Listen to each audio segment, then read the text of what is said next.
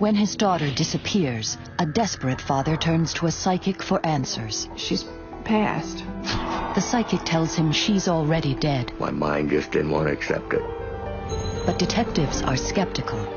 As a detective, I have to look at hard, plain facts. But as her visions begin to ring true, they bring a warning. I really feel panic. Same guy that killed Stacy is going to kill again. Can the psychic lead police to a killer before it's too late?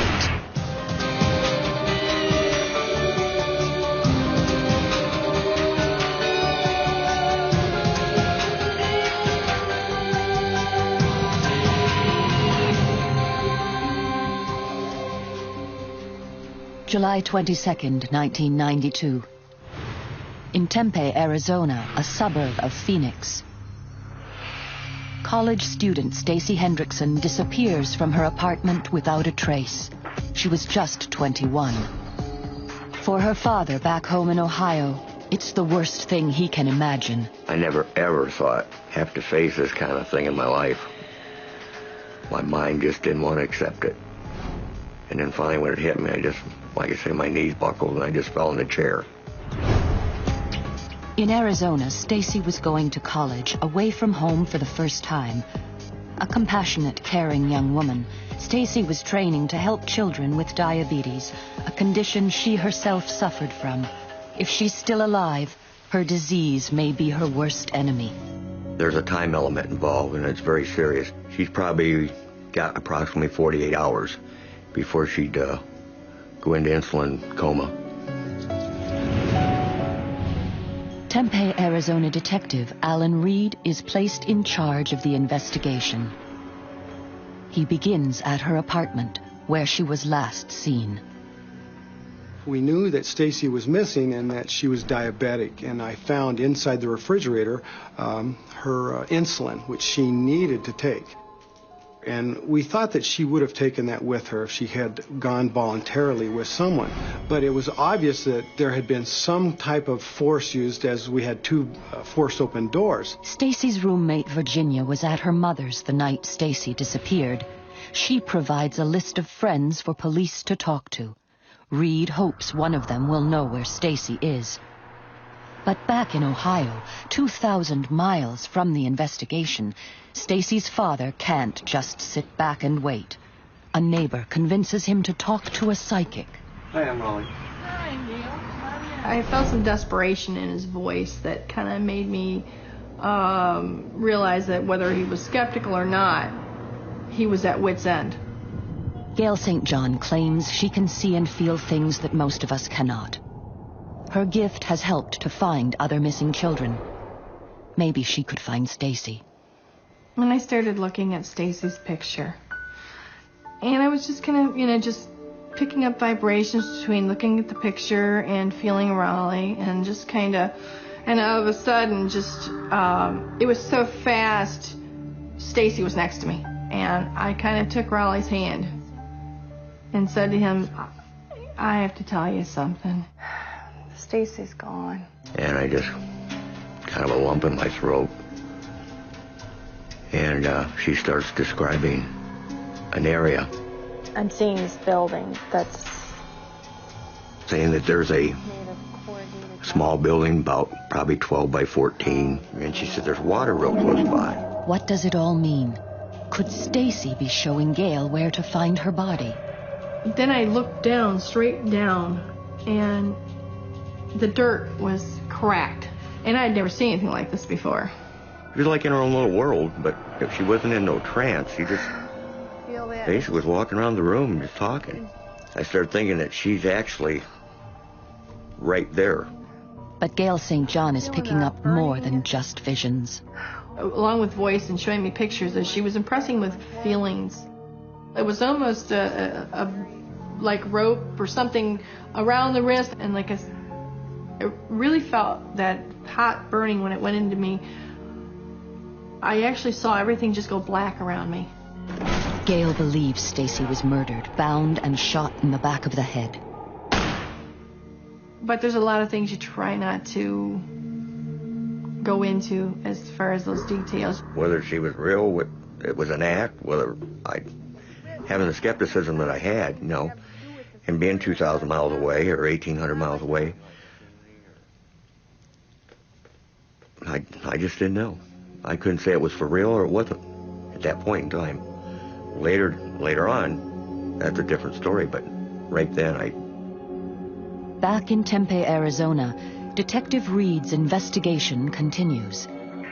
He has few leads, but forensics have unearthed one important clue. Whoever forced their way into Stacy's apartment left fingerprints behind. Maybe someone in Stacy's apartment complex saw something. Have you heard anything unusual in the last several hours? No. Reed gets lucky. Stacy's neighbor across the hall witnessed the break-in. Pushing on the door and banging on the door. Who was this mysterious intruder? Did he kill Stacy as the psychic believes? The disappearance of a 21-year-old college student in Tempe, Arizona sends a desperate father to a psychic. But what she sees, he doesn't want to hear. She tells him his daughter is already dead. But police believe Stacy Hendrickson has been abducted and could still be alive. Now they've found a witness who could lead them to Stacy. He hears the sound of steps coming up to this second-floor apartment. And as he is awake, he hears some pounding on the door. So he looks through the peephole and he sees this young white male, approximately 25 years old, banging on the door. Banging on it, there's no answer or anything, so finally He tries forcing open the door with his shoulder, with his hands, and then does a little drop kick and then makes entry. What concerned me is the neighbor doesn't call the police. Told me that it was his opinion that this was a boyfriend-girlfriend dispute. He didn't want to get involved. He told me that the person that entered was a white male, clean-cut looking, and was wearing a very distinctive black T-shirt. And he said that this had on it a skull. In Ohio, Roland is desperate to find out anything about his daughter, so he calls Detective Reed and tells him about Gail St. John and her strange visions. At first, his request falls upon deaf ears. I considered psychics and stuff that they did, the word I use is mumbo-jumbo. As a cop, I have to look at hard, plain facts. And so, as a courtesy, and it was a courtesy to Raleigh, we contacted Gail St. John. Would this be the phone call that would change the course of Detective Reed's investigation? I was so busy, and I was so not wanting to waste my time. I gave Gail's number to a partner that was working this case with me. I asked him to call. I kind of felt the skepticism. Gail tells Reed's partner where they'll find Stacy's body. She describes palm trees to the south, a chain-link fence, cracked dirt, a small corrugated shed with a slanted roof. And then she tells the detective something she hasn't told Roland. Gail believes Stacy was murdered, shot in the back of the head. When I first told him that you're dealing with a murder rather than an abduction, he was kind of hesitant. But Detective Reed is not about to turn his missing persons investigation into a homicide based on the word of someone who claims to talk to dead people. The information she had given to us was useless. It didn't lead us anywhere. We couldn't put that information out on a police radio or even begin to look anywhere. And at this point, we don't even have a body. We don't even have a victim. You know, there is really no convincing someone that you're right or you're wrong. You have to let things fall into place. If I tell you something and then later it happens, then it fell into place, now you understand, you believe. 2 days later, after the call, something does happen. Something that will change Reed's skepticism forever. A city worker finds a body in a dumpster next to the Tempe Canal. This was just another routine, if you will, death call for me. But as I drove down that canal road, I start to remember, all right, now, Gail said it was near water. Well, the canal's full of water. I get out of my police car and I see palm trees to the south. I look down and I'm walking on cracked earth.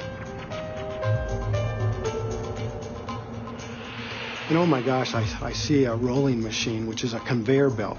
And this machine specifically removes debris from the canal as it floats down and places that debris into a dumpster. The hair on the back of my neck was just standing straight up because everything that Gail had told the police, it was like a picture. It couldn't be a better match. When police remove the body, it's so badly decomposed from the hot sun and water that a photo ID is impossible. Was the psychic right? Is Stacy dead, and could this be her body?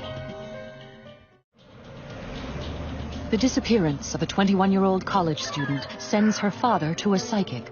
Gail St. John tells him his daughter is already dead. Police believe she could still be alive, but when a body is discovered in a canal, just as the psychic predicted, the lead detective begins to take her visions seriously. Even though I could not make a positive ID of her at that point, based on what Gail said, in my heart I knew that this was Stacy Hendrickson. One other clue convinces Reed the body is Stacy's. Something Gail St. John said. And as I picked Stacy's body up, I could see that she had ligature marks on her wrist and that she had been bound.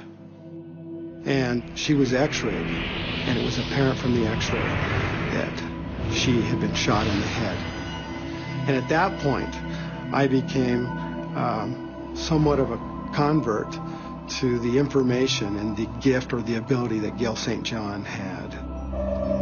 A hard-boiled detective is now a believer, and with a killer on the loose, he wonders what else Gail St. John knows.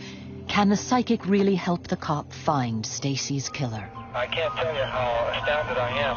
I do have a killer out there, and the information you gave us was accurate. I think he, at that point, dropped his skepticism and was more open to saying, okay, now I see what you said was right. Where do we go from here?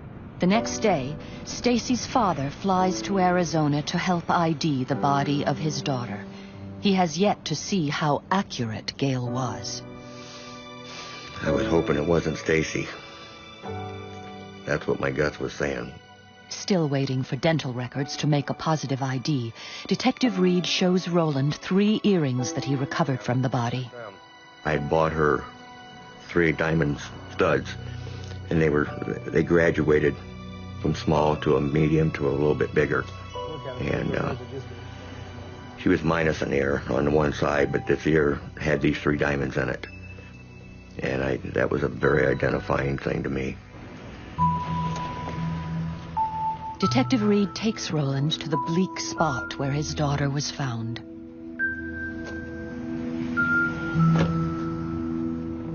When we got there, he was amazed.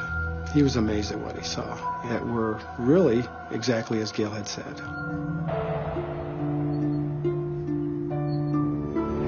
I drill on that constantly.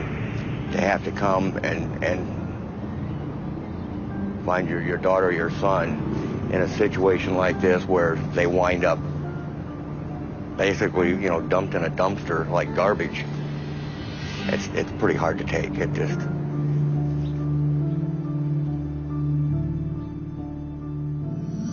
Once we had recovered Stacy's body, I can't begin to describe the pressure then that begins. Just as Gail St. John predicted, Detective Reed has a homicide on his hands. Reed now follows up on dozens of leads, but none lead to a suspect. The psychic was right about where Stacy's body would be found and the terrible way in which she died. Detective Reed, Days after discovering the body, Reed gets a disturbing call from Gail. I really feel panic. I feel panic. She says the killer is about to strike again. the same guy that killed Stacy is going to kill again. Who's he going to kill? Virginia. I mean, she's real specific. I'm feeling terrible panic now. Stacy's just going wild here. trying to describe what's happening and what's going to happen, and the roommate's life is in danger. She's going to go see this guy, and she's just going so fast. I'm trying to absorb it, and of course, the detectives are you still there? Yeah, but I'm trying to listen to your conversation and hers. And sometimes you feel like you're halfway between two worlds. And part of me goes, this is pretty outlandish. The other part of me says, you know what? I can't disregard it. Look what happened when we went to the scene and found all those things she said. Reed heeds Gail's warning and asks Virginia, Stacy's roommate, to come down to the station. Gail has also told him that Virginia knows the killer and is reluctant to make him a suspect. And about an hour ago. And then I look at her in the eyes, and I said, I just got a call from Gail St. John. And she says that the same person who took the life of your friend is going to kill you tonight. In Tempe, Arizona, a missing persons case has become a full-scale homicide investigation. Eerily, psychic Gail St. John predicted that 21-year-old Stacy Hendrickson had been murdered days before police found her body. Now, Gail is warning police that the killer is about to kill again. She says that Stacy's spirit has told her that the next victim will be her roommate, Virginia. I tell her that Stacy's father had contacted a lady who has a gift. And as I'm talking to Virginia, I'm placing the Polaroids in front of her. And then I look at her in the eyes, and I said, I just got a call from Gail St. John. And she says that the same person who took the life of your friend is going to kill you tonight. And when I said those words, the blood drained out of her face. She turned white, and she teared up. And I'll never forget, she immediately said to me, check out John, check out John. John Adams is a 26-year-old manager of a local fast food restaurant. Adams met both Stacy and her roommate just a few weeks before Stacy was killed. Incredibly, Virginia has a date with him that very night. With no time to lose, Reed tracks down Adams at his workplace. If Gail is right, this man's prints should match the set left on Stacy's door. He was very cordial, and he was very cooperative. He told me that he knew Stacy. He told me that he was dating Virginia. I saw no sign of emotion from him. I asked him if he could assist me in the investigation by allowing me to take his photograph and also to take a sample of his fingerprints.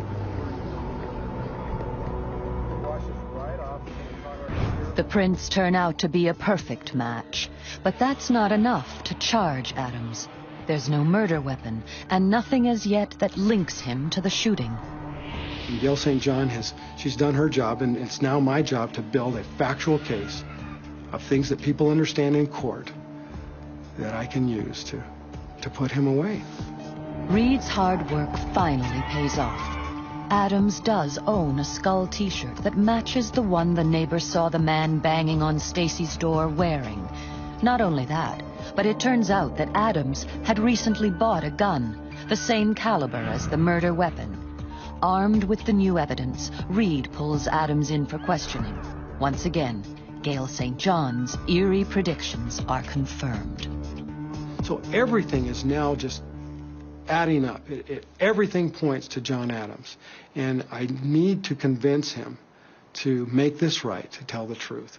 We began the interview and talking about, really, John. In the back of my mind is a warning that I received from Gail St. John. And she has told me I need to be very careful with him. John is full of rage and anger, but she tells me that he can change from this nice, courteous young man to a raging bull. I need you to know that... And at a certain point in the interview, I could tell that John was ready to talk. John began to weep. He did tell me at that point that he did kill Stacy Hendrickson.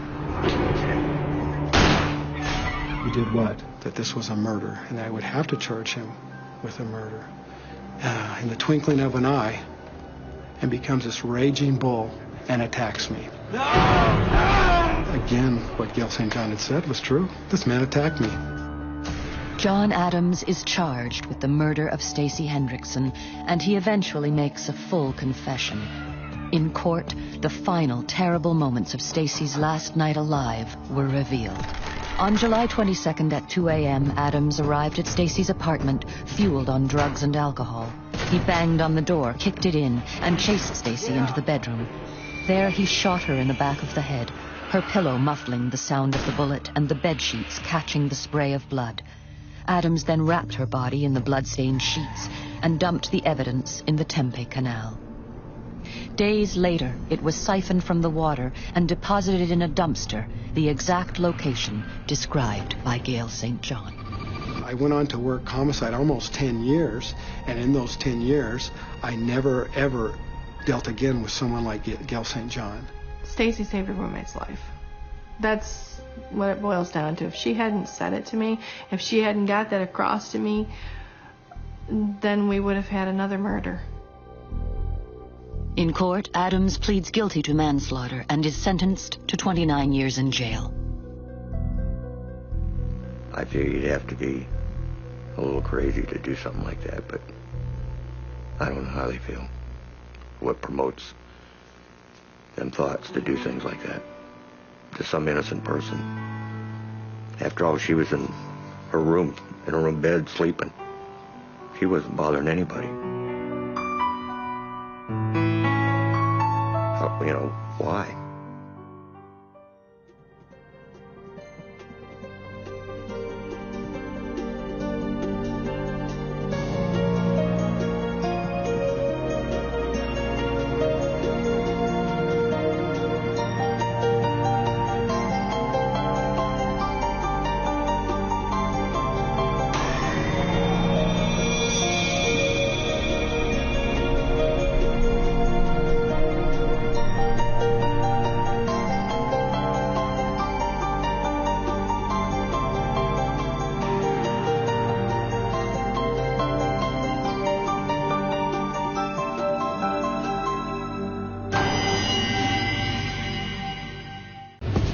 In Portland, Maine, a beautiful young woman vanishes one night while out on the town. We have no crime scene. We have no body. Is she alive or dead? It was unusual that a young lady goes missing from a nightclub downtown Portland and is never seen again. Desperate, the top detective turns to a psychic for help. And immediately, when he started talking, she was right there. Can the psychic's mysterious visions help police to find Amy? Help them find me, help them find me, help them get me out.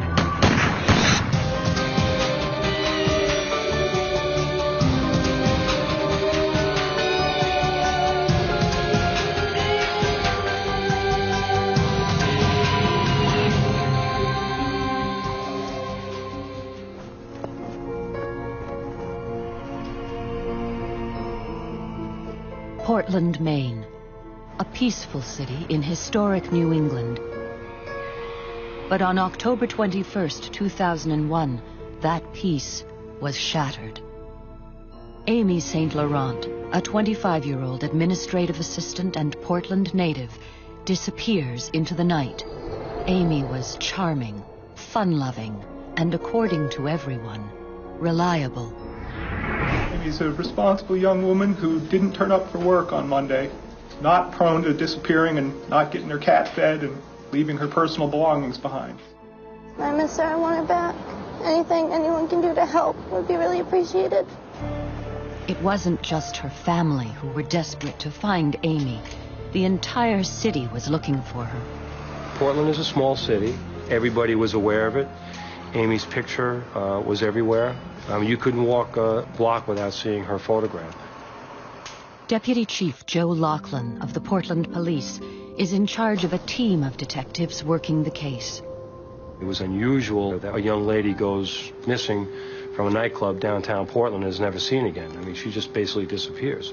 And there are no answers. The public's demanding answers. And one of our best reporters went downtown, and the family was hanging up posters with her picture, and they were visibly distraught. And I think everybody just couldn't believe what was going on, and their hearts just went out to the family. What police know is that at the Pavilion nightclub, Amy became separated from her friend around midnight. Though he searches, he can't find her in the crowded club. Frustrated, he leaves. After that, she vanishes. Portland police continue their search for Amy Saint Laurent, the 25-year-old administrative... Lieutenant Lachlan is feeling the heat. He has to find Amy, but has few leads. And police are asking anyone with information to come forward. We had zip. We had nothing. We had some speculation, conjecture. We have no crime scene. We have no body. We have no physical evidence. 5 days after Amy disappeared, driving into police headquarters, Lachlan tunes in a voice on his car radio. Q97.9, this is Vicki Monroe with Spirit Messenger. It is a moment that will change the course of the investigation. Hi, Vicki. My name's Jackie. Hi, Jackie. Jackie, has your mother and father passed? Yes, both my parents are dead. At radio station Q97.9 in downtown Portland, psychic Vicki Monroe is hosting her weekly call-in show. She's helping listeners connect, so she says, with their dead loved ones. I see them very clearly defined. I hear them, and I also get a sensation of whatever they're feeling or how they might have passed. Your parents are both fine, alive and well, as they put it on the other side. Your mother says, though, that you were there when she passed? Actually, I was. And were you holding her hand? I was. And did you tell her it was okay to go? I did. Okay. So as I'm listening to the radio, I said, you know what? I'm going to call this woman when I get to work and see if she can tell me where Amy is. Can a psychic radio show host really help a cop find a missing woman? Why not? Why not? My frame of mind is perhaps this can trigger some thought process in me, some further inquiry to the detectives, some information that we may not have thought about. Joe Lachlan, I'm a lieutenant at the Portland Police Department. I'm wondering if perhaps you can help me with something. Have you heard of the Amy St. Laurent case? Lieutenant Lachlan's phone call triggers an extraordinary reaction. I was shaking. I know that I started to cry. It was last seen at one of the nightclubs called the Pavilion. But I was just so stunned, shocked, and really surprised because he's telling me about this missing person who then just starts to appear right in front of my face. There is a person coming in, and She came right through for me. Immediately, Vicki gets a powerful image of Amy. She's exclaiming that her name is Amy, gray sweatshirt, writing on the side. I kept asking her, what does that say? And she said, Pratt Whitney. And that was where she worked at the time. Okay. For the psychic, it can mean only one thing. Okay. My first response was that sick feeling in my stomach always usually happens when I know somebody's passed away. So immediately there was a feeling of, or a sense of, this girl's passed. Monroe tells Lachlan Amy is dead. And then she goes a step farther. I knew this is a murder case. And he's really not prepared for what she tells him next. Okay, she keeps repeating, Amy's repeating JJJ. It's definitely the name of the man that killed me. In Portland, Maine, 25-year-old Amy St. Laurent has been missing for 5 days. Is she alive? Has she been abducted? Where is she? The police are stumped. Desperate for clues, Lieutenant Joe Lachlan asks Vicki Monroe, a local radio personality and psychic, for help. Monroe has a terrifying vision of Amy. She's dead, the victim of a brutal murder, and something more. I saw Amy. She described the gentleman. His name is Jeff. It's definitely the name of the man that killed me. Jeff. That's what Amy's saying. And he killed her. She got into a vehicle with... New evidence has revealed that the last person to see Amy was a man by the name of Jeff Gorman. No one but the police has that information. I mean, it was uncanny. It was uncanny information, no doubt. It starts a conversation. It starts a dialogue. It starts rethinking. It starts discussion and argument, which is good for the case, because that's what we constantly do. Most cases start with a crime scene and some place to start. Here, we are trying to find a starting place. And ultimately, we found that starting place with Jeffrey Russell Gorman.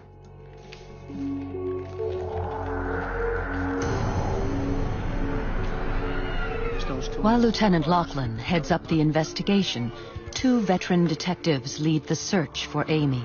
Scott Heracles from Maine State Police and Danny Young from Portland PD. Gorman was just the last person known to be with Amy St. Laurent. And at that point, we had to focus on him until we could either clear him or put the case together. Gorman is hauled in. As he is questioned, Lachlan watches for signs of deception.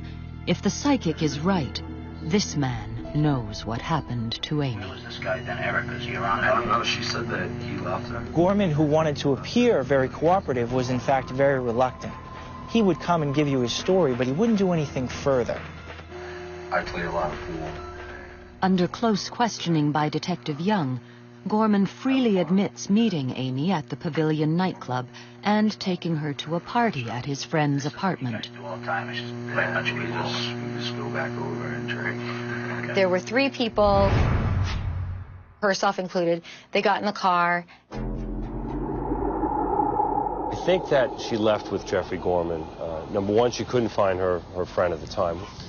2, Gorman knows a lot of people in a position of authority, and bouncers and bar persons and things of that nature, so she might have felt that ephemeral safety with him. According to Gorman, Amy doesn't stay long at the party and he drives her back downtown. I pulled up. I did not even put my car in park. Left it in drove. She says, I hope you remember my name. I'll call you tomorrow. All right. But Gorman's story doesn't stack up. Across the street from the Pavilion is a jewelry store. So they had a video camera that basically shot out through the glass into the road. We knew what Gorman had for a car, so we looked at the tapes for that time period, and Gorman's car never appeared. So that clearly indicates to us that he's lying. At the time, he also says that there's a lot of activity here, that bouncers and persons are coming and going from the nightclub. We know that at that time of night that this place is a ghost town.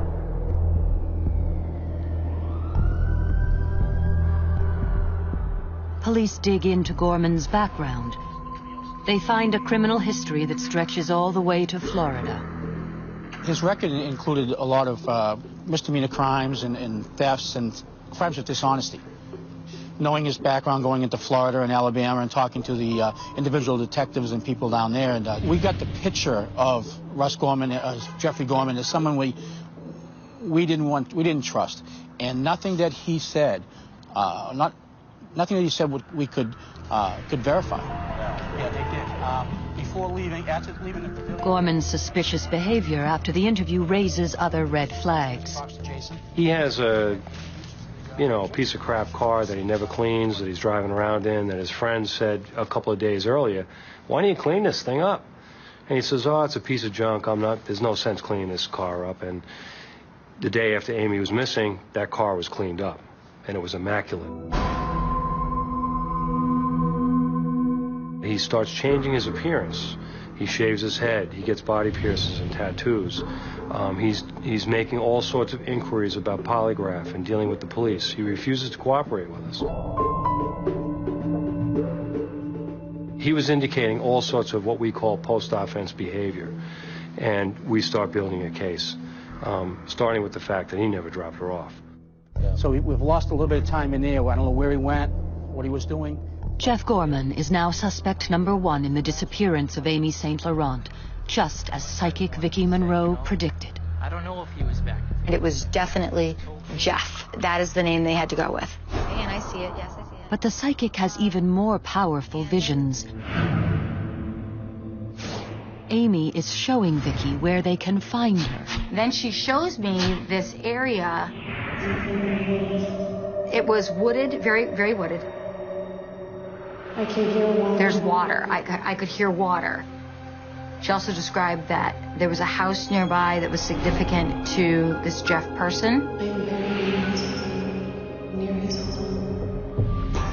Police know Jeff Gorman often stays at his mother's house, located outside Portland in a heavily wooded area.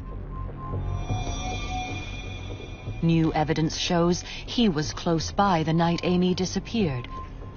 He was stopped by police for a broken headlight at 2:45 in the morning. He could only possibly travel in a small radius based on all the information that we had gathered. This isn't too far from where he was stopped.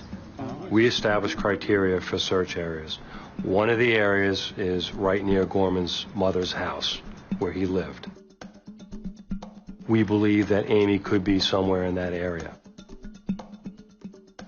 Could this area be the dense woodland Monroe sees in her visions?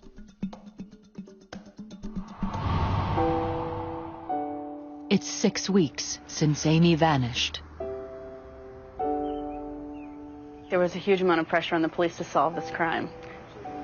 First, because we didn't know if this would happen again to another young woman in the Old Port. And also just for her family to know that there was some resolution. But at that time, it was just Gorman and Cush. This is at the... The detectives became very attached to her. And in fact, at one point, because of who she was, they were referring to her as our Amy. Amy was too sweet a girl. She was too good a person. So many of our cases, we're able to reason some of these things away. We still work very hard, but you can reason a lot away so you don't have to take a lot home with you that night. But Amy never left. She came home every night.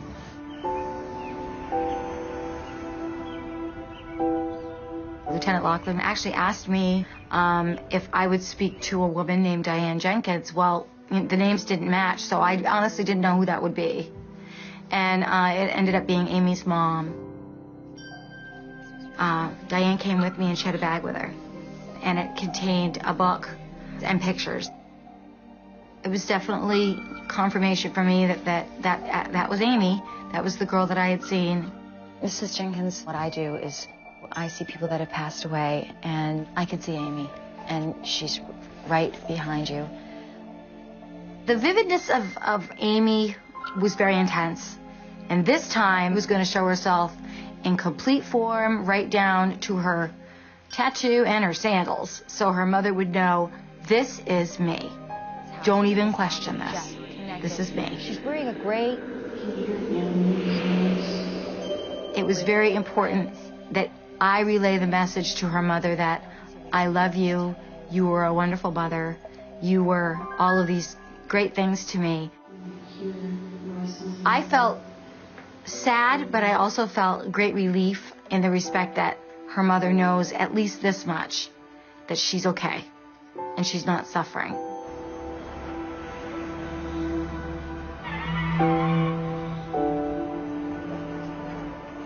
But now detectives face another obstacle, Mother Nature. We had conducted many, many searches, and this was our last big effort. Police need to work fast. It's early December, and heavy snowfall is in the forecast. As we started the search in the morning, we were all very anxious to get moving because snow was coming. Snow was imminent. It was going to happen that day. The snow may have prevented the cadaver dogs from actually indicating on the grave, which then would have been another 4 or 5 months.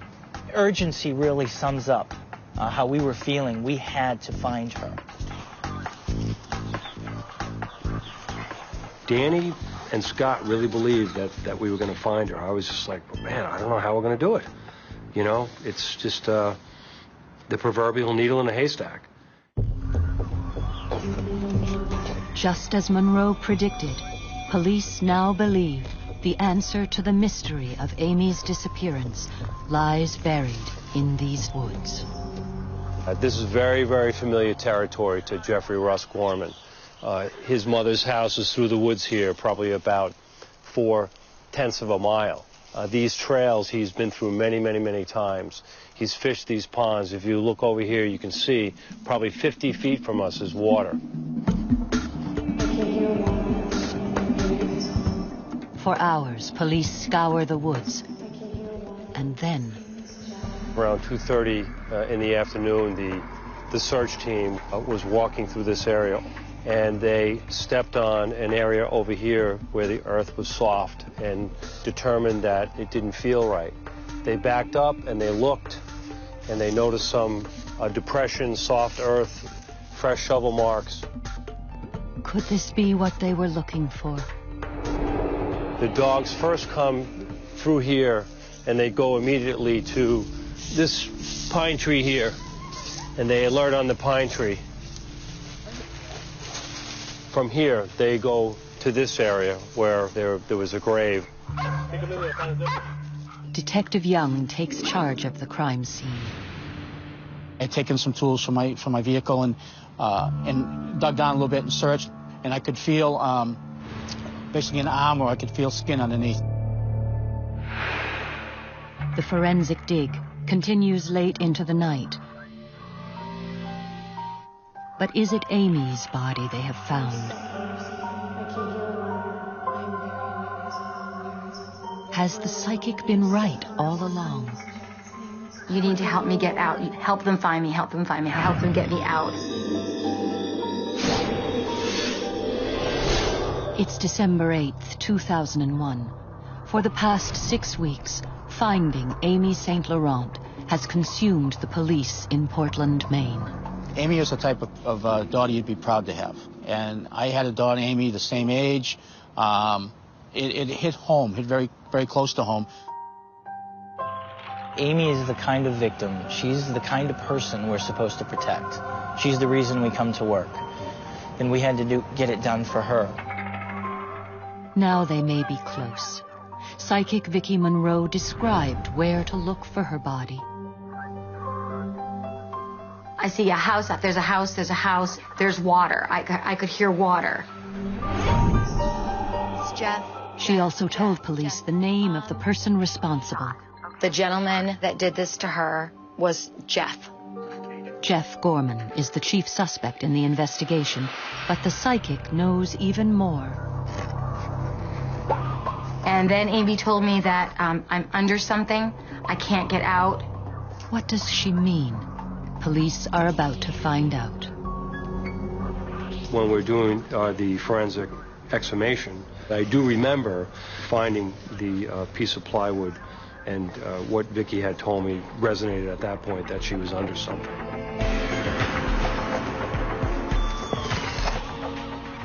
And when the plywood is removed, a gray Pratt & Whitney sweatshirt, as seen in Monroe's vision, emerges from the damp, dark soil. At that point, we knew that we had Amy. From the moment we confirmed, it was very surreal. We were on autopilot immediately. I don't think we needed to sleep again for a couple of days.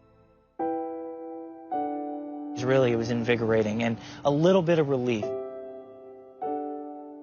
It's an emotional moment, a relief, and yet it confirms everyone's worst fear. I think probably the most difficult part of this case is the day we discovered Amy and finding her remains and going through the forensic dig and exhumation. You know, you have this image of a young lady who had her whole life ahead of her, and, you know, seeing that crime scene was very difficult for all of us.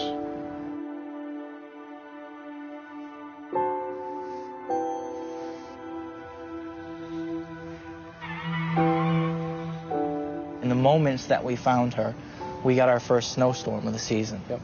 Leaving the site when the snow started coming down, and it was a substantial storm, too. We all were just amazed that if it was another day, we never would have found her. And Vicki Monroe had told me that she would be found before the first snow.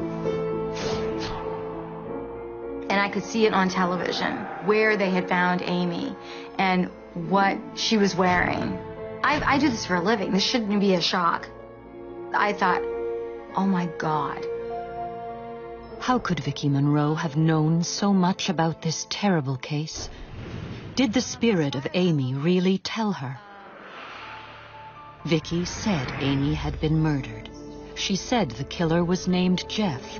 She predicted he buried Amy under something near water, close to a familiar house. She even knew about the gray sweatshirt. I don't know how she could possibly have known any of this information. I don't know if it's just something that I carried with me since I was born. Some people will say I'm cursed, and I say no. This isn't a curse. I feel blessed. I can't explain it. I think human beings have sixth senses, or I know that I watch detectives develop another sense, another level of intellect or observation, and perhaps that's true.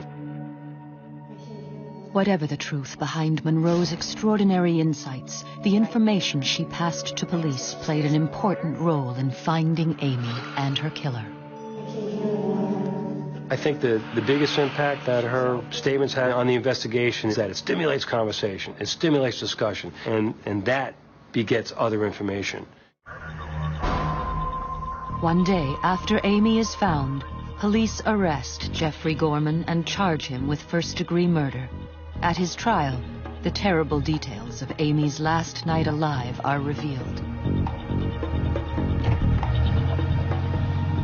We will not know precisely what happened that night, but we believe that the assault started in the car. After leaving the party, Gorman stops and forces himself on Amy. She resists and he brutally assaults her. He then takes a gun out and brings her to familiar ground. I believe Amy was taken up this road by force. Hidden in the forest, under the cover of night, Gorman assaults and rapes Amy. Then, by a pine tree, he shoots her in the head.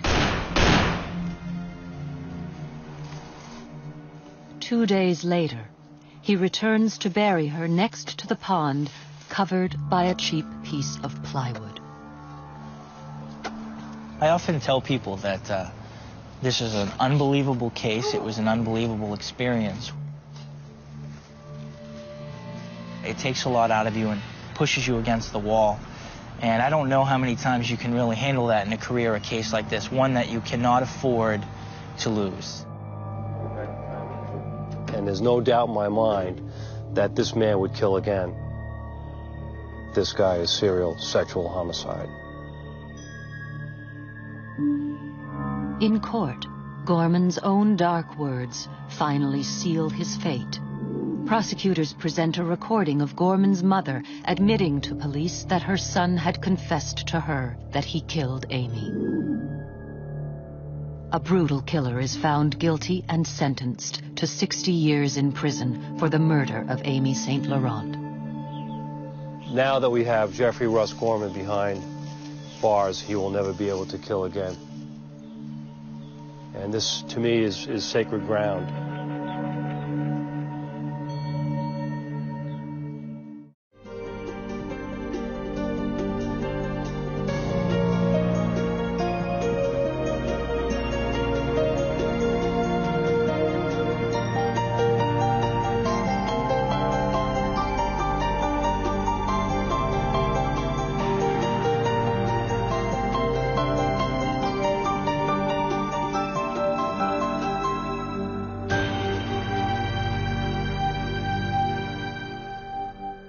An innocent ride home takes a gruesome turn. It was a crime of absolutely no logical reason. A family's desperate search for their missing brother turns up nothing until a psychic 2,000 miles away tells them where to look.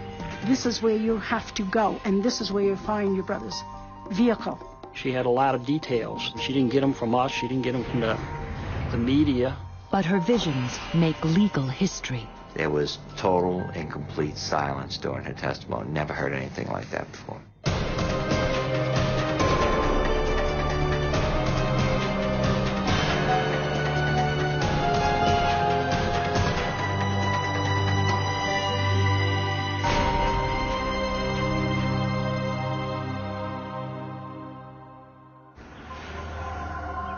River Ridge, Louisiana, a small town on the banks of the Mississippi River, a suburb of New Orleans.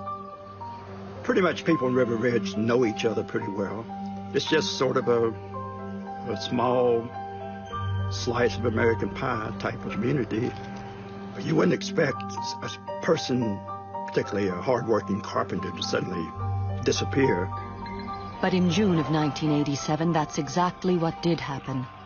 27-year-old Andre Daigle vanished without a trace. My mother called me Friday morning and told me that Andre was, missing and she hadn't heard from him. We're a close-knit family and very tight, and Andre wouldn't leave the pets without food or water, for one. And the other thing is, generally somebody would hear from him on a daily basis. Andre's older brother Chris contacts the police immediately, but they're not convinced there's a problem and are slow to act.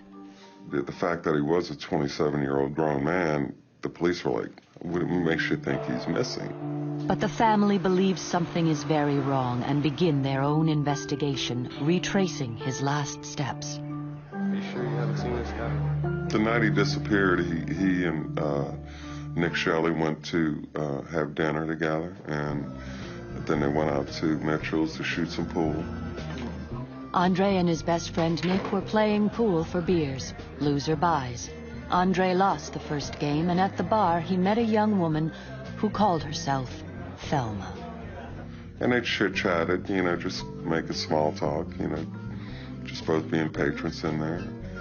When I talked to Nick about it, he tells me that he felt that she seemed to kind of hide her face, so he really didn't get a good look at her. It was a bit odd, but, that's just something you don't think about. I mean, these are the things you think about later, after they played a few games and had a few drinks. They were getting ready to leave, and that's when Thelma asked Andre for a ride home. Andre agreed, and Nick Shelley went home separately in his own car. It's the last time he will ever see his best friend. 4 days pass, and nothing. 2,000 miles away in California, Andre's sister Elise is desperate to help. A friend suggests she visit a psychic. When she came to see me, Elise told me she had a brother that was missing. I just asked her if she brought a picture of her brother and a map with her. And she said yes. Rosemary Kerr lives in Escondido, California. She claims she has a special talent for finding missing people. She'll need it. She's never been to Louisiana and never met the Daigle family. When I go to the picture, I don't need to look at it because the minute I put my fingers on it, I get vibrations. So my fingers, say it's like somebody reading Braille. I'm making my connection. Everybody else is out. The connection Rosemary makes is immediate and profound. As I'm touching the picture, I'm seeing all these things behind my eyes. I was telling Elise how I see her brother in his dark vehicle, and she denied this. She says, no, he drives the little white car. But I needed to go with the dark car because this is what Andre was showing me. Elise is not aware that her brother has recently bought a new vehicle, a black Ford pickup.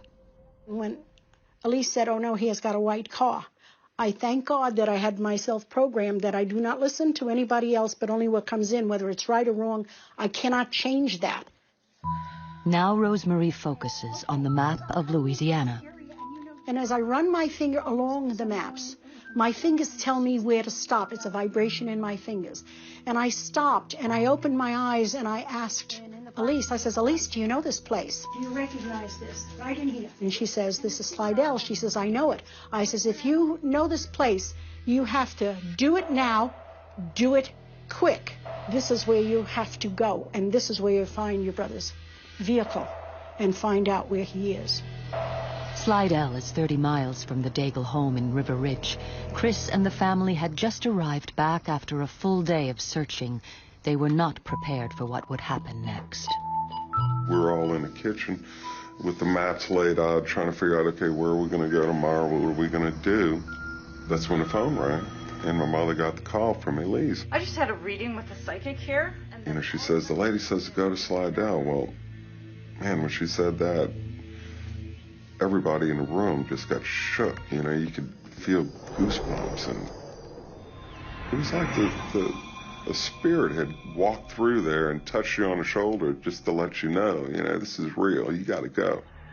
Within minutes, Chris and his family are racing towards Slidell, guided, they believe, by the spirit of their missing brother.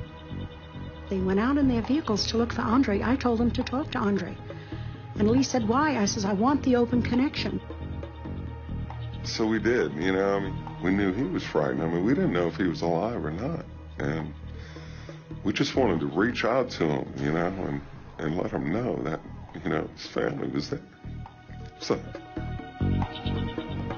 Then, incredibly, there on the interstate, Chris spots Andre's truck ahead. The black pickup is heading towards Slidell, exactly where the psychic said it would be. I actually kind of passed the truck up at first. You know, I didn't even expect to see it, really, but drove up. Hey, was that it? Sure enough, that was it. Of course, we didn't recognize who was in the, driver's seat and who was in there driving it. How could a psychic 2,000 miles away know where to find Andre's truck? But where is Andre, and who's at the wheel? In River Ridge, Louisiana, the mysterious disappearance of 27-year-old Andre Daigle has his family searching everywhere. 5 days pass without any success. Then, a California psychic 2,000 miles away points them in the right direction. This is where you have to go, and this is where you find your brother's vehicle. And sure enough, going down the interstate on our way to Slidell, and there was the truck. Of course, we didn't recognize who was in the, driver's seat and who was in there driving it. So we decided at that point that we'd just kind of stick with them and see where they led us. Chris tails the truck for nearly 30 minutes. Suddenly, the truck veers off the interstate and leads them down a deserted side road. And there's no lights. It was pitch black out there. So I'm kind of sitting back about, 50, 60 feet from where they were. Didn't want to get too close, but we wanted to stay close enough that if they left or did anything, we were there. They turned the truck around, facing back towards us, and then they killed the motor and turned the lights on. Well, that was very spooky, because now we knew that they knew we were following them. They drove by real slow and just kind of checked us out and looked at us, And as they got by, they took off. We had just drove down that road not seconds before, and it was empty. Here we are 30 seconds later, we go down the same road, and who do we see? A police car. As luck would have it, they ran across the only patrol car in the Pearl River area, parked alongside the road that they were on. We're all yelling, "Yeah, get that truck. Man, this is my brother. That's his truck. He's missing. You got to stop these guys." And that's when we got into a high-speed chase.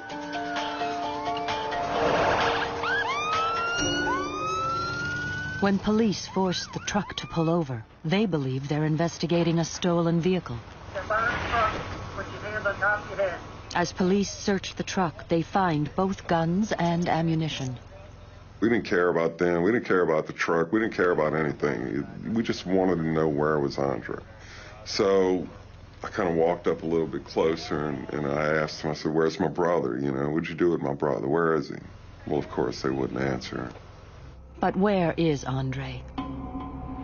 2,000 miles away in California, psychic Rosemary Kerr believes she knows the answer. When I felt myself holding my head and basically speaking louder and louder and louder because I could feel the pain, and I started yelling to Elise, "My head is killing me." And as I felt that, I went into, I want to say, a different mode, because I knew that I was looking for somebody that had already left the earth plane. But Rosemary withholds this piece of information. Elise did not ask if her brother was alive or dead. I am just the conductor of the words. I'm just a channel. But in order for it to be done the proper way, it has to go through the proper channels. It's for the authorities. And the authorities were working fast. They identified the two men as 24-year-old Charles Gervais of New Orleans and 21-year-old Michael Phillips of Kenner. The two are brought in on weapons and stolen vehicle charges. These two were not new to crime. Captain James Gallagher of the Kenner Police Department is one of the officers in charge of the investigation. The chief and his officers began interviewing Charles Gervais and Michael Phillips as to how they came in possession of the truck. At first, Gervais isn't talking, but under questioning, his friend Michael Phillips eventually cracks. He describes a senseless, brutal murder, a murder committed, he says, by Gervais. Once Charles realized that Mike was talking to the authorities, he demanded to speak to him, wanted to get the record straight. They talked about how they had Andre brought back to their apartment with Thelma. At some point they retrieve a claw hammer out of Andre's truck. Then they take turns beating him with his own claw hammer. The killer's motive was more extraordinary than even the police could have imagined. The question was asked, why would you kill Andre? What was the purpose behind it? And Gervais tells me this story about hearing about a prostitution ring somewhere in Texas. And him and Mike decide, well, we don't want to work for a living. We'll just go to Texas and we'll kill whoever's running this operation and we'll take it over and the women will work for us. So they decide, well, if we're going to do this, we have to know before we get involved that we can actually take a life. So they come up with the scheme of sending Thelma out to bars and to look for someone, anyone, whoever she brings home, that person's going to die. And unfortunately, in this case, the person she brought home was Andre. Andre Daigle was simply in the wrong place at the wrong time, picked at random and killed as a dress rehearsal for a gangland hit, his body dumped in a swamp. Gervais showed no remorse. He wasn't sorry that he did anything. Didn't bother him, that he had destroyed a family, and taken away someone's son. Once police recover the body, both men are charged with first-degree murder and a warrant goes out for their accomplice, 21-year-old Thelma Horn of Kenner. Now police have to inform the family of their worst fear. Their youngest son, Andre, is dead. I never dreamed he would be dead. We needed to believe he was alive. We needed to believe that we could find him. We needed to believe that, that we could help him. And so we really thought we were. We thought we were going to find him alive. I thought we were, but it didn't work out that way. But at least we were able to find him and find the people who committed the crime. But this case is far from over. Even with a confession, both men could still plead not guilty in court. If the defendant doesn't take the stand and doesn't testify on his own behalf, you cannot use his statement against him. In Louisiana, a not guilty plea can lead to the death penalty. Gervais sees the writing on the wall, admits his guilt, and is sentenced to life in prison. But Thelma Horn and Michael Phillips roll the dice. They plead not guilty and opt for a trial. I think Michael was more concerned about consequences. He knew that we already pretty much had the whole story of what occurred, but he wanted to try and downplay his participation. Gallagher needs as much evidence as possible. When he learns from Chris that it was a psychic's vision that led them to Andre's truck and exposed their killers, he reluctantly gives her a call. I deal with facts. I deal with things, tangible things. And up until that point, I was still trying to figure out, what the angle was. How did this happen? Hello?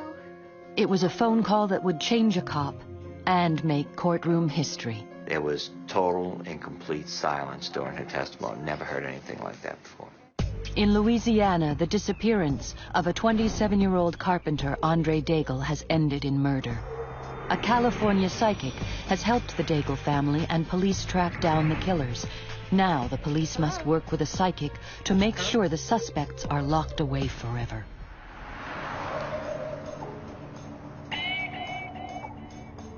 Well, I learned that the way these people were actually caught was a tip from a psychic, a lady named Rosemary Kerr, who lived in California. When Captain Gallagher contacts Rosemary, she recounts the details of her reading with Andre's sister. So I come into Andre's vibration, getting more and more headaches coming in very, very strongly. Well, she was talking about, I'm feeling pain to my head right now as I'm handling his photograph. I already knew from the investigation that Andre had been beaten with a hammer. The The autopsy revealed that Andre had been struck 10 times in the head. She talks about where the body's at and where Andre's at. I could see and also feel a freeway or a roadway that was to my right and high above me. I knew there was a railroad track to the other side. I knew there was marshes there. The number 7 kept coming in and coming in very strongly. When Gallagher travels back to the location where Daigle's body was found, he's amazed at the psychic's accuracy. We got off on exit number 7 right down the road to get here. As Rose told me during my interview with her, she described a long bridge, and what we have behind me here is Interstate 55, which runs for about 24 miles, elevated through the swamp. She indicated there'd be water all around Andre. Well, here we are, next to the swamp here. She had a lot of details that no other way she could have gotten them. She didn't get them from us. She didn't get them from the media, and it just, I was amazed, but I became a believer after talking with her. He was kind of flabbergasted because he had never worked with a psychic before, and he wanted to know how I knew all these things. But what was so lovely about him, he's accepted me for who I was. He questioned me very, very thoroughly, wanting to know how I work and how I know it. And though I could feel skepticism at first, he, as we talked and talked and talked, he accepted the fact because he was able to verify the information that was given to him. You have to be a believer because there's no explanation for what she gave him other than that she has a gift. But could a psychic's visions hold up in a court of law? W.J. LeBlanc, a Louisiana district attorney, thinks Rosemarie's testimony is key. When I first took the case, I really didn't have an expectation that the psychic would testify. I read through the file. It was almost too fantastic to believe in terms of what role she played in the apprehension of these individuals.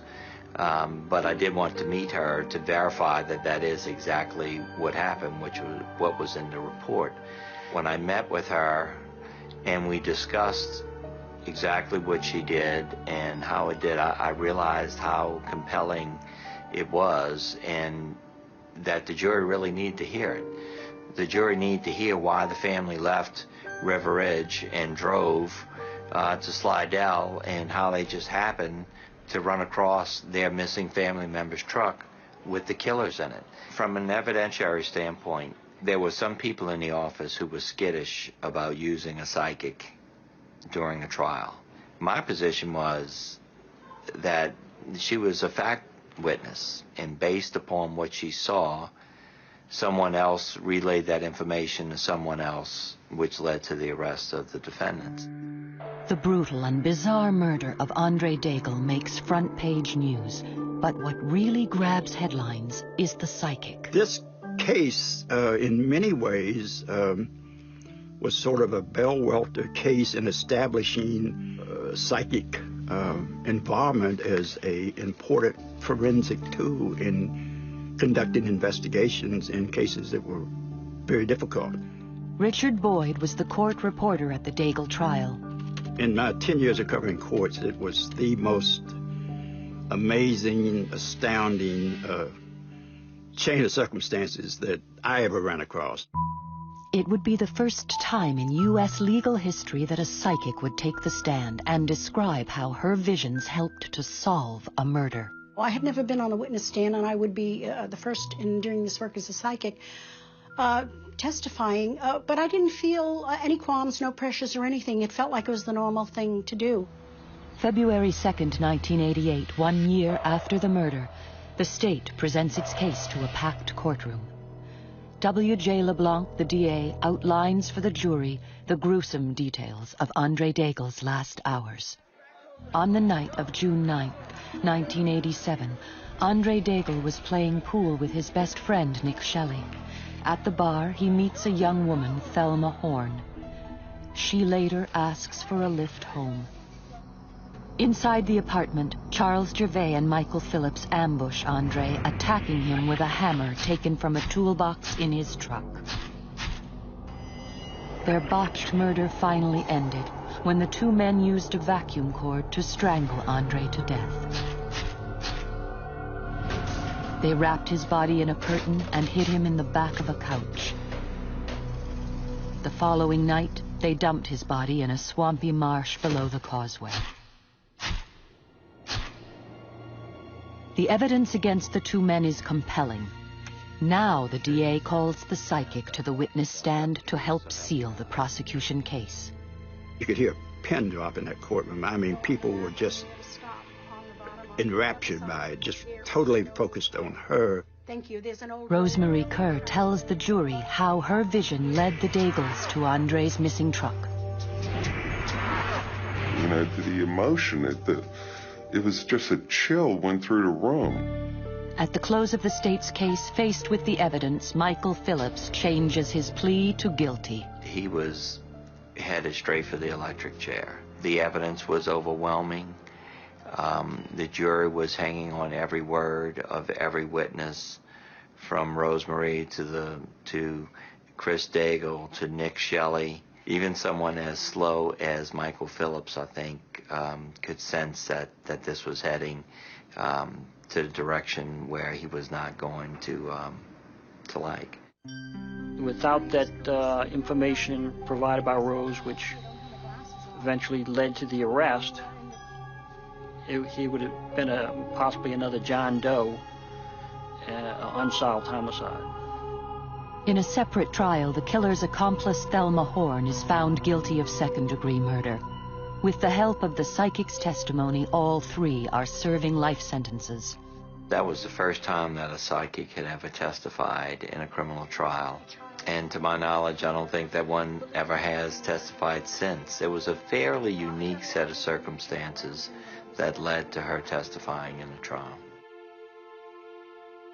Because Andre Daigle was a very special young man, and there was just this feel about the trial that everything was coming together to see that Andre's killers were brought to justice. And I think that Rosemary's testimony was a big part of that. I feel that this whole scenario wasn't in our hands, but in a higher power, and we all just did our job. And I have to give credit to the departments that work with people like me and realize if we can give them just one little piece of the puzzle, and that could help them, that's what we're about. The Daigle family was devastated. To this day, is still devastated to a large extent by this senseless crime. Andre Daigle, a promising young man who was hardworking, lost his life for absolutely no reason, for no discernible, clear reason. Andre was a great brother. You know, if you ever needed his help, he was there for you. You know, he was just a wonderful guy, thoughtful, kind, gentle. You know, after the funeral, people would just walk up to me, you know, guys we went to high school with, you know. I mean, if there weren't 100 guys came to me and said, Andre was my best friend. I'm going to miss Andre. He was my best friend. I mean, he was everybody's best friend, you know. I mean, that's quite impressive, you know, to hear that from people. You know, his life was cut so short, I don't know if he had time to even figure that out. Here's Rosemary, you know, a little lady living out there in California, you know, 2,000 miles away from us. Think that someone has that ability, you know, to make contact and into the spirit world like that and able to help, but she's connected.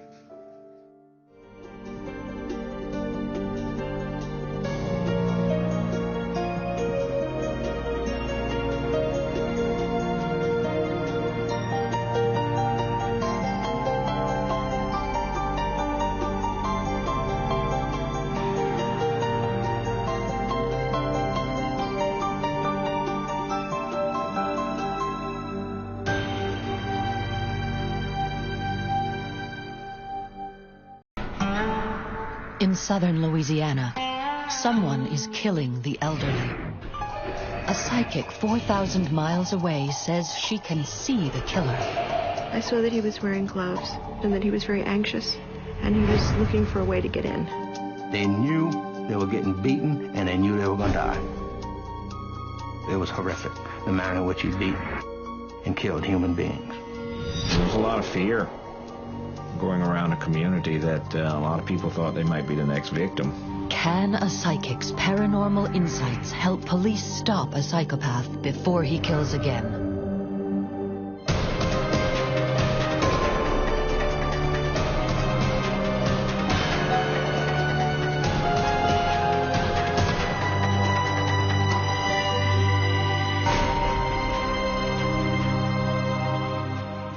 Ascension Parish, a small slice of Cajun country deep in southern Louisiana. Within the parish, the small city of Gonzales, a peaceful community of friends and neighbors that prides itself on being the jambalaya capital of the world. It's a place where no one worries about keeping the doors locked at night. But in April of 1997, that peace was shattered.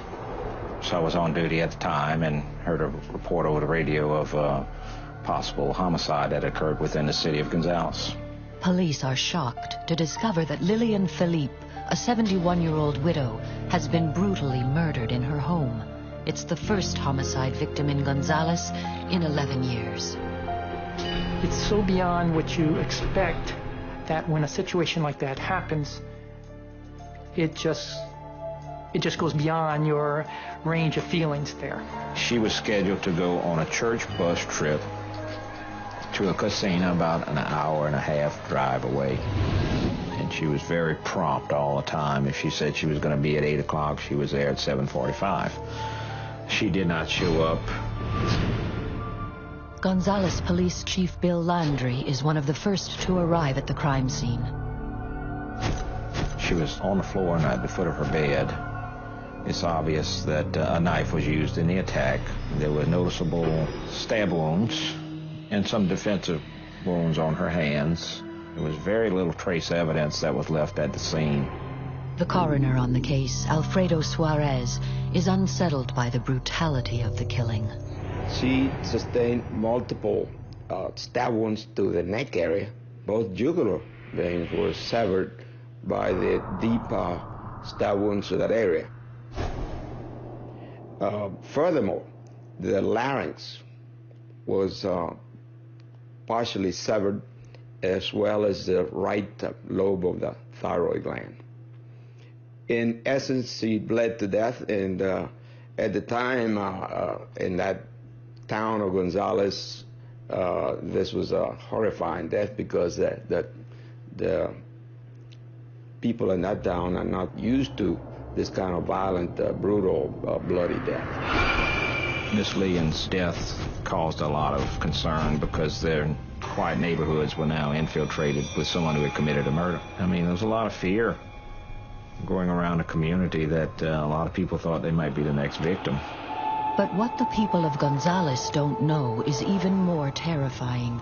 The death of Lillian Philippe is the third murder committed in the past 6 months along the airline highway. A highway that cuts through Ascension Parish, connecting Baton Rouge to New Orleans. Victor Rossi, the first victim, was beaten to death with a baseball bat. The second, Barbara Bourgeois, was stabbed to death. Every time something like that happens, you lose a little bit of your innocence. And yes, it certainly we certainly lost our innocence during these events here. 3 bodies in 6 months. Each victim was elderly and attacked in their own home, but police are stuck.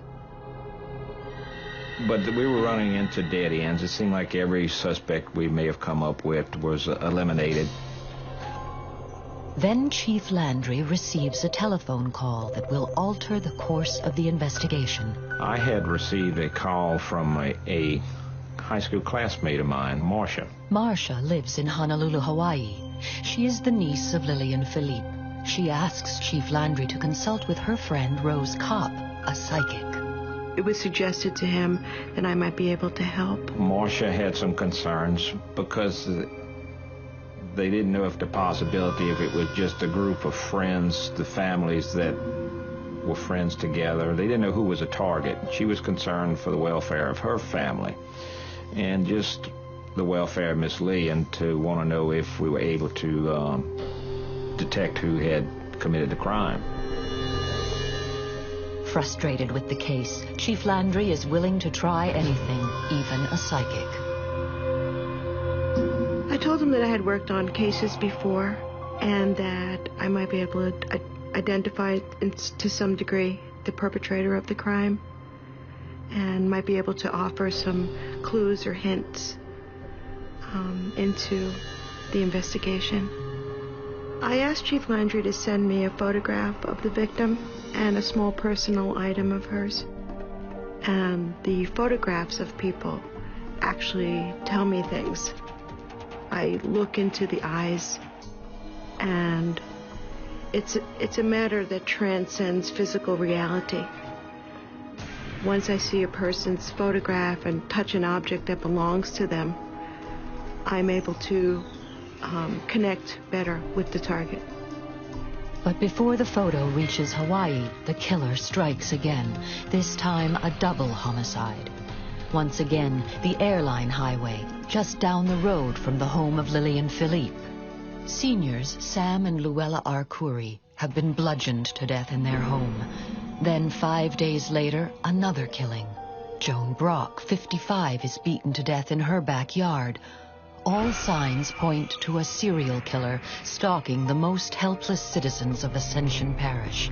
Although the body count is rising fast, police have very little information. The crime scene reveals nothing. No fingerprints, no DNA. In Honolulu, Rose Kopp is already on the case. Like a shaman or a medicine man, Rose enters a trance where she claims to be able to travel to the scene of the crime. Shamanic journey is a trance that's induced by repetitive sound, slowly by just focusing on the sound of it. Your brain waves alter, and you feel very light. So I move out of body, flew over Diamond Head, over the Pacific Ocean. My intention was to go to Miss Lillian's house. I flew over California, Texas, I went to Louisiana, and I ended up standing in the carport. And I turned around and I looked over my right shoulder, and there was so much blood all over the place. What Rose Kopp sees is shocking, but is it enough to find Lillian Philippe's killer? It's 1997, and the sleepy southern town of Gonzales, Louisiana, has been rocked by the brutal murder of 71-year-old widow Lillian Philippe. It just goes beyond your range of feeling. Gonzales Police Chief Bill Landry has connected the killing to 5 others in the area. I mean, there was a lot of fear going around a community that a lot of people thought they might be the next victim. And you had to really keep everybody happy and make sure that they saw patrol cars and they saw officers around. And so it was the assurance that we had to give as a law enforcement community, had to give the public to know that they could still be safe in a community that was stricken with a serial murderer. Police have few clues, but Chief Landry has made a connection of the most unusual kind.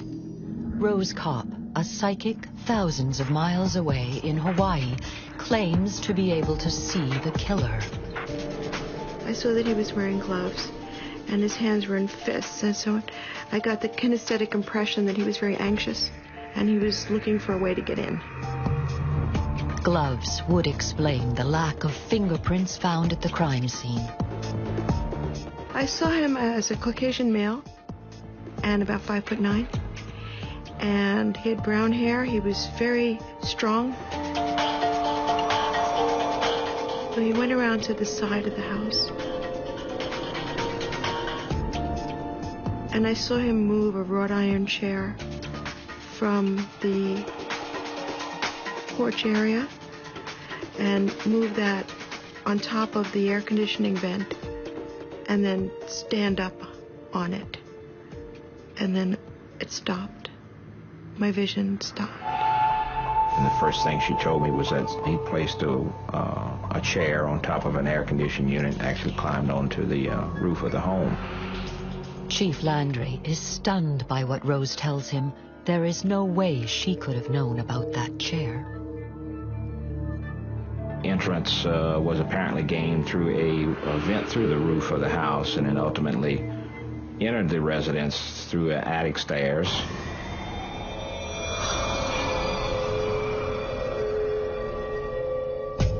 He was like a snake, like an anaconda, or those snakes that wrap around you, and he just seized on her and was stabbing her in the neck, in the throat, and there was so much blood all over the place. And I recall her trying to get him off of her, and she couldn't. He was too wiry and strong. She couldn't get him off of her. And I just saw all the blood all over the pillow and on the bed. Somehow Rose Kopp has seen details of the crime scene known only to police. With the pressure mounting, local authorities team up, creating a joint task force to oversee the investigation. The task force was composed of St. John, the Sheriff's Department, St. James, Ascension Parish Sheriff's Department, and the City of Gonzales to try and collect all information. District Attorney Charles Long monitors the task force. The task force thought it wise to consult the FBI Child Abduction and Serial Killer Unit in Quantico, Virginia. After the FBI profiling was done, it was learned that all of the crimes, both in St. John, St. James, and Ascension and City of Gonzales, were probably done by a single killer. Now, certain he's dealing with a serial killer, Chief Landry once again contacts Rose Kopp. And he asked me if I would go back and see what his motives were, if I could give a more detailed description of him. Rose takes another shamanic journey to the crime scene. I flew over to Louisiana again, and I landed by Miss Lillian's house. And I turned around and I looked over my right shoulder, and the dark-colored sedan was there. I moved inside the car, and I noticed on the floor of the car were gambling slips, lots of papers and betting slips and things like that. Amazingly, Rose's vision matches with what investigators believe is fueling the killing spree. We thought that robbery was the motive. There was no other reason to consider why someone would prey upon Miss Philippi. We knew from other cases that there was some large amount of money missing, which we felt might be for a gambling habit. Rose also says she sees someone new, the killer's girlfriend. And I saw her in a place serving food.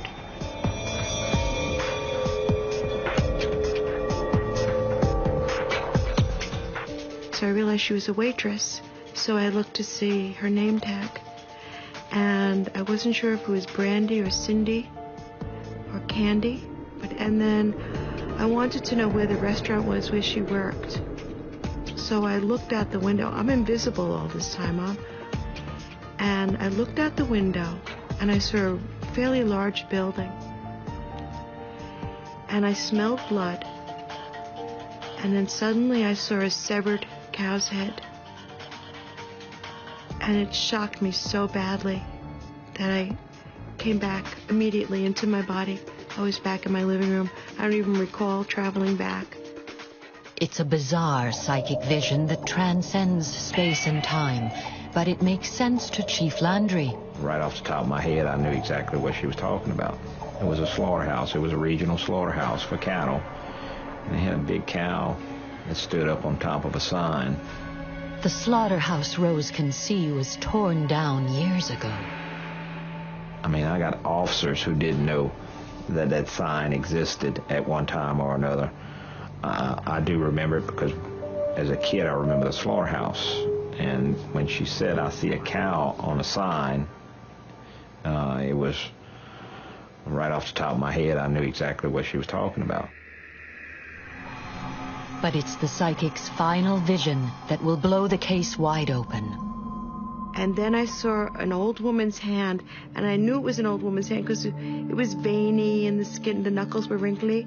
And she wrote, River Rat. River Rat.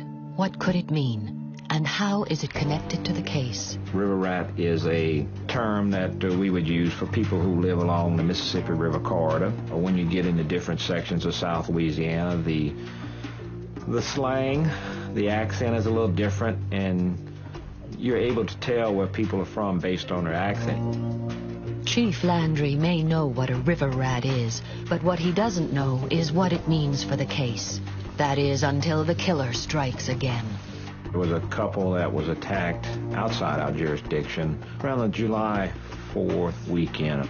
The suspect entered the home through a utility room window, armed himself with a weapon of opportunity inside the home, shot the female in the facial area, and shot the husband in the chest area. The elderly couple barely survived the attack, but their description of their assailant is what shocks Chief Landry. And they asked Miss Joyce if she had any description of the suspect, and she wrote on a piece of paper, River Rat. Gonzales police now know they are hunting for a river rat, but can they catch him before he strikes again? There was something going on besides robbery. He woke them up in the middle of the night. They knew they were getting beaten, and they knew they were going to die.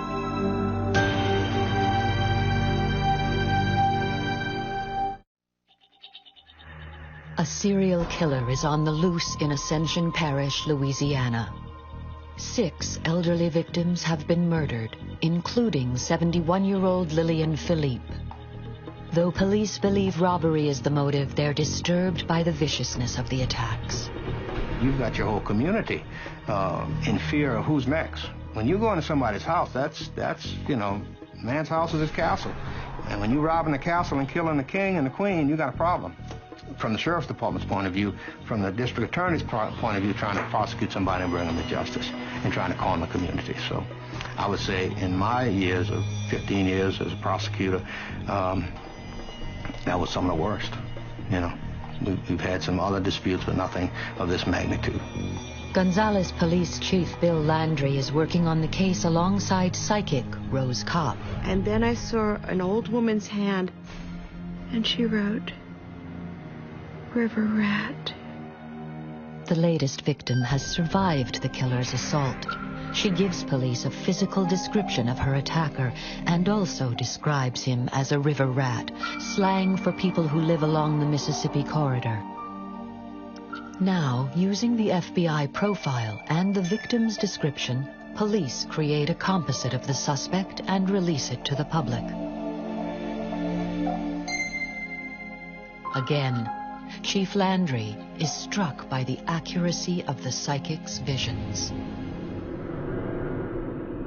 The description Rose had given me was very, very close in the physical features to the composite we ultimately got. Only 5 days after the composite is released, there's a major break in the case. There was someone who came forward to say, look, I know this guy. He's been spending a lot of money in a casino. The witness identifies a resident of Gonzales, a man named Daniel Blank.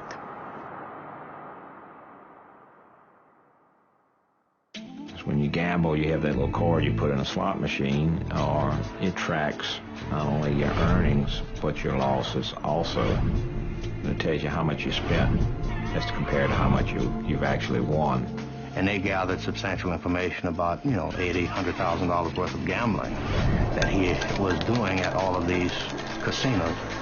And you compare that with what you thought his salary would be for a self-employed mechanic, and it just didn't add up. Then you look at what associations Daniel may have had with each victim, and there was some relationship with auto parts, maybe a friend of the family. Everything just started really funneling right toward Daniel Blank. Police go looking for Daniel Blank at his last known address. task force decided that, well, we're going to pick him up for questioning. He's got some, we checked on his earnings and his losses at the casino. He's going to have to show us some paperwork as to where these finances came from. We began looking for him and learned that he had ultimately just recently had moved to Onalaska, Texas. And so we contacted the authorities in Onalaska and sent our task force to Texas to further the investigation. In Onalaska, Texas, investigators find Daniel Blank and question him about the murders. It was a very long interview. I think it was approximately a 12-hour interview. And when he finally began to confess, of course, they went through each one of the crimes that were committed in detail, like a separate mini interview within the 12-hour interview. And that's when I hit her with it.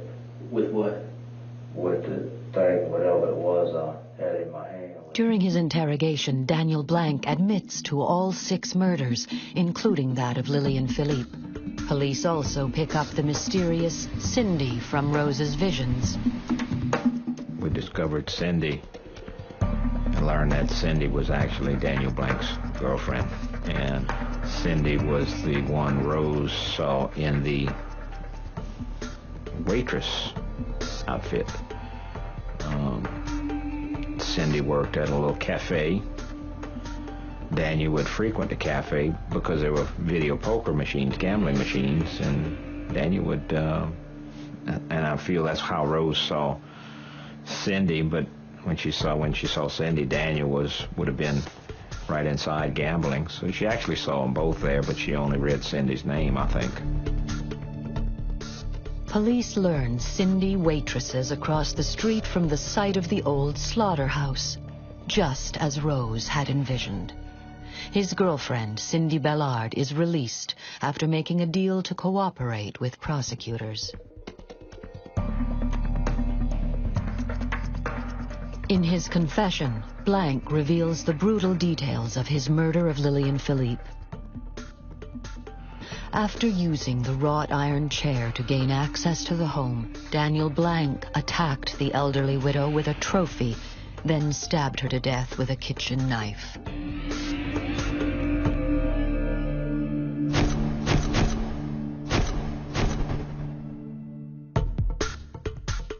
Daniel Blank, in his confession, indicated he stole approximately $100 from Miss Lillian Philippe's house.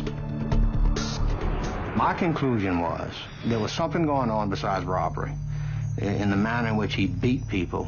He woke them up in the middle of the night, first of all. If you look at it, they knew they were getting beaten, and they knew they were going to die. And for some reason, I feel he wanted them to know that they were going to get beaten to death. Because other than that, you could have just simply went in, stole what you wanted, and leave out. Or there were more humane ways. If you're going to kill somebody, there are more humane ways than to beat them with a baseball bat, beat them with a trophy, slice them with a knife, beat them with a briar hook, chop them up, or whatever he's trying to do. 2 years after the crime, on September 2nd, 1999, a jury finds Daniel Blank guilty of the first-degree murder of Lillian Philippe. He is sentenced to death. The main factor to me was that he was taken off the streets. He was not going to harm anyone else, so that was satisfaction. Despite being over 4,000 miles away in Honolulu, Hawaii, somehow Rose Kopp was able to tell investigators in Gonzales, Louisiana, remarkable details that at the time only the killer could have known. He did use a chair to break into Lillian's home. His girlfriend was a waitress named Cindy, and his appearance matches Rose's physical description of the killer. He had a gambling problem, and he was a river rat. For Ascension Parish, the conviction of Daniel Blank returns a sense of peace. For the family of Lillian Philippe, it means justice. And for Rose Kopp, it means vindication for the psychic powers even she finds inexplicable.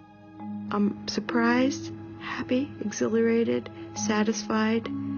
I love catching bad guys.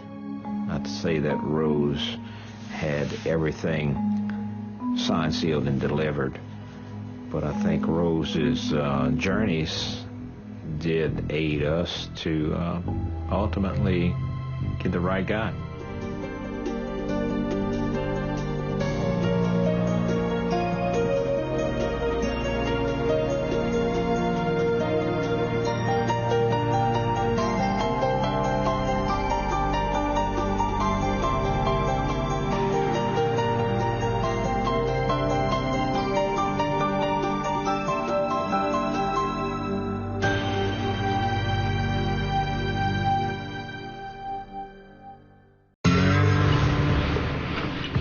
In Malvern, Arkansas, the son of a local police investigator is abducted at knife point. I thought that somebody that I had either arrested or busted was getting back at me in some way. But a massive manhunt fails to find him.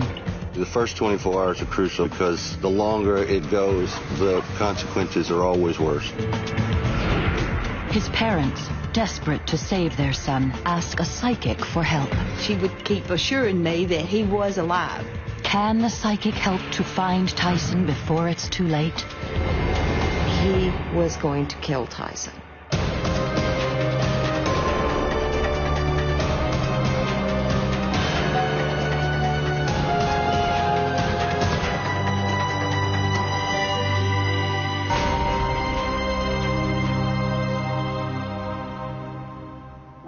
Malvern, Arkansas, a town of 9,000, is home to the world's largest brick factory. It's also home to 17-year-old Tyson Eford.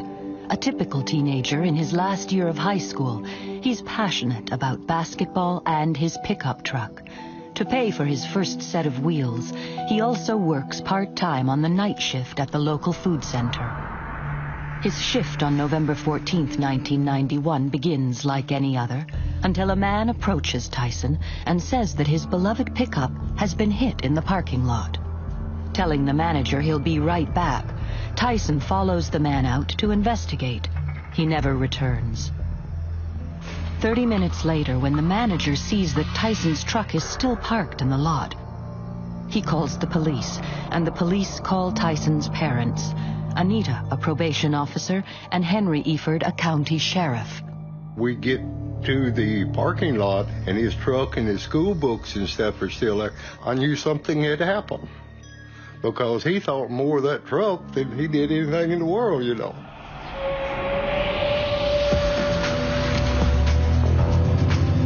The next morning, Malvern wakes up to one of the largest manhunts in Arkansas history. All law enforcement in Hot Spring County, Malvern, the city, the county, the state, everybody was out looking for him. Chuck Hefner is the lead investigator for the Arkansas State Police. When you have a father, no matter where he works, involved, you have to keep some distance. We did not cut him out because it's his family. He wants to be involved, and he's a police officer. But the investigation has few leads, except for the night manager's sketchy description of the man he saw with Tyson, and another witness who saw a scuffle in the parking lot. The Eford's only son has simply vanished. They were hunting, they were looking, and I couldn't get no feedback. No feedback. None. It's just like somebody had come in and taken him off the earth. 2 days pass, and police fail to uncover a single new clue. His abduction is a complete mystery. I think even the police even thought that there would be a ransom call in, but there wasn't. I didn't feel like it would ever be a ransom. I felt like that it was revenge against me. In fact, deep down, I just knew that I would find him dead. You'll always look for a child that's alive. That's what you're looking for. You hope you don't find the other, but that's not what you're looking for until there is some evidence to point you in that direction. And we didn't have anything to point us in that direction, so we were still looking for Tyson to be alive somewhere. Just bring my son home or tell me where I can go get him anywhere, anything that you want. But with no evidence, the odds of finding Tyson alive are fading by the hour. At that point, the parent was more than police officer. I would have done anything, to get my son back. I love him. He is our only son. Then, out of desperation, Anita Eford's brother makes a suggestion. I love him. And I said, who's Carol Payton? He said, she's a psychic in Little Rock. He said, I've used her a couple of times. And I said, yes. I said, you do whatever you need to do. Get her down here. And I said, yes, of course, I'll help. But I need some things from him in order to touch into him, to find out what's happened to him. Carol Pate learned as a young girl she had a psychic gift for finding missing people. Since then, she's been involved in hundreds of investigations. I use psychometry. That is touching a photograph of an individual or of a place, or handwriting and ink, touching that. And it's like tuning in a radio station. I see what they see. I feel what they feel. I think what they're thinking primarily. 3 days after Tyson's disappearance, Carol Pate drives from Little Rock to Malvern to meet the Efords. She wanted something of his that was personal, that no one else had worn or touched or really anything. And I said, well, I've got a shoe. And she said, yes, I can focus in on him. Do you have a recent picture of him? So they brought me a photograph, and they brought me his shoe, and I sat down at the table, and I quietly touched into both. And the first thing that I got was he was alive. Tyson's alive. That was wonderful. But Carol also tells Anita she is visualizing the whole abduction, just as Tyson had experienced it. I saw the whole thing immediately. I saw the men, I saw the man in camouflage, I saw the truck. It happened very quickly. Now Carol asks Anita to take her to the crime scene. I got in touch with Henry, and I told him that I had Carol with me, and we met him at the parking lot. Henry Eford's conscience is torn. As a cop, he deals in hard evidence. As a father, he's willing to try anything. I get Tyson coming out of the front of the store at the parking lot. I got a better visual of the abductors. I got a better visual of the way they went out and how they grabbed him and how they forced him into the truck. There's a man that grabs him, the man that told him that the truck had been hit. He throws him inside the truck. I call myself a halfway decent investigator. I'm getting information that nobody else had ever got. We didn't even know which direction he had went in, other than he'd went out the back of the parking lot. They drive. They went that way, right out through the back, and to the left. Will the psychic's visions turn out to be true and help Tyson's family find him before it's too late? In Malvern, Arkansas, a massive search has failed to find 17-year-old kidnap victim Tyson Eford. After 2 frustrating days of no leads, his parents ask psychic Carol Pate to help them find their son. At the crime scene, the parking lot of a local grocery store, Carol has a vision that Tyson is still alive. She claims she can even see where his abductors have taken him. They went that way, and they turned left. She said something to me about, I'll see a ridge. And I thought maybe she was talking about a mountain or a ridge or hill or something. And she said, no, it's a road. And I said, there's a ridge road. Yes, that's it, Ridge Road. They took him down Ridge Road. They don't live far from Ridge Road. They took him to a house. Tyson's father, a county sheriff, asks Carol to lead him to the location where she believes his son is being held. And it was like I was following a trail of energy. And I started getting the details on the house.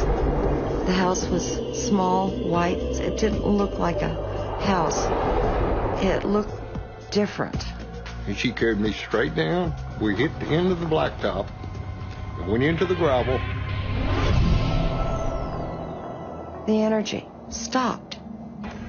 and I couldn't tell which way to go. And she told me, she said, I've lost it.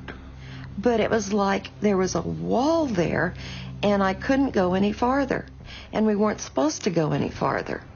Despite Carol's frustrating psychic dead end, Henry and Anita are convinced she holds the key to finding their boy. This was the first information that we had gotten. Nobody was coming up with anything. And then me talking with Carol, I was feeding that information to them.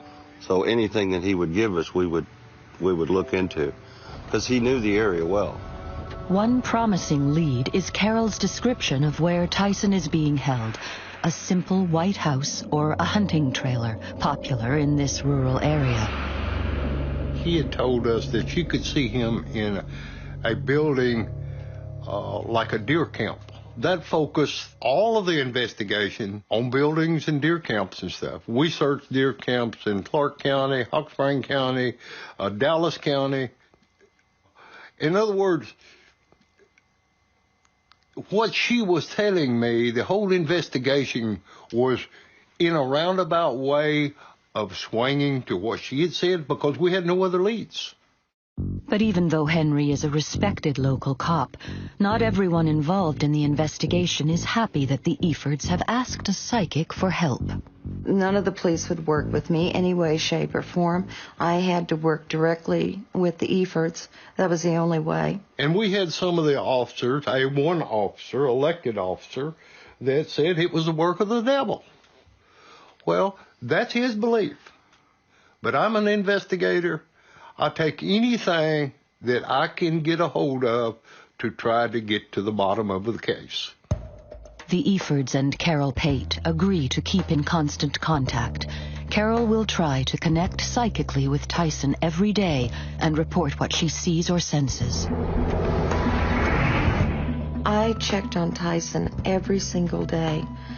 I was in contact with the parents every single day. I would give them information that I was seeing, and I knew he wasn't far from where I lost the energy trail. I wanted to believe that he was still alive and that we would find him. She would keep assuring me that he was alive. The psychic is sure Tyson is not dead, although some of her visions are deeply disturbing. He was very frightened. I knew that he was being abused. She talked about Russian roulette, where they hold a gun to your head and pull the trigger, and that they were doing that to Tyson, but she said he's still alive. I felt the gun against my head, or Tyson's head. It was a bizarre feeling. According to Carol's dark, disturbing visions, there are two men who abducted Tyson. One wears cowboy boots and a unique belt buckle, but he disappears from her psychic view. The other man is always there, always has a gun in his hand, and never takes his eyes off Tyson. But there are some visions that Carol does not dare tell the parents. The man raped Tyson on several occasions. There was a lot of brutality. There was a lot of... 5 days have passed since Tyson disappeared without a trace. Apart from the psychic's visions, there are still no new clues. I was just wore completely out. I was done to the point that I couldn't think straight. I was to the point that I had to have closure somewhere because I figured Tyson was dead. He kept saying, you got to, be prepared for this. You got to be prepared. And I said, I'm not going to be prepared for it. He's still alive. And I said, we got to find him. And then, suddenly, the psychic's visions turned even darker. There was a total shift. And I knew that Tyson had maybe 24 hours, that this man was going to do something. I remember her calling and saying that, we've got to find him because... She said something about a grave. In Carol's vision, Tyson is dragged from the house, taken to a field, shown 3 graves, and forced to kneel down in one of them. Then the man points a gun at his head. It was very strong, very powerful, and I was very afraid for him. That night, Carol holds a psychic vigil. A powerful psychic tool she believes could stop Tyson Eford from being killed. I recognize that my psychic abilities are gifts through God, and I ask and I pray for help, and I do it in the name of Jesus Christ, and it has never failed me, ever. Lord God, we ask at this time for the safe return of Tyson Eford, that there be no harm done to him, no harm to anyone involved. And we ask this now in the name of our Lord and Master, Jesus Christ. The same night, around 2 a.m., Malvern police get an unexpected phone call. The Efords' prayers are answered. I said, my name's Tyson Eford. I've been released. Against all odds, Tyson Eford has been let go, released on a lonely stretch of highway just a mile from his house. And he reached over to me and said, can we be friends? Of course, I shook his hand to get out of a situation I was in. And I ran as fast as I could to the nearest house. I didn't even stop in the road. I just went straight through the yard and went right up to the porch. And then when I saw Tyson, I got out of the car. And so he grabbed Tyson, and I grabbed him, and of course I was crying and all upset, and I had my baby back. Tyson's parents take him directly to the hospital. On the way, he talks about his abduction, a story that is both horrifying and chillingly familiar. After I get Tyson in the unit, he and Nita was in the back seat. And he went and told me, he said, Daddy, he raped me.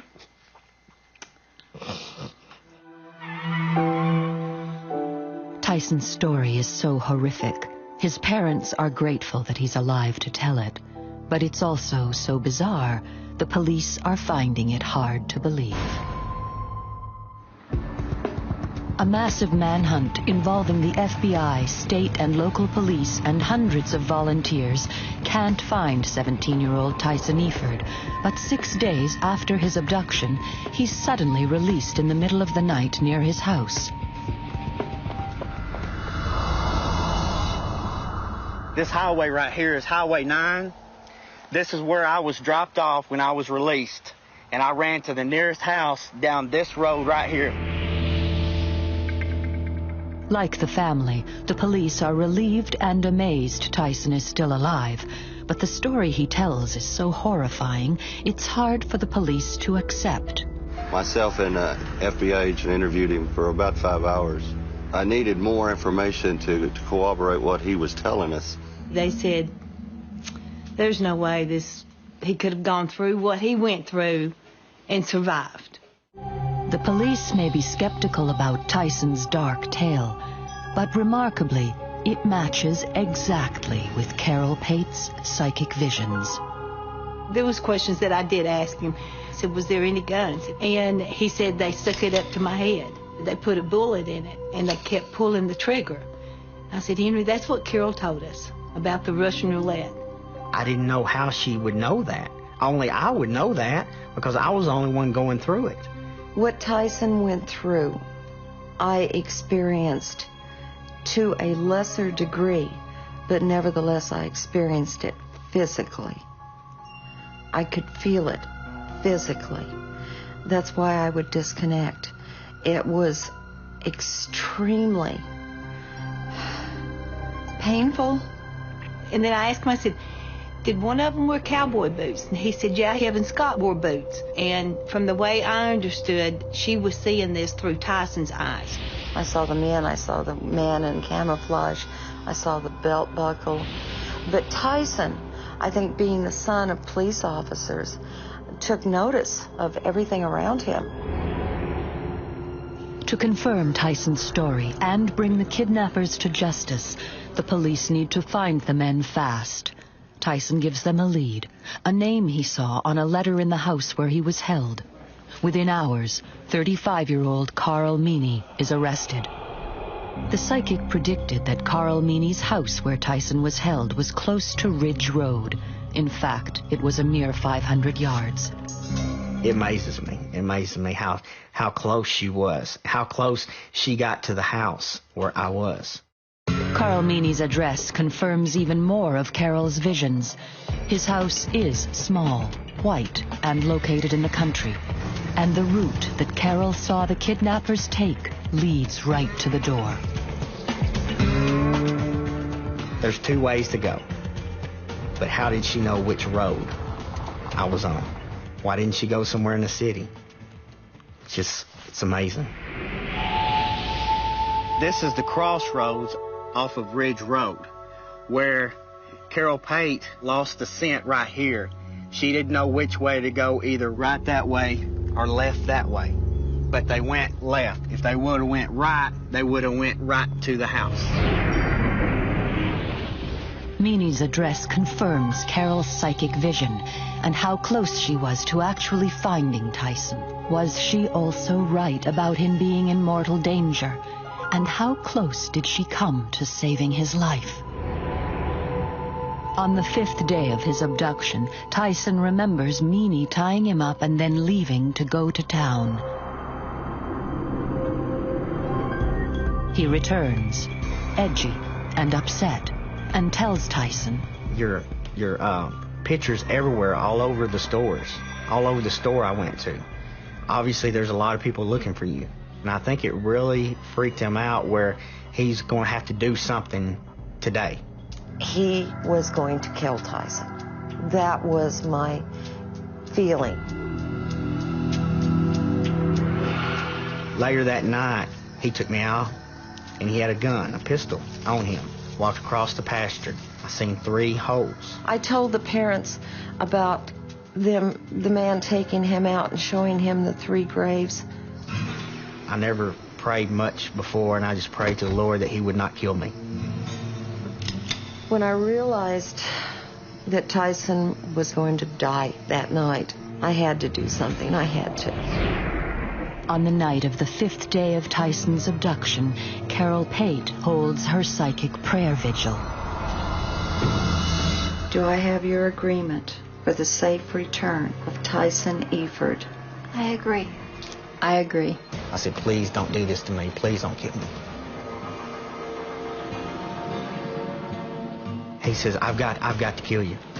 Be released. I said, I promise I will not tell anybody where I've been. Just please let me go. In the name of our Lord and Master, Jesus Christ. And then I guess something keyed, his conscience keyed into him, said, I'll let you go.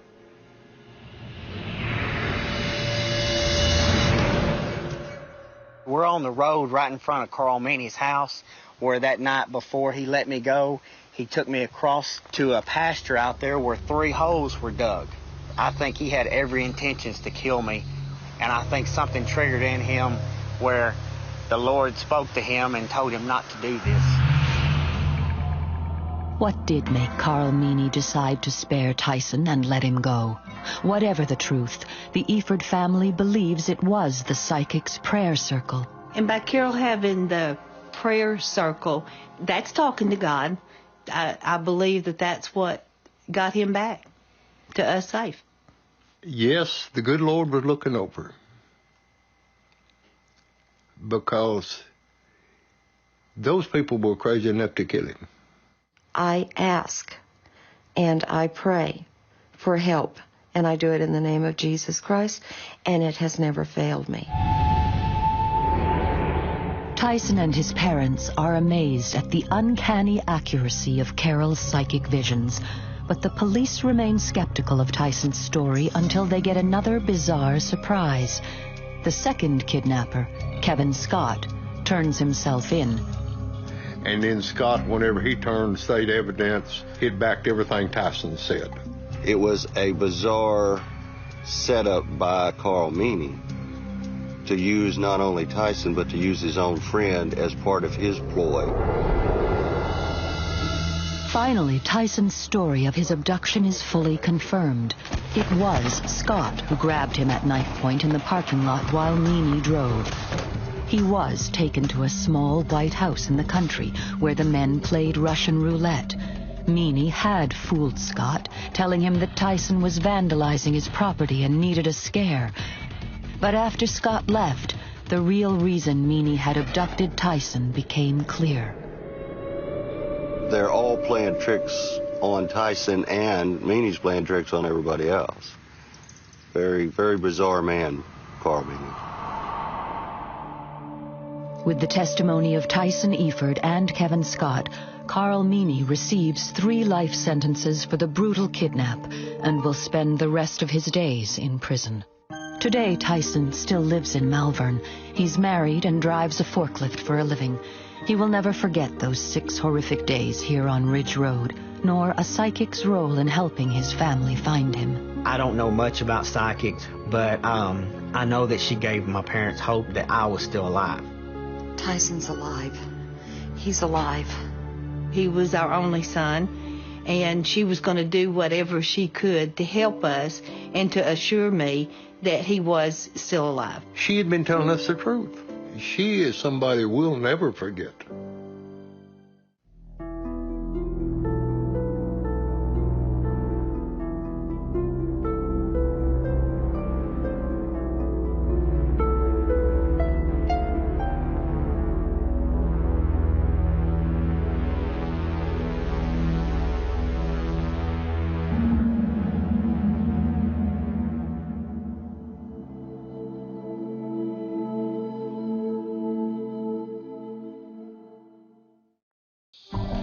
A business trip turns deadly when a state auditor is found at the bottom of a ravine.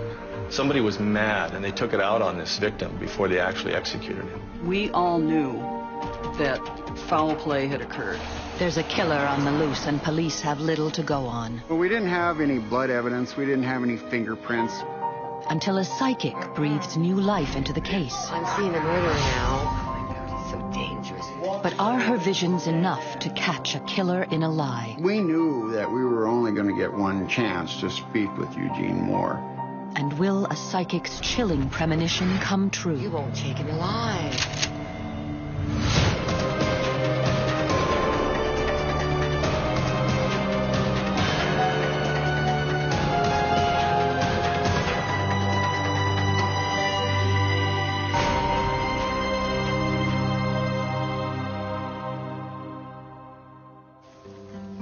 Shelby, Montana. Population 3,300. Part of the Montana High Line, stretching 650 miles from North Dakota to the Idaho border. It's a crossroads where Highway 2 and Interstate 13 meet, a transient place. The last stop for truckers and trains heading to Canada. On the morning of November 13th, 1989, 40-year-old state tax auditor Walter Sullivan left his home in Great Falls and made the 45-mile drive to Shelby for a business trip. He never returned. Walt was one of the field representatives who worked out in the field, working with employers, collecting taxes, making sure that employers were reporting properly. Sue Moore worked alongside Walter for 13 years. He was a dedicated employee who had worked for the state for more than 18 years. When Walter fails to show up for 2 of his appointments, his co-workers begin to worry. I called the governor's office. I will never forget this. Whoever his chief of staff or whoever the person was that I talked to said, he'll show up when he sobers up. And I almost dropped the phone. I said, you got this all wrong. Their indifference angered Sue. She knew Walt to be a family man. He'd married his high school sweetheart and was the proud father of 2 boys. It would take 24 hours for Shelby police to issue a missing persons report for 40-year-old Walter Sullivan. We began backtracking every place that Mr. Sullivan had went. Dave Robbins was the Shelby County investigator on the case. He learns that Walter had 3 appointments the day he went missing and only made it to 1. We're suspecting that the last person that talked to him was Gene Moore. Eugene Moore owned and operated a truck stop in Shelby. When police contact him, he says he did meet with Walter and that he left the same day. A week goes by, and Walter's disappearance is big news. The whole town is talking. We start hearing that he was here, he was there, he's turning up all over town at certain times of the day. I knew Walt really, really well, and the idea that he was off gallivanting and sporting about somewhere was just nuts. I mean, just nuts. And of course, a horrible, horrible insult to his family. We were developing information because we were hoping beyond hope that this man would turn up safe and alive someplace. November 22nd, 9 days after Walter went missing. His mangled car is spotted 250 feet down in a ravine.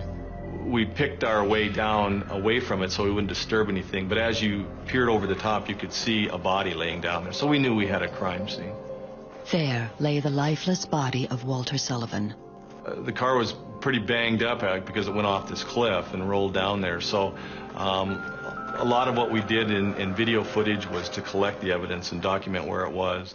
It was our worst fear was realized, and we were devastated. All I remember doing is crying and wanting to know that something was being done.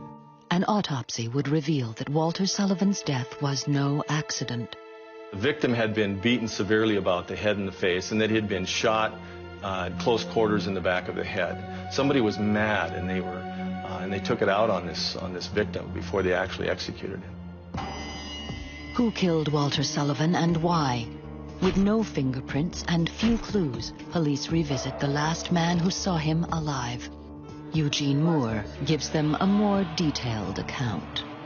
He said around 8 o'clock that Mr. Sullivan left to go to his place to do the audit because that's where he keeps the records. He said that Mr. Sullivan did not follow him directly to his place, arrived a few minutes later, and at that point had another gentleman with him who he described as a Native American with long black hair.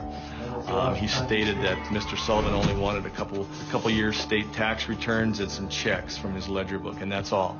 When police do a background check on Moore, they learn he is an ex-Marine and has been trained in combat warfare. They also learn he threatened other auditors in the past. We all knew that foul play had occurred.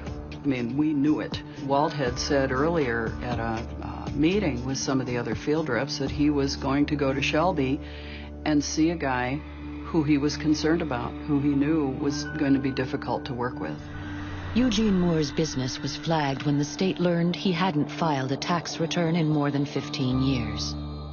We're talking about somebody who truly subscribed to that whole tax protester notion.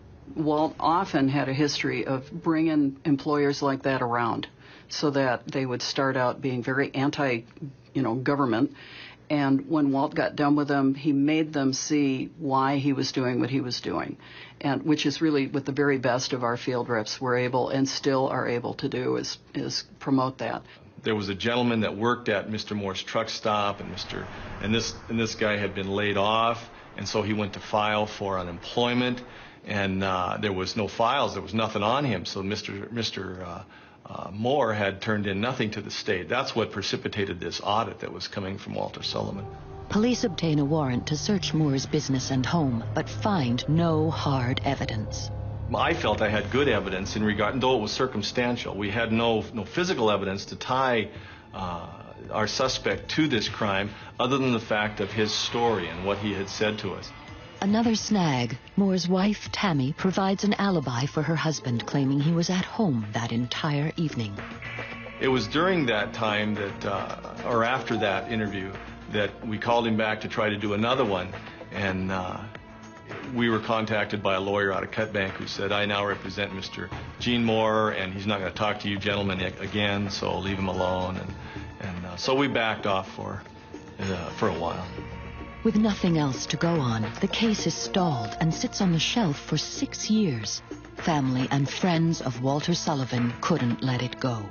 A state worker murdered on the job, and no one was doing anything about it.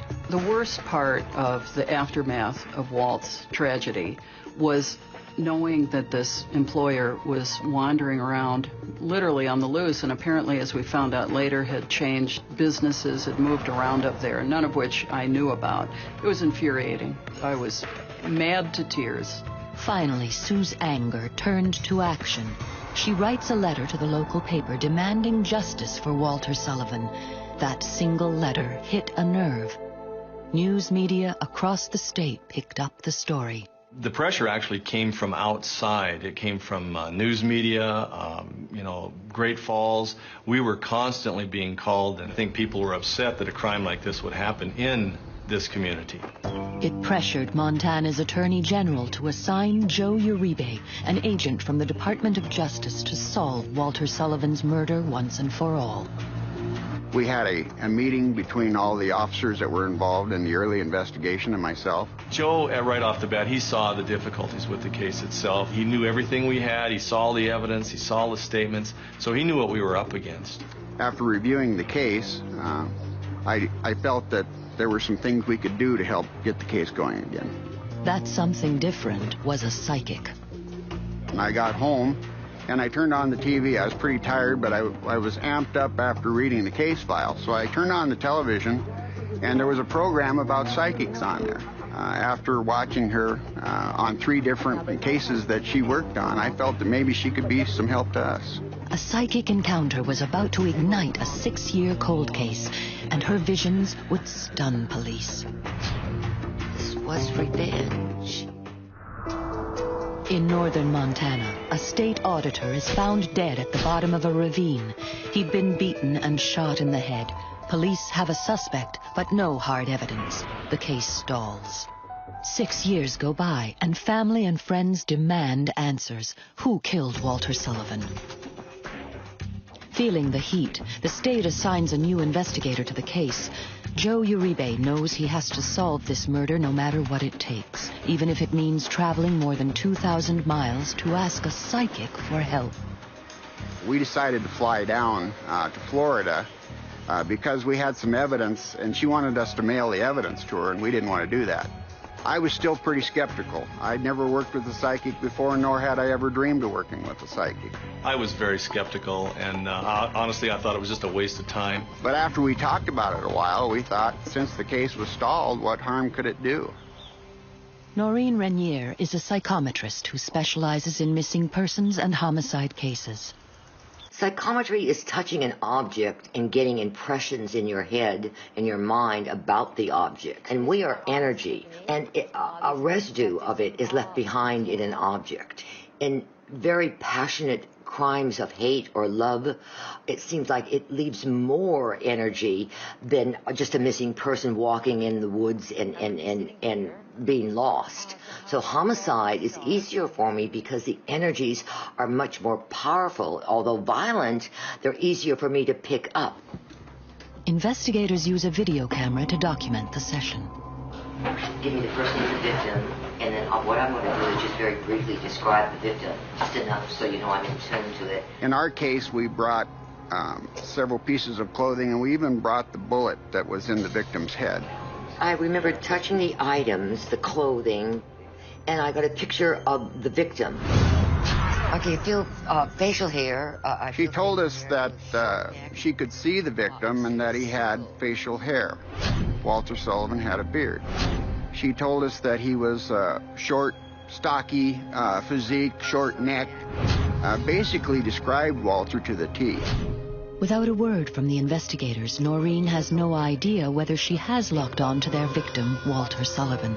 I'm sure that they thought it was a more scientific process if they didn't react, but somehow I needed that little bit of feedback, but I kept going without any feedback. We told her nothing about the case, and some of the things she said was just incredible. I see a blue metal building. I see something like an antenna, like 3 going up, train tracks going close by. There was railroad tracks very close to the blue shed. Remarkably, Noreen is describing the home of their prime suspect, Eugene Moore. The physical features that Noreen described, such as a blue metal building, there was a blue metal building on the property. She said there was a railroad track close by. Well, just right across the road from him was a railroad track. And it was strikingly accurate. At one point, a name just sort of popped in my head, the name Clark. C-L-A-I-R. Oh, I just feel that sort of name coming in. Clark. And they sort of looked at each other but said nothing. Came out kind of spontaneously that she said this word Clark, and incidentally, the body and the car were found on the Clark Ranch about 9 miles southwest of town. We were just amazed. We couldn't believe it. In fact, the hair was standing on the back of my neck a time or two. And now she gives them a piece of information they didn't know. The moment she touched the bullet, she had a vision of an attack on Walter Sullivan. And all of a sudden I was ambushed. Oh, I'm hurting. They're hitting me on the head. We knew that Walter had been beaten, but we didn't know how many people were involved with it or what the circumstances were. This was planned. They're torturing him. This was about revenge. And then all of a sudden, I had this excruciating pain in the back of my head. Something went in her head there, or some pain in her head, and that's exactly where Walter was shot. We had developed information about these two other suspects, but they in fact had been eliminated from being in the area. But Noreen was able to put together for us that they were part of the ambush that occurred out at this Blue Metal building. But she basically laid out the scenario of what we believe is the actual fact of what happened with Walter Sullivan. But investigators were about to be amazed even more. God, it's so dangerous. You won't take him alive. I saw the face in my head, one eye at a time. Each feature, the artist put it together. Eyebrows more close to the eyes. So we had two faces for them. One is a male and one was a female. She provided information to her artist, which very accurately depicted our main suspect and his wife. They again looked at each other, thanked me, packed up their stuff, and left. Again, no feedback on how well I did or how badly I did. No grades were given. What Noreen didn't know was that her visions gave police new reason to go back to their prime suspect, Eugene Moore. For me, it brought all of the elements together, and I knew at that point that we had the right man. We'd done intensive homework. We went back step by step through his statement, and we reviewed everything he told us, and we went out to look to see if this is true or not true. Uribe visits Moore at his truck stop and tells him he is with the Attorney General's office. He says he's there to close the Walter Sullivan case once and for all and wants to hear Moore's side of the story. He opened up just like a flower and said, well, absolutely. I've been waiting to talk to somebody. I have a lot of things that I want to say. This time, Moore's story is very different from the one he told 6 years ago. He states that Walter did show up at his truck stop and asked for his records. Moore told Sullivan they were in the blue building and that he should get them himself. He then says he never saw Sullivan again. And here he comes out with an entirely different set of information, a whole different story. And, of course, it was contrary to everything he told us back in 1989. Back in 1989, Moore claimed that he met Walter at his home and that he noticed a Native American in his car. He personally handed Walter his records and watched them both drive away. It's typical when a person is lying to you, a year later or 2 years later, whatever, they don't remember their lies. Everybody remembers the truth, but you can't remember when you lie. Uribe decides to take a chance. After 6 years, police had no new evidence against Moore, but what they did have was a psychic scenario of how Walter Sullivan was killed, and Uribe uses it on Moore. On the morning of November 13th, 1989, Walter Sullivan meets Eugene Moore at his house to discuss his taxes. Sullivan follows Moore towards his blue shed. It's there that he's ambushed by Moore and 2 other men. They stuff Sullivan's body into the trunk of his own car, drive 9 miles, and push it off the side of Clark Road, where it drops 250 feet down into a ravine. Moore had no idea what we knew, and that worked very well for us because it acted like we had the details of what actually happened on the day of the murder. And the more we got into it, the more broken down he became. Incredibly, the psychic's version of the crime was true enough to convince Moore to break down and confess. You could just see an emotional change on his face. After 6 years, police finally have a confession. But do they have their man? He went from a very positive, hey, I have something to say here and I want the world to know I didn't do this and here's why. But as we broke him down and as we showed all the discrepancies, you could just see him kind of shirk and shrink in his chair. And then he began to come around to the point where he wanted to, hey, if I confess to this, what's going to happen to me? And then he started trying to make arrangements or cut a deal with us right on the spot to determine how many years in prison he was going to get. He had told us he didn't want to go to prison and that we'd never take him alive. A psychic's vision is about to go unheeded. You won't take him alive. A Montana state auditor is found dead near the small town of Shelby. After 6 years, a co-worker's letter would make state headlines and puts investigator Joe Uribe under the gun to solve the crime. With no new leads, Uribe asks a psychic for help. Her visions of the crime send the police back to their prime suspect. When confronted, he confesses. His story finally crumbled right before his eyes. He broke down. At last, police have Eugene Moore exactly where they want him. But instead of taking him into custody, police decide to follow protocol and let him go. Our Attorney General instructed us not to arrest him because it had been so long since the murder. We wanted to put it into a warrant of arrest with a information that we would file with the judge and let a judge determine, based on the information we had, whether or not there was enough grounds or probable cause to go ahead and make the arrest. It was a costly mistake, one that the psychic had predicted. He's so dangerous. You won't take him alive. He had told us he didn't want to go to prison and that we'd never take him alive. And once he walked out that door, I knew we'd made a big mistake. When police return the next day with an arrest warrant, Eugene Moore is gone. He's spotted heading towards the Canadian border. We knew he had a handgun and we knew he had a rifle. And we felt at that point that it was very dangerous. But we had to stop him. We called ahead and radioed ahead and had additional forces come in, and they used stop sticks, which are devices that are used to blow out the tires on a vehicle. And we had them deployed in such a manner that we got his tires flattened. And in the event of that, he even still went 1.5 miles after his tires went down because he didn't want to stop. Police do all they can to stop Moore, and when they finally do, he tries to shoot himself, fails, and turns his gun on police.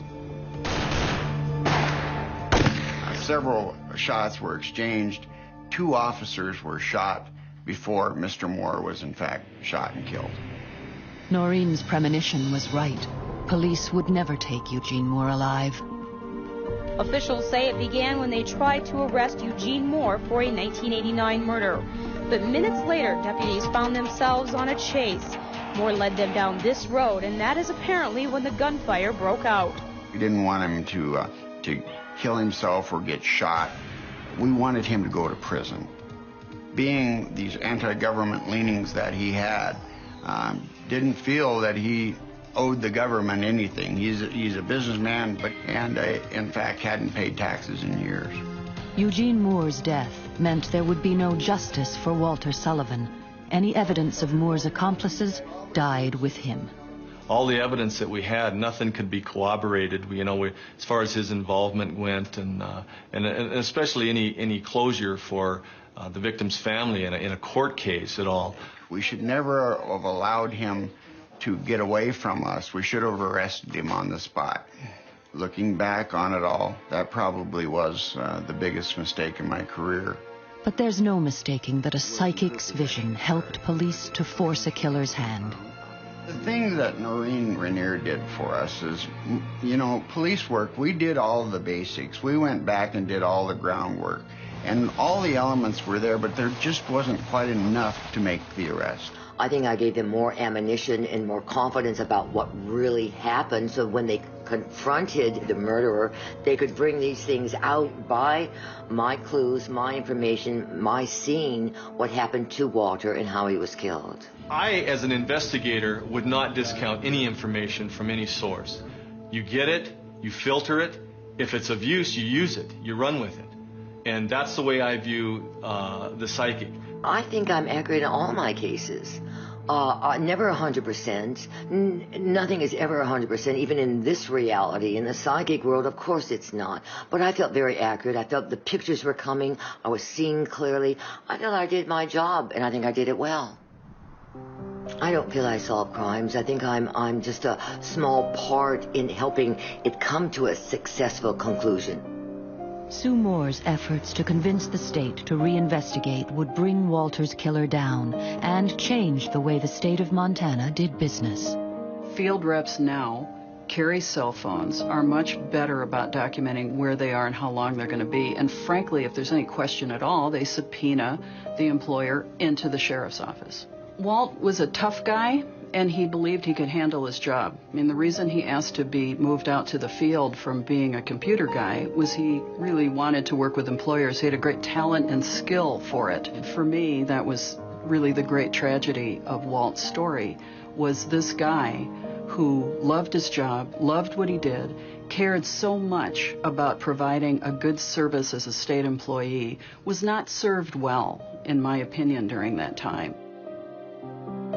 It was a very awful thing to live through. I cannot imagine what his family went through. As a friend, I know how incredibly painful and tragic it was. To me, there was just a sense that at least it's resolved. Sue Moore was determined to keep Walter Sullivan's memory alive. She lobbied, and finally in March 2004, 15 years after his death, the state renamed a building in Walter Sullivan's honor. Walt was, in many ways for me, a mentor. I mean, there's not a time I walk into that building and see that plaque and don't have a memory of Walt in that building. It's great to have that there, but I sure wish we didn't have to have it.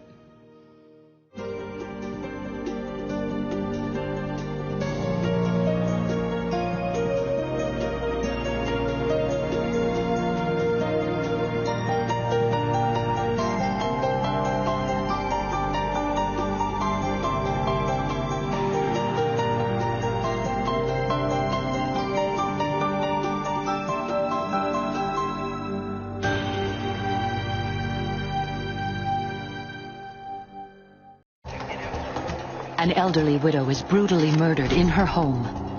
This was an absolute senseless crime. Police have little evidence and no one's talking. There were so many people who were afraid that the killers were still in the community. But a psychic has disturbing visions of the crime. She had been stabbed so many times. Can a psychic's insights solve the mystery of who killed Rose Swartwood?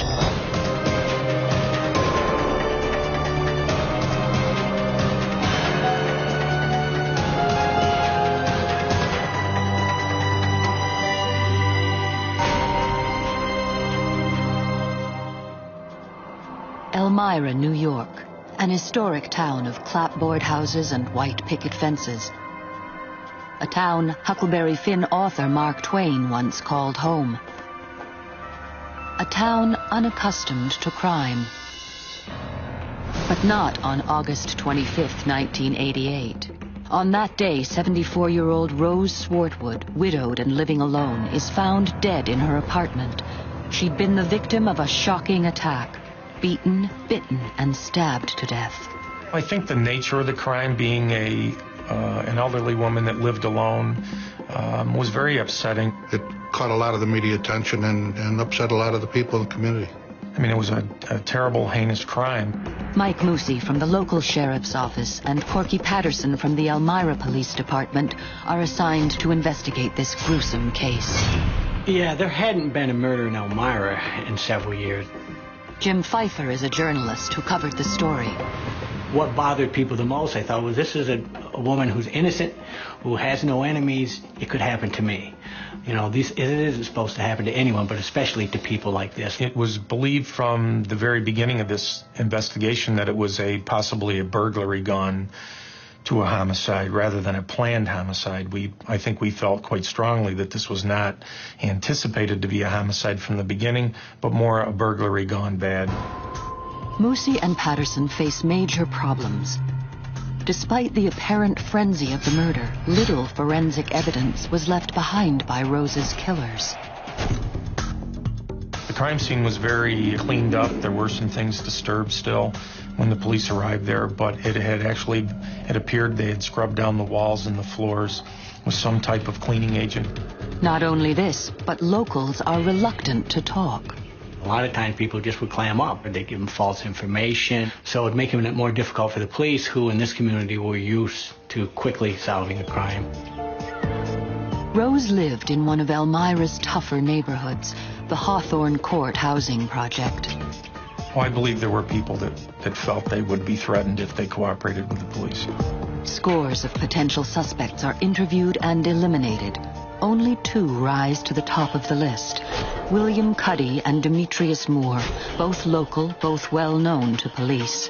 We were relatively certain who these suspects were and what their involvement in the crime was.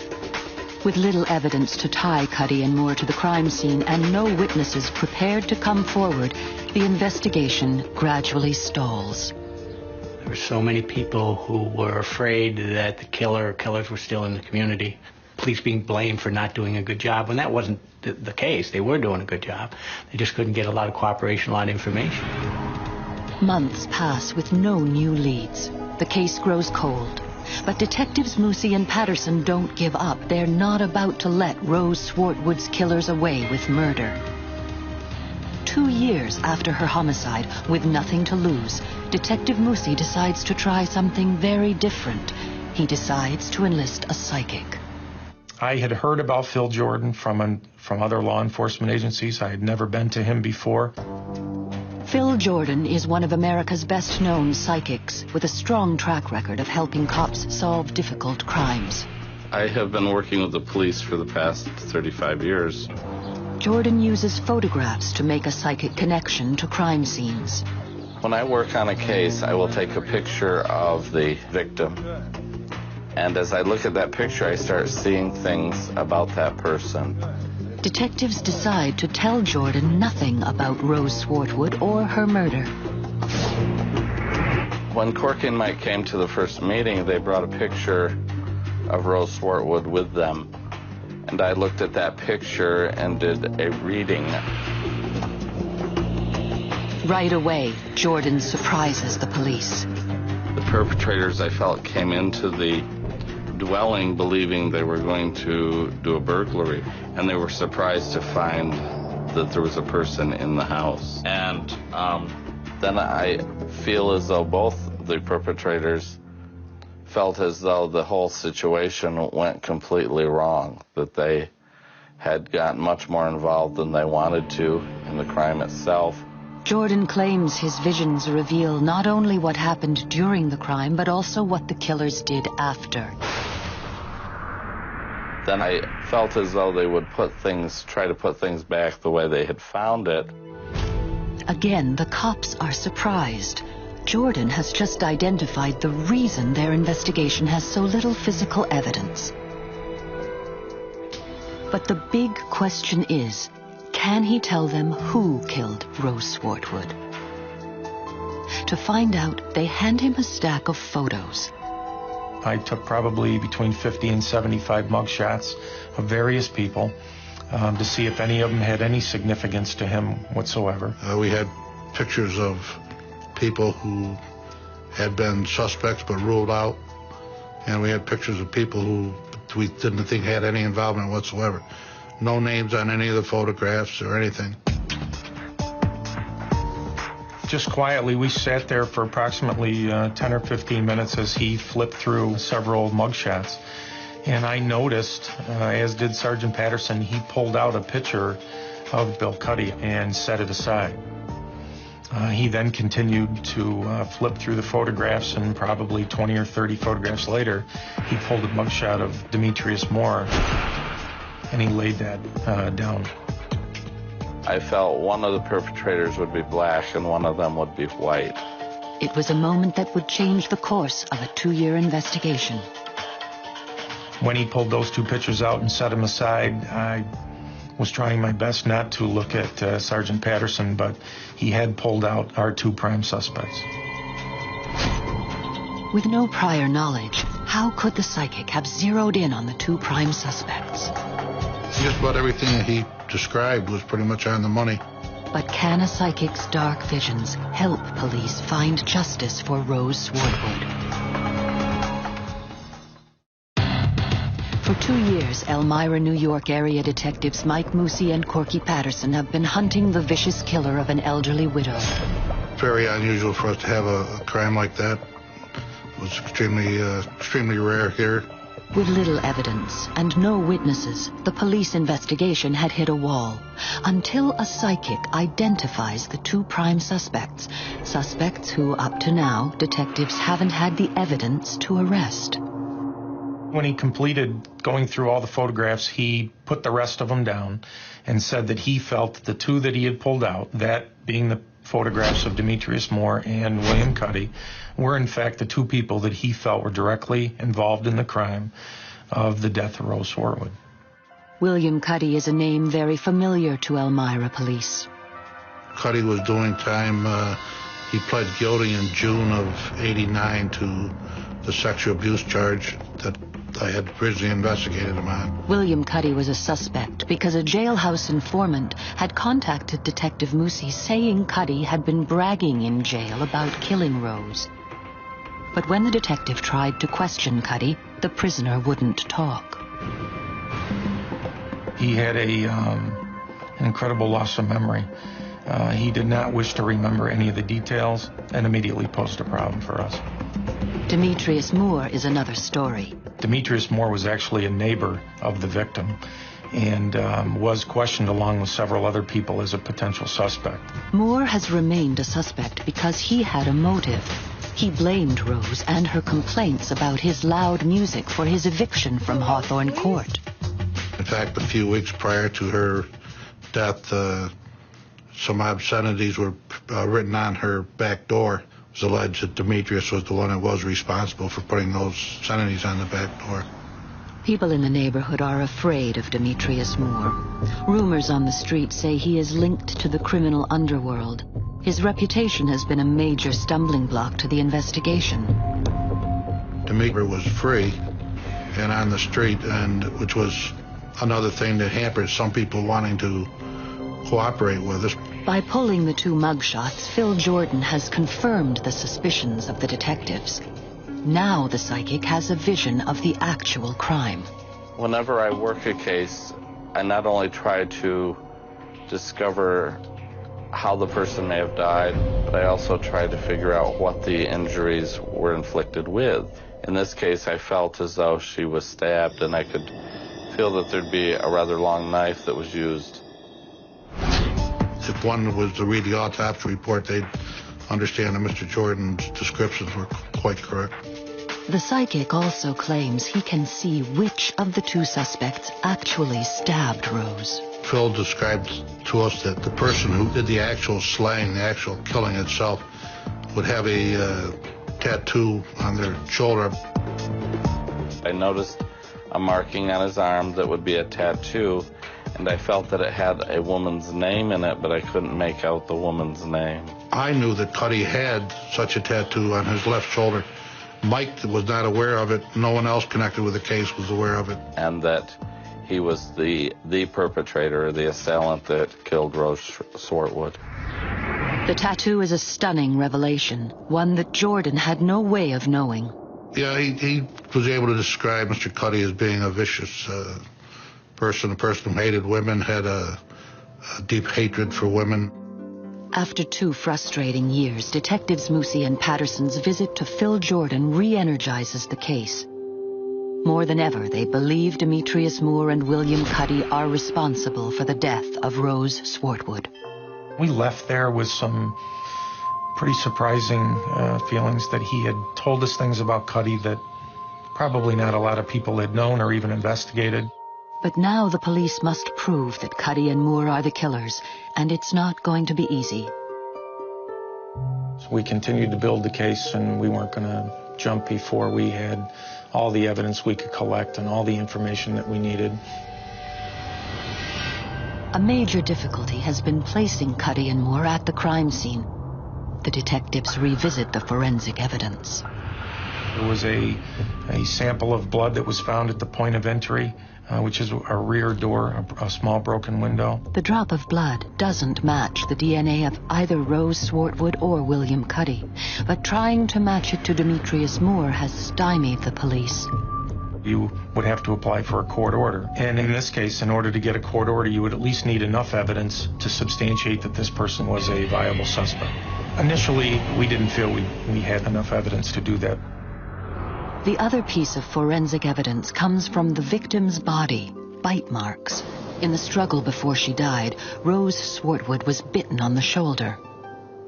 Bite marks are very difficult to identify most of the time, especially when the victim is the receiver of the bite mark. Though the psychic and the cops both believe William Cuddy stabbed Rose, the investigators don't believe he bit her, and for good reason.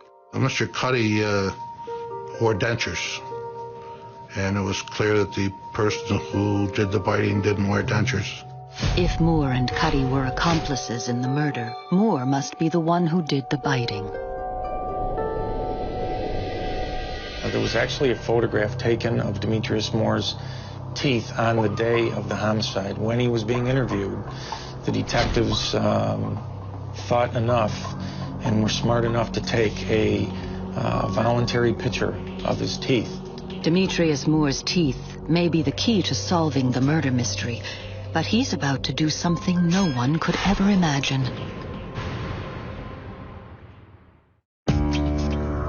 For 2 years, detectives Mike Moosey and Corky Patterson have been investigating the murder of elderly widow Rose Swartwood. This was an absolute senseless crime from the very beginning. Psychic Phil Jordan has identified the 2 prime suspects, Demetrius Moore and William Cuddy. At the time of the incident, I believe that I felt one of the perpetrators would be black and one of them would be white. Detectives have only 2 significant pieces of evidence: a single drop of blood and bite marks found on the victim. Police believe the bite marks belong to Demetrius Moore, but before they can prove it, Moore does something very strange. The unique thing there was it was found that Demetrius had filed his teeth. Using a chisel, incredibly, Moore files down his own teeth. What's worse for detectives, they're still unable to obtain a warrant to test Moore's DNA or indeed make a mold of his now damaged teeth. Frustrated, the detectives return to Phil Jordan. What they really want to know is what connects their 2 prime suspects. There was no information, or anyone had never come forward to put those 2 together at any given time. Again, the psychic, who has been told nothing about the case, amazes the detectives. He confirms their belief that Cuddy and Moore were together at a party the night Rose was killed. I felt as I observed the party, it would be a party I would not want to go to because I know I would feel uncomfortable by the character of people that were there. I could see that it was people having a good time, but yet more for the sake of partying to probably drink and get high. The party is crucial to the investigation. It's the potential link that puts Cuddy and Moore together the night of the murder.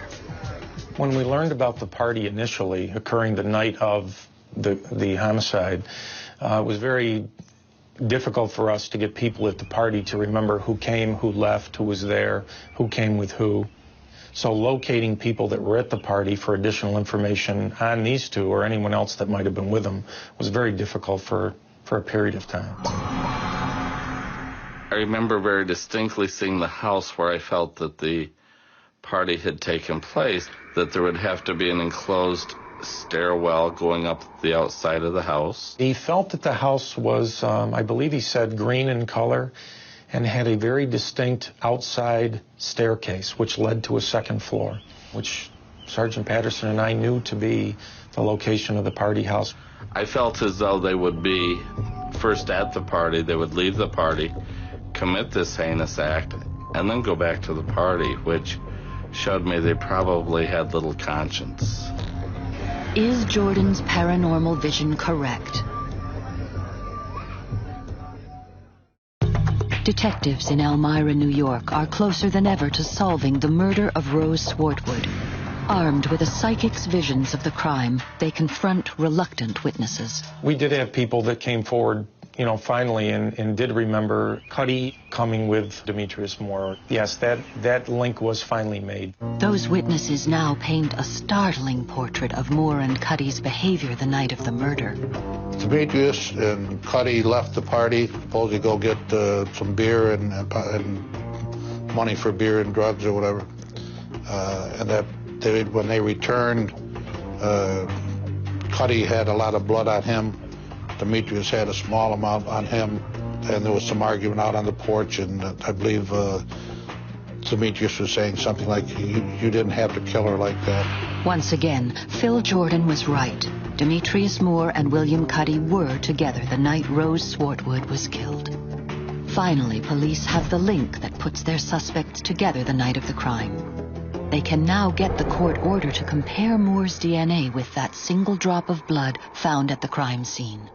We certainly felt confident that there would be a match, or at least a grouping that was consistent with, which would be sound evidence against him being at the scene of the crime, which he had denied, for years at this point. Demetrius Moore's DNA matches the blood found on Rose Swartwood's broken window. Moore and Cuddy are charged with the second-degree murder of Rose Swartwood. At the trial, Moore challenges one of the key pieces of evidence against him, that he filed down his teeth.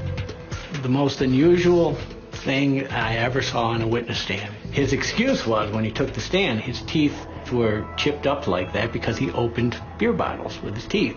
And he opened up 2 beer bottles on the stand. His lawyer wanted to show the jury on the stand. What it didn't do is alter the pattern of his teeth. It certainly altered the ridges of the teeth, so they couldn't match the bite marks exactly. It didn't do him any good to file his teeth. Evidence at the trial showed Demetrius Moore and William Cuddy met at the party house. When they ran out of drugs and alcohol, Moore suggested they rob Rose. Unfortunately, she had returned home that evening and was found in the apartment. She had apparently been getting ready for bed or just going to bed when the entry was made. The robbers surprised Rose. There was a struggle. Moore bit the elderly, defenseless victim on the shoulder. Then William Cuddy began to stab her, and he stabbed her over 40 times. After killing Rose Swartwood, Cuddy and Moore dragged her body to her bed, and before leaving, they methodically washed the blood from the floor and the walls, missing just a single drop. Demetrius Moore and William Cuddy are both found guilty, and both men are sentenced to 25 years. I can't speak for the jury, so I don't know if it had an impact on the jury or on the trial. It had an impact on me that someone could not only brutally murder a 72 or 74-year-old woman this way, but then stay around and clean it up afterwards. They have to have no remorse, no conscience. Today, the detectives are still amazed at the accuracy of Phil Jordan's visions. The psychic pulled William Cuddy and Demetrius Moore's photo from a stack of mugshots and identified Cuddy as the killer by a tattoo on his shoulder. Phil described the attack as a robbery gone bad and the party house where Cuddy and Moore hatched their plan. A good psychic can provide you with leads or something, or an avenue to go on when you don't have any. He's done some pretty amazing things. They wanted to resolve the case for the family and for Rose, but they also wanted the community to be safe.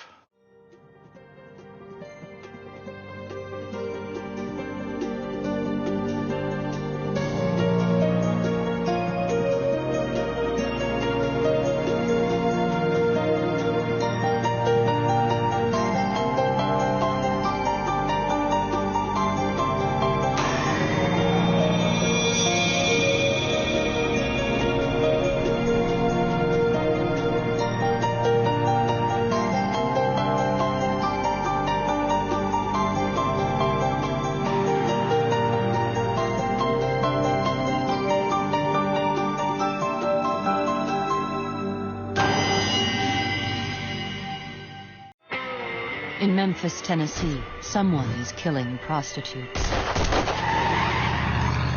Police make an arrest, but a psychic tells a homicide cop he's got it wrong. I knew that he had arrested the wrong man. We knew we had the right man. There was just no doubt about it. Then the killer strikes again.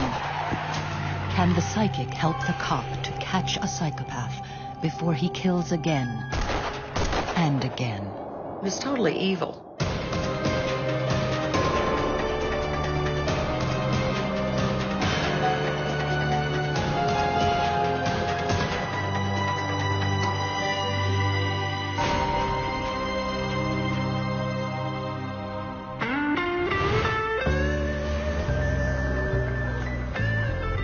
Perched on the banks of the Mississippi and home to the blues and rock and roll, where Elvis lived and died. Memphis, Tennessee is one of the most famous cities in America. Memphis is like the capital of the Mid-South. It's completely different from the rest of the state. We have the river. We have the blues. But Memphis is also one of the most dangerous cities in America. It's a city with a long tradition of crime and violence. Memphis was always known as a fairly violent river town. In fact, during one period of time in the 20s, Memphis was one of the most violent cities in the United States. Anywhere from homicides to assaults to prostitution to work in the street. There was a lot of drugs. There are parts of South Memphis that you don't want to go. August 15th, 1988. 25-year-old Sharon Denise Moore is working the street in the notorious South Memphis red light district. But her last trick turns deadly. She is shot at point-blank range with a .32 caliber handgun. It's the 95th murder in Memphis that year. It doesn't take homicide detectives long to line up a prime suspect. Two witnesses finger a man named Larry Ward. They had canvassed the area and sent some people back out to where he had been and actually had statements from two witnesses who basically tied him to the victim prior to her death. And he left with her and came back by himself and had a pistol. Cops soon track Ward down and corner him close to the scene of the crime. After a brief chase, he is quickly arrested. They felt that they had a pretty good case on him, and that's the reason he was charged. The very next day, however, the routine homicide takes a bizarre twist. Carol Pate, a psychic visiting Memphis on vacation, has an unexpected and disturbing vision about the murder, even though that murder has not been made public. I got a vision, intuitive knowledge, if you will, that there was a serial murderer on the loose in Memphis. Hi, I'm looking for Captain. She immediately calls Captain Ken East of the homicide squad. A lot of police departments really don't like to get involved with psychics, but I've always been open-minded. I told him that I had this vision of this serial murderer and that he was stalking and pursuing prostitutes and shooting them.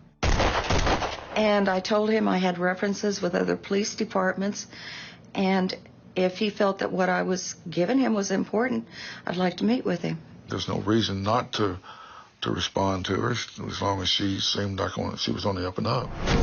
Carol Pate uses a technique known as psychometry to connect with her paranormal subjects. An actual photograph of a crime scene contains the signature frequency of both the victim and the murderer. When she touches it, She says she can tune in like a radio to receive information. I can then go into the past, present, future. He showed me some photographs, crime scene photographs, and I began to get some information. Number one was I knew that he had arrested the wrong man. The wrong man. Is it possible Larry Ward is not the killer? Or has the psychic made a mistake? The witnesses had said that he was in there bragging about shooting the girl. So we knew we had the right man. There was just no doubt about it. It didn't really make a lot of sense to him. Nothing to back up the information that I had. And I told her I appreciated it, and if we had anything come up, I'd call her. I felt like I would hear from him again.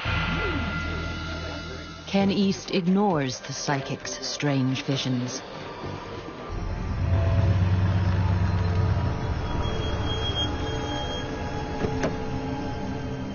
Six weeks later, another prostitute is murdered.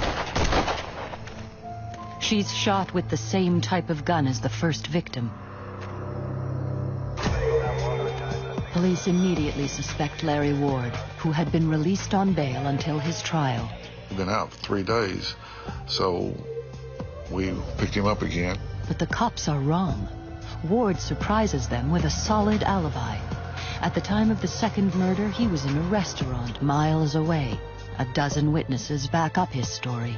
It doesn't make sense because here you've got him so well on the first one and with witnesses, and so we go back to those same witnesses and re-interview them and offer them a polygraph, and it turns out they were mad at him and they lied on him.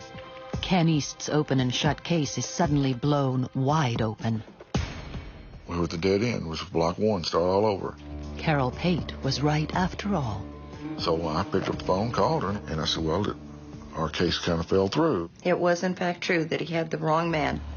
2 murders, and Memphis homicide has no suspects. Now Carol Pate makes a chilling prediction. This was a serial murder. This was not going to be 1 or 2. It was going to be more. This time, will the police listen? In South Memphis, 2 prostitutes have been shot dead. Police arrest a suspect, Larry Ward. But psychic Carol Pate tells a homicide detective he's made a mistake. Further investigation proves she's right. It was in fact true that he had the wrong man in custody. Now, desperate to catch a killer who had already struck twice, and with nothing to lose, Captain Ken East reconnects with the psychic. He wanted to know if I'd be willing to come to Memphis to go to a crime scene. I said, sure, if that'll help. Okay, great. Even so, Ken East decides to keep his meeting and his relationship with Carol a secret. Some of the investigators that were working on the case, they work hard on it, and if they think that I'm having them follow up on leads from that's given to me by psychic, they're not going to be happy about it. Ken and Carol meet at the scene of the second murder. 28-year-old Laria Ann DeBerry had been shot twice. The bullets confirm she had been shot with the same gun as Sharon Moore. But who pulled the trigger? Can the psychic help the detective? Okay.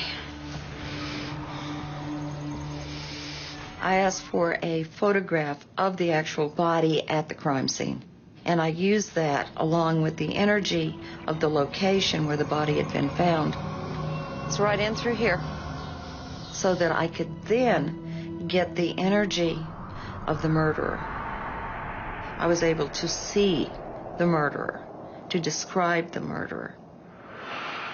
I saw an Afro-American man in his early 40s. He had a goatee. He had more refined features. Wiry build, 5'8", 5'9". Ken East takes notes on everything the psychic says. That's a lot of description from anybody, even a witness. Now Carol Pate's insights take her inside the mind of a killer. This man is a multiple personality. But the murdering personality is named Al. She doesn't know if that's what part of the name that is, but that's Al. She's coming up with that. Carol sees two opposite personalities in the killer. I got a shy personality, the true personality. But Al was a very strong, violent, evil personality. Al wants to take over. Carol's vision of Al is chilling. He is compelled to kill. This was a serial murder. This was not going to be one or two. It was going to be more. Ken East isn't taking any chances. He decides to use the psychic's description of the murderer in his investigation. It would give us more to talk to the witnesses in the scene where the prostitutes were hanging out. The more you give, the more they'll give you back. He's not done. The psychic and the cop agree to keep in close touch. Ken gives Carol photographs of the crime scenes and the victims to tune in on any new visions of Al. I said, you have an open line to me. You call me if anything comes to you. What I was looking for when I was tuning into the energy is what we could do to catch him. What was his next move? Who was his next victim? Where was it going to be? They don't have long to wait. A week after the DeBerry murder, the badly decomposed body of another prostitute, 30-year-old Linda Tratt, is found hidden in an alley. We knew there was something fishy because the prostitutes were being killed. With this discovery, the homicide investigation is expanded. Sergeant John Garner is put in charge. That case was assigned to me, and then I inherited them all and became the lead investigator on all the cases. With the body count rising, John Garner and Ken East both suspect Carol Pate's prediction is true. A serial killer is stalking prostitutes in South Memphis. We felt sure if we didn't get on top of it that there would be some more bodies found. 10 days later, there is another shooting. 22-year-old Tony Thompson, a transvestite dressed as a woman, is driven to a remote street corner, dropped off, and then shot twice. This time the killer makes his first blunder. Tony is badly wounded, but alive, the first real witness. He'd been shot 2 times, and 1 bullet was still in his body. So we took him to the hospital and had the doctors remove the bullet, and they did match. Tony Thompson is able to give police a detailed description of his assailant. Incredibly, one that matches the description Carol Pate gave to Ken East. A lot of sketches don't turn out to be exactly like the person looks either, but that sketch kind of fit her description that she'd given, and I was impressed with that. Meanwhile, using materials sent to her by the detective, Carol has more visions of the murderer, but she has difficulty seeing past the killer's evil personality, Al. Al was overwhelming. I couldn't see where he lived because when he would go home, Al would go away. And here would be this shy, quiet man that barely had a handle on sanity. Prostitutes on the street confirm Carol's and the transvestite's description of the killer. We showed our sketch, and some of the ladies of the night had seen this man. But investigators still don't know who he is. What the police, the psychic, and the prostitutes of South Memphis do know, however, is that the killer is getting bolder. 6 days after Tony Thompson is shot, 37-year-old Joyce Thomas is killed with the same gun in the same area. When the third murder came in down on Peebles Road that was tied to the 32, we had bullets compared, and we knew all 3 came from the same gun. With the third killing, police released the news to the public. There is a serial killer in South Memphis. TV reporter Kathy Thurmond Edwards was assigned to cover the story. And all of a sudden we have this on the news and a serial killer. It was quite bizarre. 3 months have passed since Carol Pate told police that they had arrested the wrong man for the murder of a young woman. It's now clear that a vicious killer matching the description that the psychic gave Captain Ken East is targeting prostitutes in a South Memphis red light district. can the cop and the psychic catch him before he strikes again? He was totally evil and violent, incredibly violent. A serial killer is shooting prostitutes in South Memphis. 3 women are now dead. And psychic Carol Pate has given a homicide detective an insight into the mind of the killer. This man is a multiple personality, but the murdering personality is named Al. This was not going to be 1 or 2. It was going to be more. With each shooting, police intensify their investigation. The time between each murder is getting shorter. With a serial killer on the loose, all of Memphis is on edge.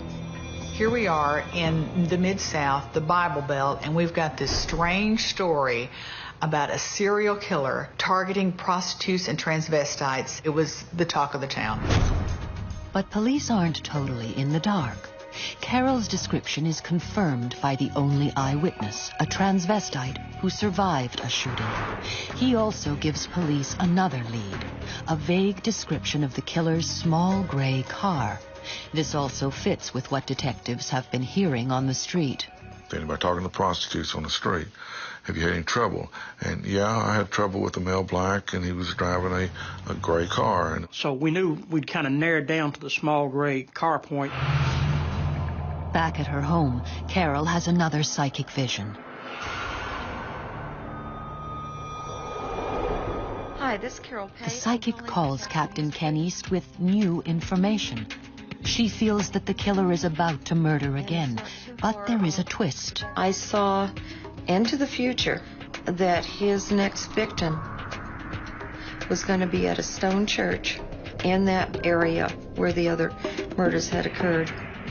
I didn't think we could stop the murder, but I knew that he could be captured because of the stone church. We have several that fit that description, and they were downtown area. We passed this information on to the uniform patrol and the vice squad and told them to be on the lookout. Armed with the information, police step up patrols in the area. But despite that increased presence, the very next night the killer strikes again. He shoots another transvestite, 30-year-old Mark Eric Lewis, near the Claiborne Temple, the oldest and biggest stone church in Memphis, just as the psychic had predicted. But again, he only wounds his victim, and Lewis is able to run for his life and call for help. The next day, Lewis relives his ordeal to reporter Kathy Thurmond Edwards. All I could see was fire.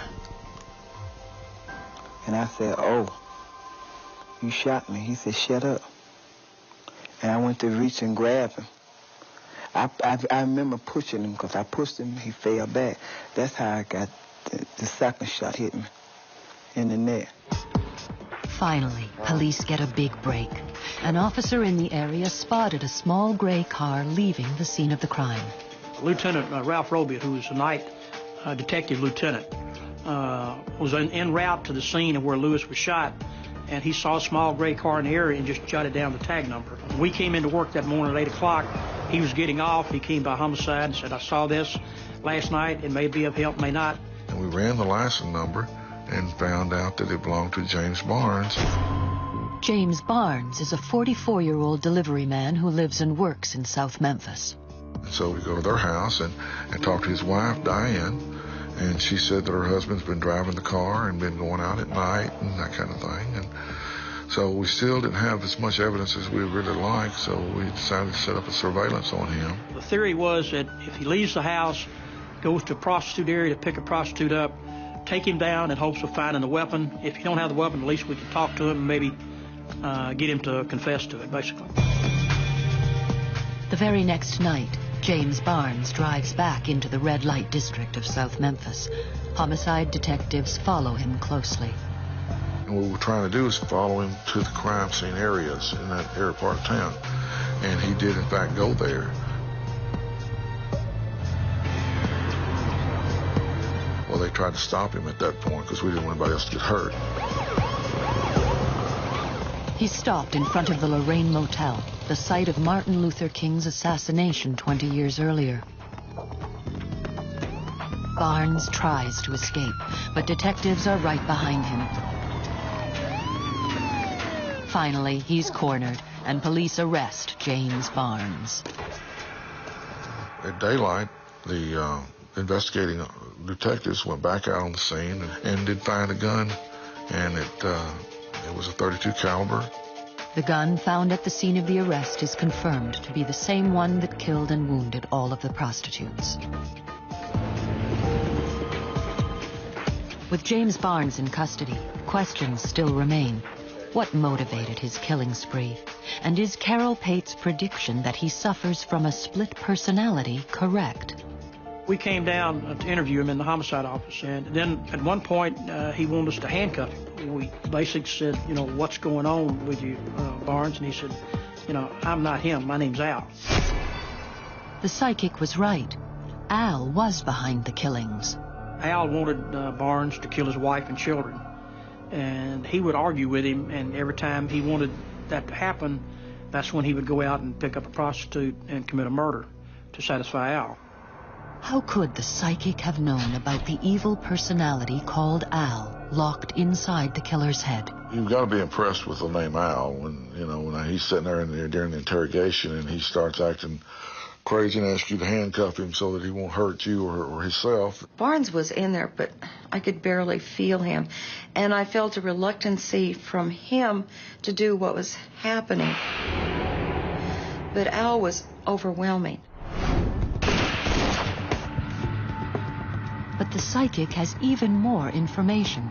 2 weeks after Barnes is arrested, Carol Pate calls Ken East back with a vision. Ken, I think I have some more information for you. I saw that he had taken clothing of another victim and had left it on the banks of the Mississippi. It's between a church, a small church, and the old bridge.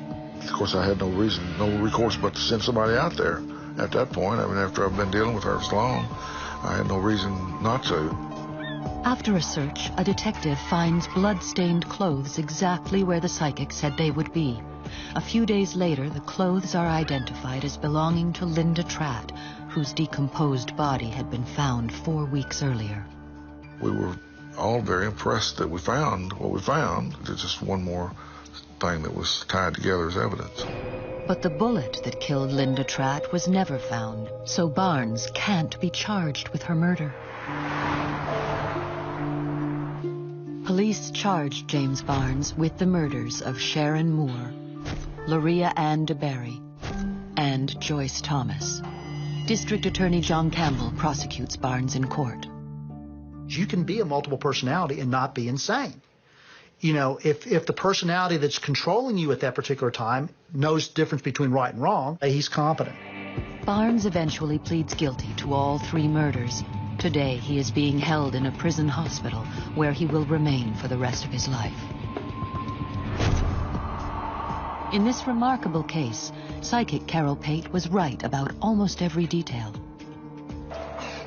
The police did arrest the wrong man. She provided an accurate description of the killer. Wiry build, 5'8", 5'9". She knew he had multiple personalities and that the personality behind the killings was named Al. And she predicted that he would be caught near a stone church. She even made a believer out of Captain Ken East.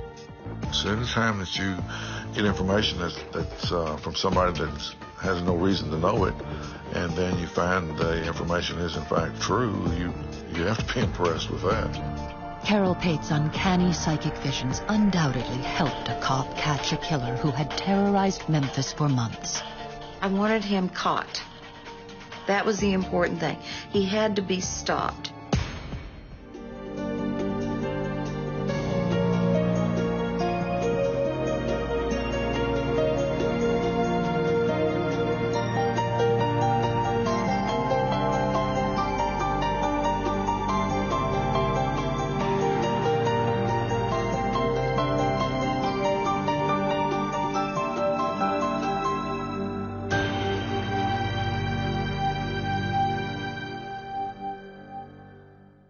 In Homestead, Pennsylvania, someone is raping elderly women in the dead of night. That was a despicable crime. Certainly a lot of fear. Police have clues, but no suspects. Somebody that we knew and that was just getting off, watching us. Then a psychic has a vision of the attacks. Horrible violence and screaming. And the attacker. This guy was like Spider-Man. She also makes a chilling prediction. We were going to have a murder rather than a vicious assault. Can her mysterious visions help the police to catch a rapist before he becomes a killer?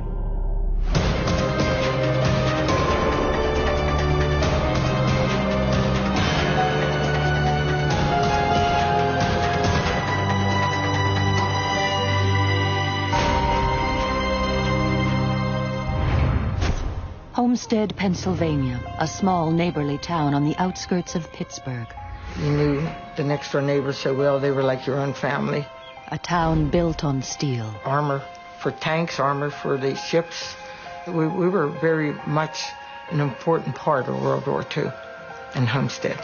But in the mid-1980s, U.S. Steel is leaving Homestead, and with it, 15,000 jobs disappear. It sort of was like a death blow to Homestead. And something else is unraveling the fabric of this close-knit community. A rapist is attacking elderly women in their own homes in the dead of night. It's like somebody raped my mother. The first assault took place on August 10th, 1983. An 86-year-old woman living alone is attacked and raped in her bedroom. Detective Tom Hobart is the first officer on the scene. Most people in the town knew each other. If you didn't know them, you knew family members. You knew someone associated with that family. That was a despicable crime. We'd take a lead and we would exhaust that lead. We worked that case for a number of years, and it seemed like at everything we were doing, we were running into dead ends. No arrest is made and the case goes cold. But 2 years later, a 61-year-old woman is raped in her second-floor bedroom, a carbon copy of the first assault. I was born and raised in this town. The first two victims I knew personally. These are our folks. These are our people. We knew them. We knew their sons, their daughters. People tend to forget. They didn't immediately associate the two crimes. We, however, associated immediately just because of the MO, if you will. Though police know the rapes are connected, they have no suspect. The victims never saw anything. The victim would awake with him placing something over their face, whether it was a pillow, a blanket, whatever he could. But he always covered their face. We knew fingerprints matched, but we couldn't match them to anybody at the time. We had serology matches and pubic hair samples. Forensics evidence told us that he was a black male. We knew he was a rather large man. The victims, when they would describe, they'd actually use their hands and say, you know, I grabbed him and his arms were big. You take a small area that is saturated with dogs and none of the dogs barked. We knew that this individual responsible lived in the immediate neighborhood. He was probably a younger man because his method of entering these homes, he had to be strong, he had to be agile. Forensically, we had the evidence from the very beginning. We just didn't have a suspect. But you got to imagine, other crimes go on. We're a small town, a small department, so we had to pool resources as we need them. We couldn't let the rest of the town suffer because of these incidents. The rapist leaves clues, but the police still have no suspects, and there is no arrest. Then, 18 months later, a third attack. A 75-year-old widow raped in her second-floor bedroom. Evidence was pointing to one person that they realized they had a serial rapist on their hands. The interviewing the women broke your heart. It was very, very embarrassing for them to sit down and talk to me. I was a young man. It just became very personal. Saving this community was our mission. The frustration had set in from not being able to find the assailant. I don't think Hobart went home for a week. I mean, when he did go home, I had to order him home. With the culprit still at large, Detective Hobart does something unusual. His brother met a psychic at a party and suggests she might be able to help. He's very skeptical of psychics, and he had went to a party in the Greensburg area, where Nancy's from, and he had met her at the party, and that she was a psychic, and she did a couple neat things that he thought were pretty neat. We chased all our forensic leads down. We hit dead ends with those. And when you ask a policeman how to do something, you get a police response. Policemen think the same way. We may as well get someone in from the outside who can give us a new perspective. Whether it was good information or bad information, it was going to be new information. And when he gave me this idea, I thought, why not? You know, I kind of fluffed it off at first, and then I realized, you know, he's serious. And I said, hey, let's go for it. See what can happen. It certainly couldn't hurt. Nancy Meyer is a psychic who specializes in what she calls ranging. What I usually use when I'm working on cases is the environment itself. The whole environment absorbs what happened. It runs as a movie, but I'm in it, and I can pull the information out. I contact Nancy, and I asked Nancy if she could meet with me, maybe provide me with whatever she could do to help. Give me a time and I'll be there, because these women who were being assaulted were the age of my own mother. I had hoped that Nancy would come in and say, here we go, this is the guy you're looking for, let's go knock on his door, and I'd open the door and I'd arrest him and the case would be over. That's not what happened. But before the psychic gets a chance to meet the detective, there is another rape, just 2 weeks after the third. A 64-year-old woman is viciously assaulted in her second-floor bedroom, but police still have no one in their sights. When they finally meet, Detective Hobart tells the psychic nothing about the case. I wanted her to be able to come in and tell me something, not me tell her. She did request that her and I walk the general area because she said that she would get a better read, a better vibrations on what she was looking for. I walked several steps behind Nancy and let Nancy lead the way. As they walk through the 2-block area where all 4 of the rapes occurred, Nancy Meyer appears to tune in on the crimes. Several times, she stopped right in front of one of the homes and would say, I'm getting some bad feelings from this house. The assaults were so bad, it came right through the walls of the house. Okay. Somehow, Nancy Meyer is able to pinpoint information that only the police knew. Remarkably, she is able to tell the detective in which homes the attacks occurred. Picking the homes where the assaults took place. It was uncanny. She was saying things that no one told her, but I knew to be fact already. And now Nancy claims she can see the actual attacks. In the images, I saw that he was African American. It was his neighborhood. He knew the streets. He knew how to get from one house to the other. He even recognized the people. And then I'd be looking up at the side of the house, realizing this guy was like Spider-Man. He climbed drain pipes. He went up the sides of houses. He was going in second-story windows. He clearly enjoyed the risk. As to how that entry was made were very, very accurate, as if she almost knew what had taken place. He would come in the window, and he would stand for a while looking at his victim sleeping. And it was very clear by the time I got to the 4th property that I was picking up the exact same thought patterns on every single one of those properties. There was no deviation. But what she tells the detective next is something he didn't know. It was a street light, and as he turned to look to the street, I got a good visual of his face. So I asked her, I said, if you could draw, could you draw him? And she said, yeah. And I said, holy hell, we got the break we've been hunting for. But is it enough to stop a serial rapist before he strikes again? In Homestead, Pennsylvania, a faceless rapist is targeting elderly women in their homes. Stymied, the police call in a psychic for help. Whether it was good information or bad information, it was going to be new information. Who claims to see the attacker's face. And as he turned, I got a good visual of his face. Something no one up to now had been able to do. We got the break we've been hunting for. Because Nancy's psychic description of the rapist is so specific, Detective Hobart brings in a police sketch artist. He's got a broad face, the eyes. Mainly we use composites and sketch artists to eliminate people more so than who it is, it's who it isn't. Most people have seen the overlays that are... We actually had a sketch artist that did the drawings. He changed whatever Nancy was feeling that wasn't right. He changed. He has this leather hat. Every time I visualize him, he has his hat on.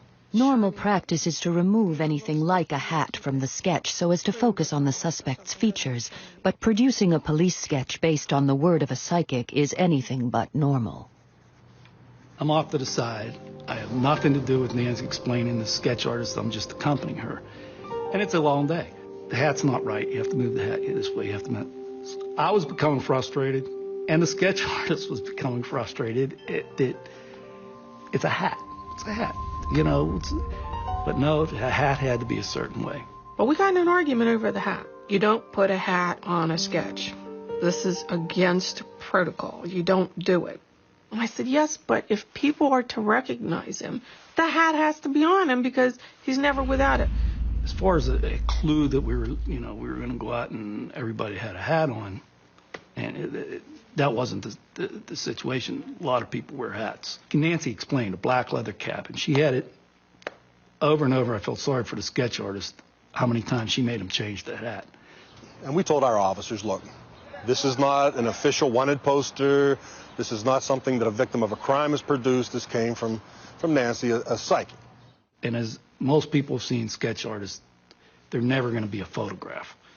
But we were still looking at this saying, hey, it's better than what we had. A very broad nose at the bottom.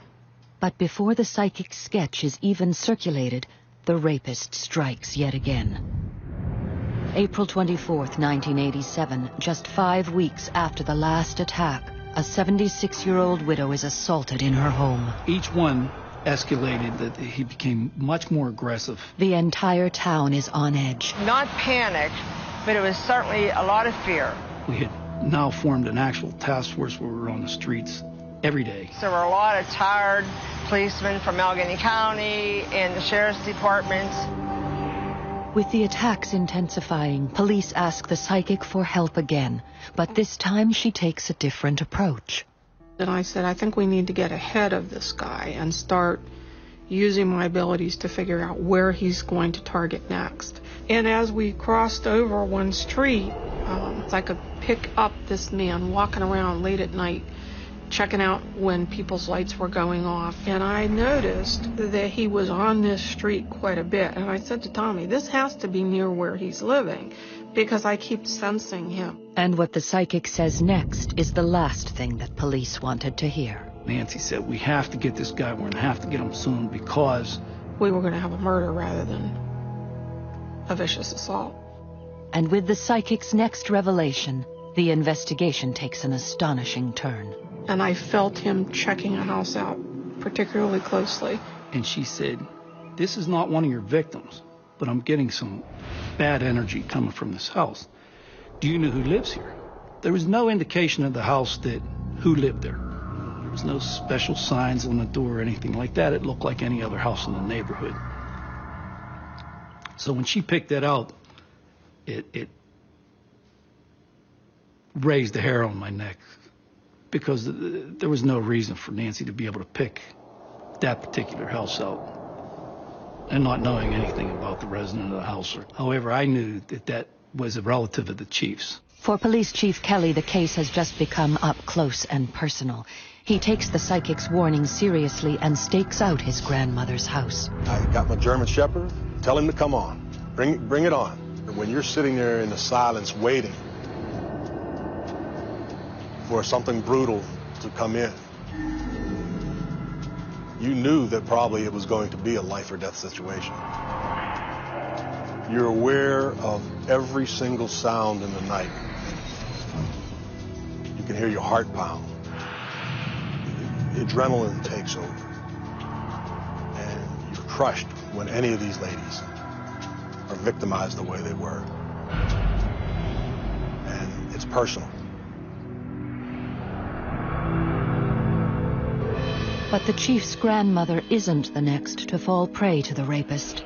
2 weeks after Nancy's chilling prediction, on a hot June night, an 86-year-old woman living just yards from the chief's grandmother becomes victim number 6.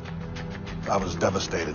It was at a lady's house who shared the same alley and the same ethnic last name. In fact, they were related. It was like, ha ha, I know you're here. I can still do it. Despite working night and day, police appear no closer to capturing this elusive predator. Many times, I would get up out of bed, come to Homestead, hide in an alley, sit in a car, sit on the side of the road, hoping that I would see something. The police were passing out boat horns for the women, 200 of them in fact, so that they could blow a horn at least and have the police come because they were loud horns. They were advising people to buy dogs. We were doing everything humanly possible. The residents were living in a lockdown fear. It wasn't a community that has whole house air conditioning. It was hot. It was summertime. It was blazing hot. They couldn't open a window and put a fan in the window for fear that someone would crawl through that window. They lived in jail while the perpetrator was probably walking around watching us. And we had to catch this guy. I was riding up the hill and I saw this elderly lady that I knew carrying some grocery bags up the hill. And I stopped and I says, come on, get in, I'll ride you home. It's just too hot. And you shouldn't be walking in this hot day, you know. It gave her a little bit of hell. And when I dropped her off at her house, I personally had said to her, check your windows and just be careful. And she says, okay, you know. I just walked into the station and Chief Kelly said, we had another rape yesterday. And I said, oh man, like who was it? And he mentioned the name, and it was a lady that I had taken up the hill. Despite the mayor's warning, on August 25th, the 76-year-old lady became the 7th victim. It was 2 months after the 6th attack, but this time the violence has escalated to a dangerous level.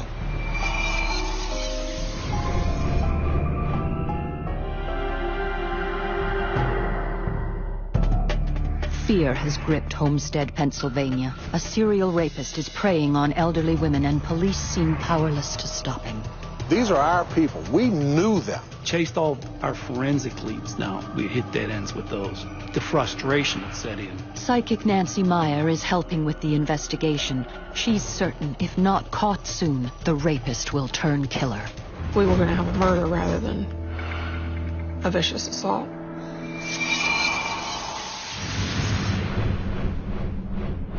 At the scene of the last rape, they had found a large knife on the steps of her home that he had threatened to cut her throat if she didn't stop fighting. We were convinced 100% that we were dealing with somebody that we knew and that was just getting off, watching us. But it was, again, looking for that proverbial needle in a haystack.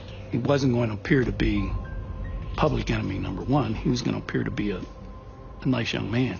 With the investigation hitting a wall, Detective Hobart again contacts the psychic. After the last victim, Nancy and I spoke again. I was eating, sleeping, and drinking this case, along with other officers. I wasn't the only officer doing that. I'm sure that my frustrations of being unable to locate this guy were starting to show. And I said, Tommy, you're going to have him by next week. It's going to be over with. You're going to arrest him. You won't need me anymore. I'll believe that when I see it. And but he said, gee, I hope you're right. I said, I hope I'm right. I hope this nightmare's over with. And then, the break the entire town has been waiting for. None of our victims had anything ever taken from them until our last victim. One of those items was a shotgun. The phone rang, 3 o'clock in the morning. It was a guy I know, and he said, I know who you're hunting for. I said, come on. They took a shotgun last night, didn't they? We never publicized that. Never. And he said, it's over Steel City Arms over in Braddock. The guy's trying to sell it. I can set it up for you. The informant sets up the buy, and the police, armed with the psychic's sketch, stake out the pawn shop and wait. When the suspect arrives and takes back possession of the gun, the police are there to arrest him. And I had the sketch sitting next to me on the seat. And he turned and kind of looked at me. I said, this was like a photograph of this guy. And of course, at the time, my belief in psychics went sky high. When he did return and when he did take back custody of the shotgun, they were there to arrest him on a charge of receiving stolen property. And to this point, they didn't have his fingerprints. We brought him into the police department. Mirandized him, his rights, rolled his fingerprints. We had a district attorney there advising us to make sure that every move we made was calculated, that there's not going to be any mistakes. This man is going to go to trial. There's not going to be any motions to suppress. There's not going to be any technicalities to walk on.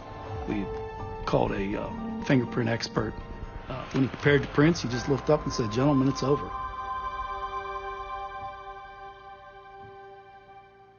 You would have thought everybody in the room would have been high-fiving or yelling or screaming. Wasn't a sound in the room. Matched the fingerprints, and all the forensic evidence on down the line matched. After 4 years and 7 vicious attacks, the man arrested is 22-year-old Dennis Foy. Unemployed, Foy lived with his parents on the same block where one of the rapes occurred.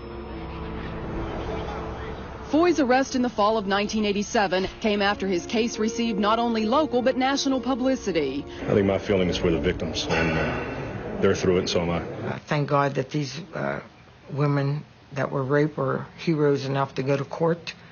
You saw 3 widows and a woman who had never married, who had told police she in fact had been a virgin, a 76-year-old woman, had to testify in detail. A year later at his trial, Foy faced the women he violated. In court, the jury hear the intimate details of Foy's trail of terror. He knew his victims and staked out their homes, waiting for his chance. He broke in by scaling the side of a house and entering through a second-floor window. Inside, he attacked the defenseless women and stifled their cries for help with a pillow or whatever else was nearby. Sometimes he tied their feet and hands. He threatened his final victim with a knife. The judge described his acts as unspeakable. Foy is convicted on all counts and receives 100 years in maximum security prison. With no inside knowledge, how could psychic Nancy Meyer have known so much about this case? She knew the attacker was African American, lived in the neighborhood, and knew his victims. Through her psychic ranging, she described how he entered each home through the second-story window, and she correctly predicted when the investigation would be over. And what about that hat? When Dennis Foy was arrested, he wore a hat eerily similar to the one Nancy had the sketch artist draw. If you're gonna put a hat on somebody, you put a hat on, whatever. But she wanted it tilted a certain way. She wanted it to be to cover a certain part, the head. The things that amazed me is she hit so many things right. And the last thing was the hat. She just hit, the hat was just, it was there. It was the way she described it and painstakingly described it. Today, Homestead, Pennsylvania is bouncing back from economic downturn. We haven't bounced back to where we should be, but we had a developer that bought the U.S. Steel property. Right now it's called the Waterfront. But no one can forget those 5 years when one man held an entire community hostage. These acts affect a lot of people. Thank goodness they caught him. Who knows what the next step might have been. You'll never lose that feeling, You'll never lose the feeling that you could have done more for these people. Just to do it for fun, I don't think so. It's not fun ranging assaults like that. There's nothing fun about it. But when it gets results, then it's worth it. She said we would have them, and it wasn't shortly thereafter that we did. So, you explain it.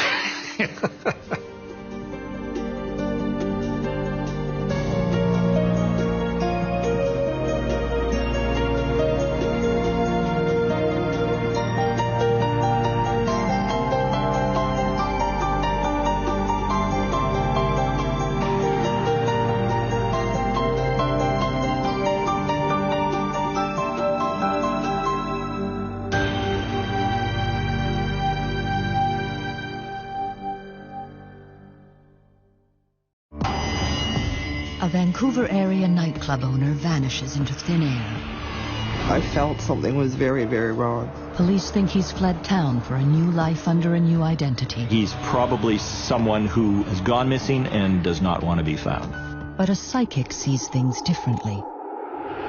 I felt that there was foul play. And his fiancée refuses to believe he'd ever leave her. It's like he was like the closest person to me. No way.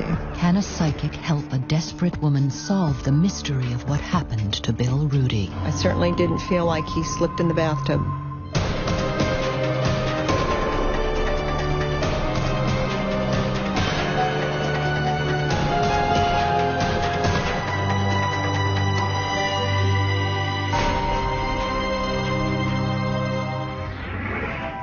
On Canada's Wild West coast, Vancouver, British Columbia is one of the most exciting cities in the world, especially when the sun goes down.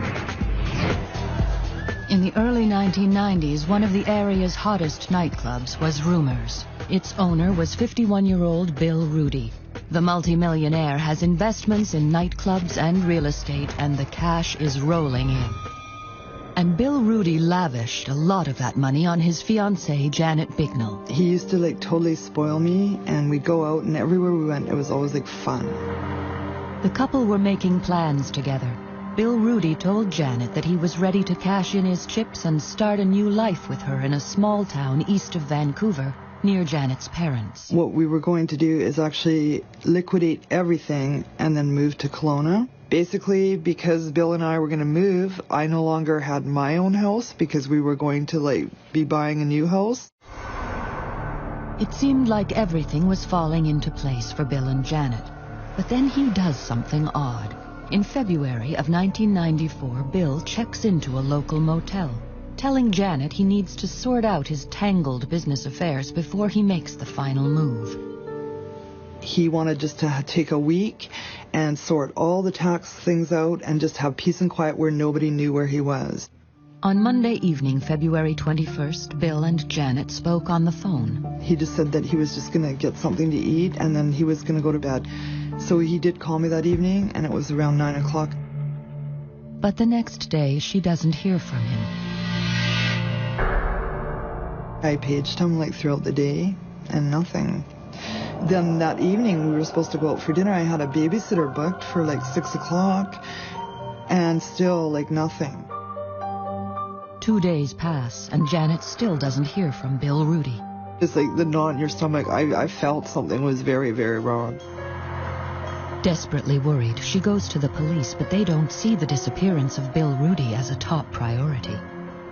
One of them even said, well, obviously if it was a child, we would take it more seriously. But when they're adults, people can just go away. But the police are obligated to do at least a routine investigation. They dig around a little and discover that Bill Rudy has one good reason to disappear. Bill Rudy had an ex-wife who he was still having some problems with and issues. And as they dig deeper, they begin to believe that Bill Rudy may be missing on purpose. Rudy was planning to get out of the business, had taken care of his debts, and he was ready to move on. But Janet refuses to believe that Bill would ever leave her.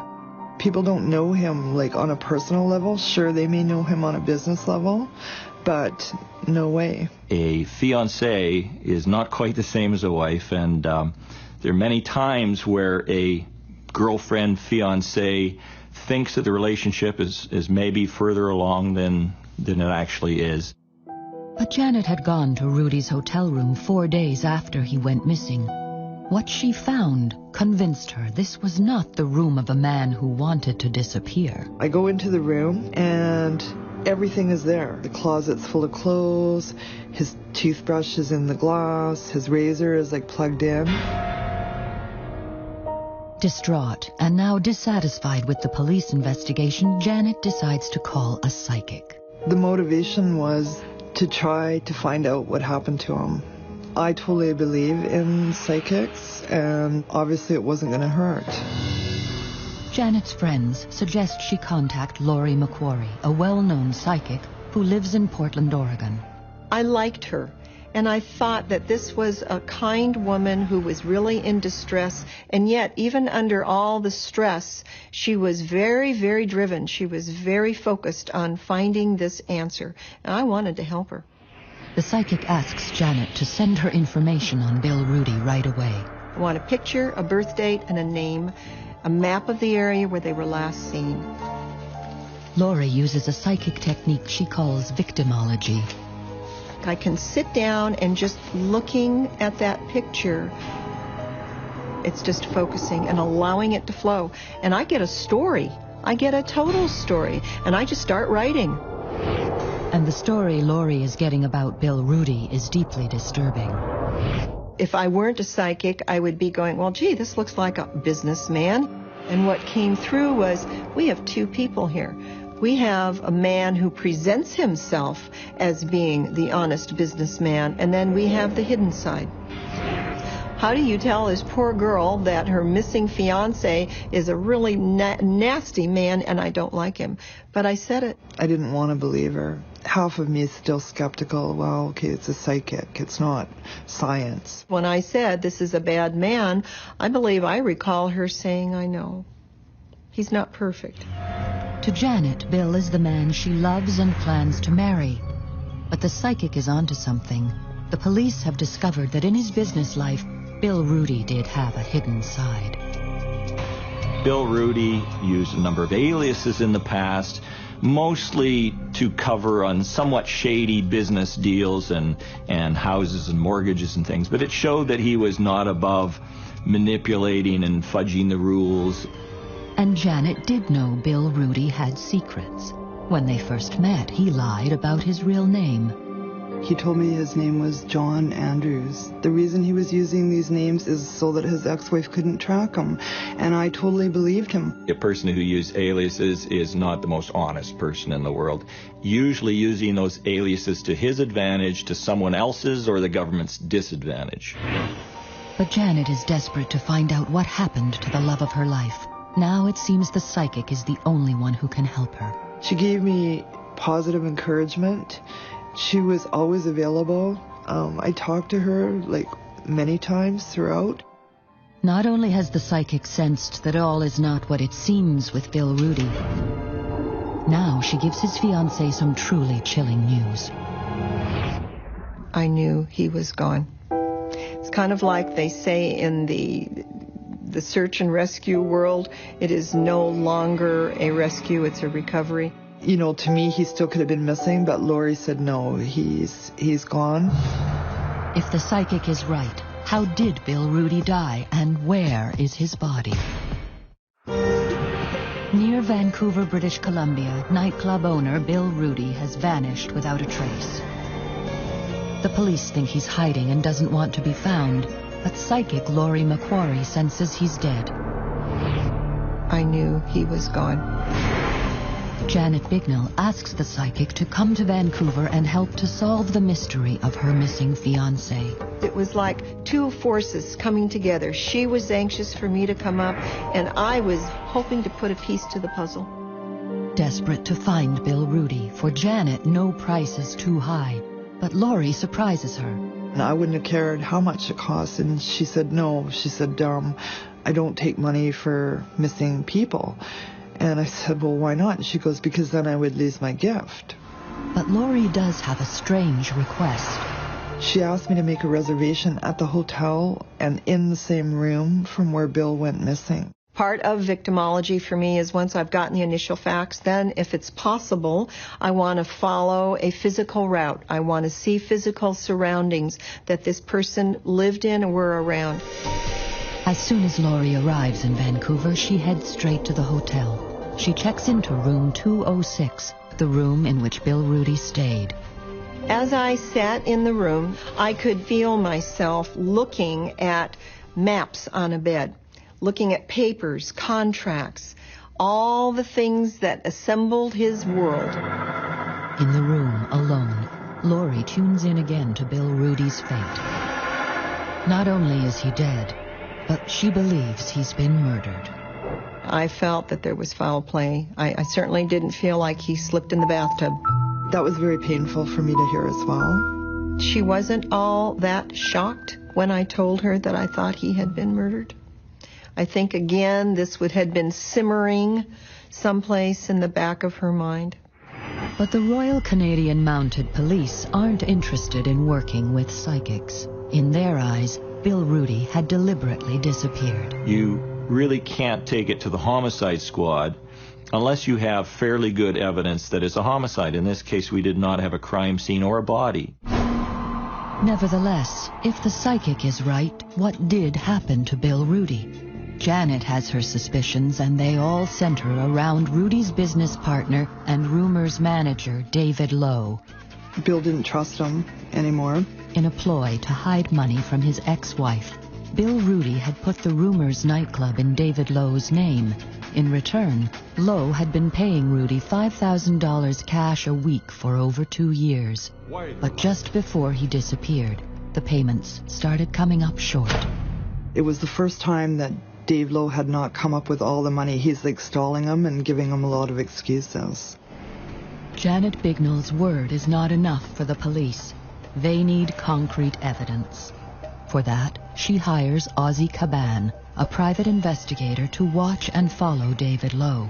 Based on undercover operations, based on street talk and everything else, that was the guy of interest to us. But even Ozzie can't uncover any new evidence, and Bill Rudy's secret life doesn't help. We had an individual with about 6 different aliases, businesses all over the countryside. We realize that we're dealing with a situation here that, shall we say, is a little shady, a little on the dark side. None of that, however, matters to Janet. All I wanted to do is find out what happened to him. To do that, she asks the psychic and the private eye to join forces. Maybe they can solve the puzzle of what happened to her fiancé. And Lori thinks the best place to start is at the nightclub. She wanted to see if she could feel Bill's energy, and I was scared to go. Ozzie thinks it's too dangerous for Lori to go alone, so he sends an undercover off-duty police officer to protect her. Lori and the cop shoot pool, but her mind is not on the ball. Her psychic senses are telling her details of Bill Rudy's death. I immediately knew that I was on the right track. Bill Rudy had died here. I knew it. I knew it beyond a shadow of a doubt. She says she can see how Bill Rudy died. And she says it was a brutal murder. I felt that there had been a blow to the back of the head. I didn't feel like he had a one-on-one confrontation knowing it was coming. I think it was up behind him and total surprise. If Bill Rudy has been murdered like the psychic says, was it his business partner? And where on earth is Bill Rudy's body? The psychic believes his body has been dumped in the woods. What I felt was really surrounding him as, laying there in whatever state he was in was definitely rural.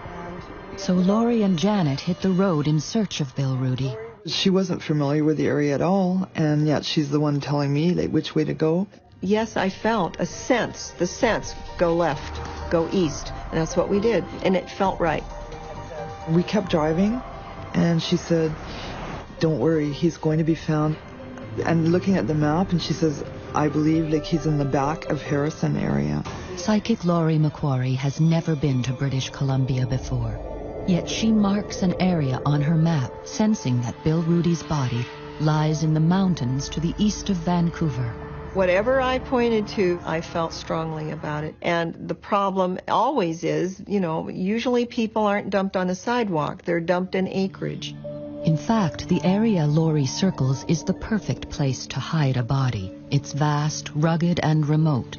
They drive all day, but the psychic can't seem to zero in on the exact location of his remains. I didn't think we were going to find him that day, but I would have been pretty excited if we had found his glasses or his jacket. Though they come away from the wilderness empty-handed, the psychic is convinced her vision of Bill Rudy's fate is right. But 2 weeks later, there's another twist in the tale of Bill Rudy. His van is found, abandoned at Vancouver Airport. For the police, it's further evidence that he wanted to disappear. And they said, well, we've located his vehicle. We found it at the airport. So obviously he's left the country. You find a vehicle there, and that's a pretty good indicator that he's gone to the airport to leave. But when Janet picks up the van, what she discovers tells her it wasn't Bill Rudy who drove it to the airport. The music was totally loud. Okay, well, that's not Bill. And totally on a radio station that Bill, it was heavy rock or something, and just really, really loud, right? And it's I had an eerie feeling driving that van too, right back to Surrey, so. Has Bill Rudy been murdered? Or has he vanished of his own accord to start a new life under a new alias, as the police suspect? At great cost, Janet remains convinced her fiancé would never leave her, and she continues to search for him. I just stopped working until I could find out what happened to Bill. So I lost my career. Ultimately, I was evicted from Bill's house with like 3 days notice, and I spent all my money. And I remember my dad said to me, you can spend the rest of your life going through the bush looking for him, and you may never find him. And so I was coming to that point, and I never thought he would be found. Months and then years pass, and the case cools and finally goes stone cold. Then, on September 27th, 1996, 2.5 years later, a logger makes a grisly discovery. And I looked over and I couldn't believe it. I found a skull. Suddenly, the Bill Rudy case is red hot. 2.5 years after Janet Bignell's fiancé, nightclub owner Bill Rudy, disappeared, there's a new twist to the story.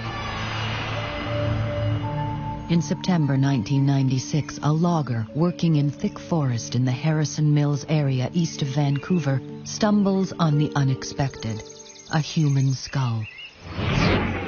Psychic Laurie McQuarrie says Bill Rudy's been murdered and his body has been dumped in Harrison Mills. I felt that there had been a blow to the back of the head. Will she be proved right? The logger immediately contacts the RCMP. They find a suspicious crack on the back of the skull, but nothing to identify whose skull it is. The skull is shipped to a crime lab for DNA analysis. Because of a huge backlog, it would take almost 2 years for the tests to identify the remains. But when the result came in, incredibly, they confirmed the skull belongs to Bill Rudy. Psychic Laurie McQuarrie was right. Bill Rudy had been buried in the exact area she marked on a map 4 years earlier. Whatever I pointed to and drew a circle on, I felt strongly about it. What police thought all along was a missing person case is in fact now a murder. Forensics showed Bill Rudy was killed by a blow to the back of the head, again, just as the psychic had predicted. I could just feel it, like almost Bill was staying there not expecting it. After 4 years, the Bill Rudy case is now officially a murder investigation. In the case of missing persons, that file would be handed over to an active homicide unit.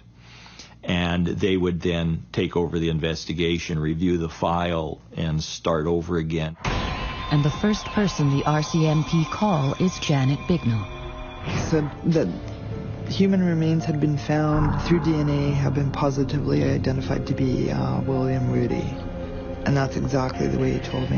It's really cold. But she's not prepared for what happens next. He brought another police officer in there, and then they started recording it.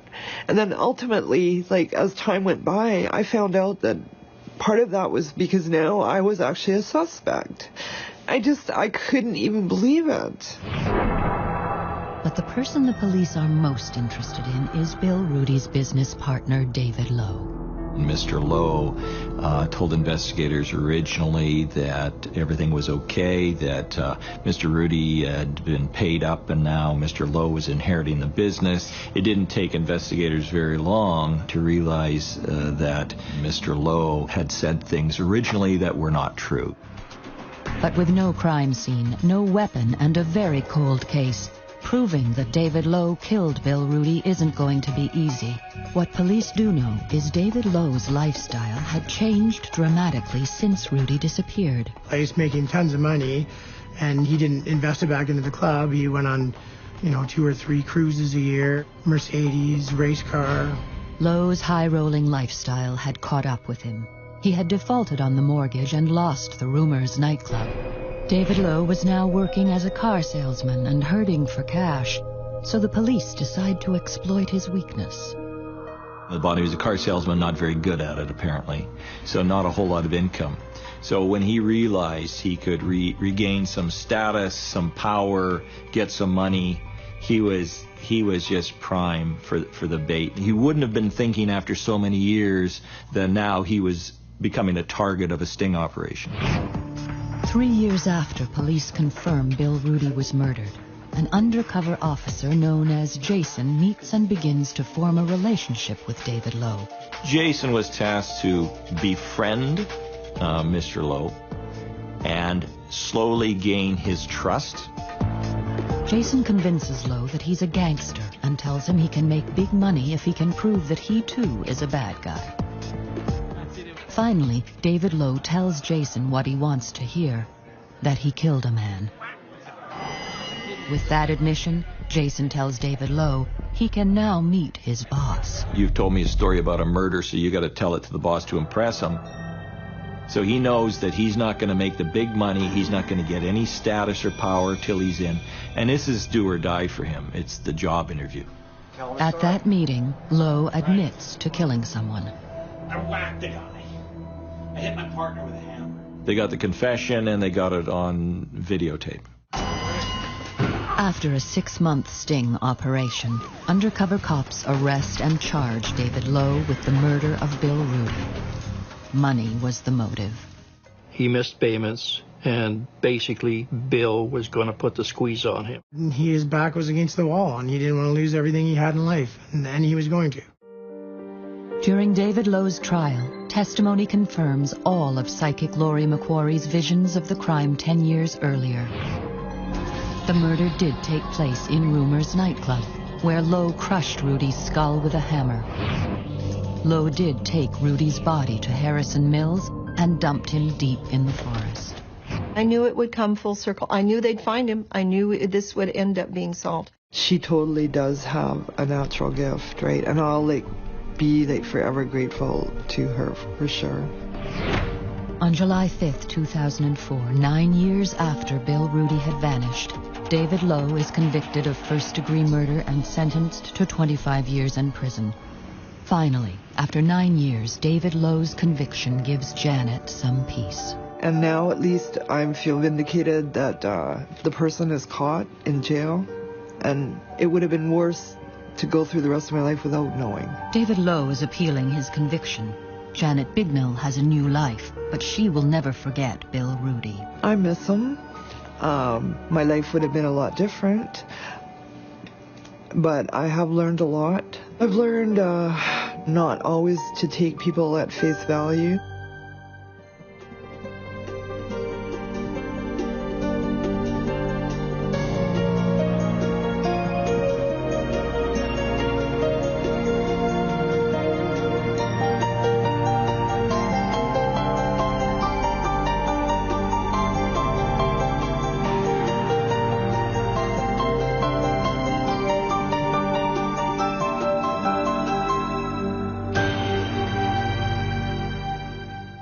It's the summer of '79, and someone is sexually assaulting young women in a Virginia college town. We concluded that we had a serial rapist. People were scared to death. Investigators have little to go on. We were desperate. We wanted any help we could get. Under the gun to solve the case, the police turn to a psychic. This rapist is apologizing to me. There's obviously some powers at work there. Oh my gosh, well, what are we into? Will the psychic help the police to stop a serial rapist before he becomes a serial murderer?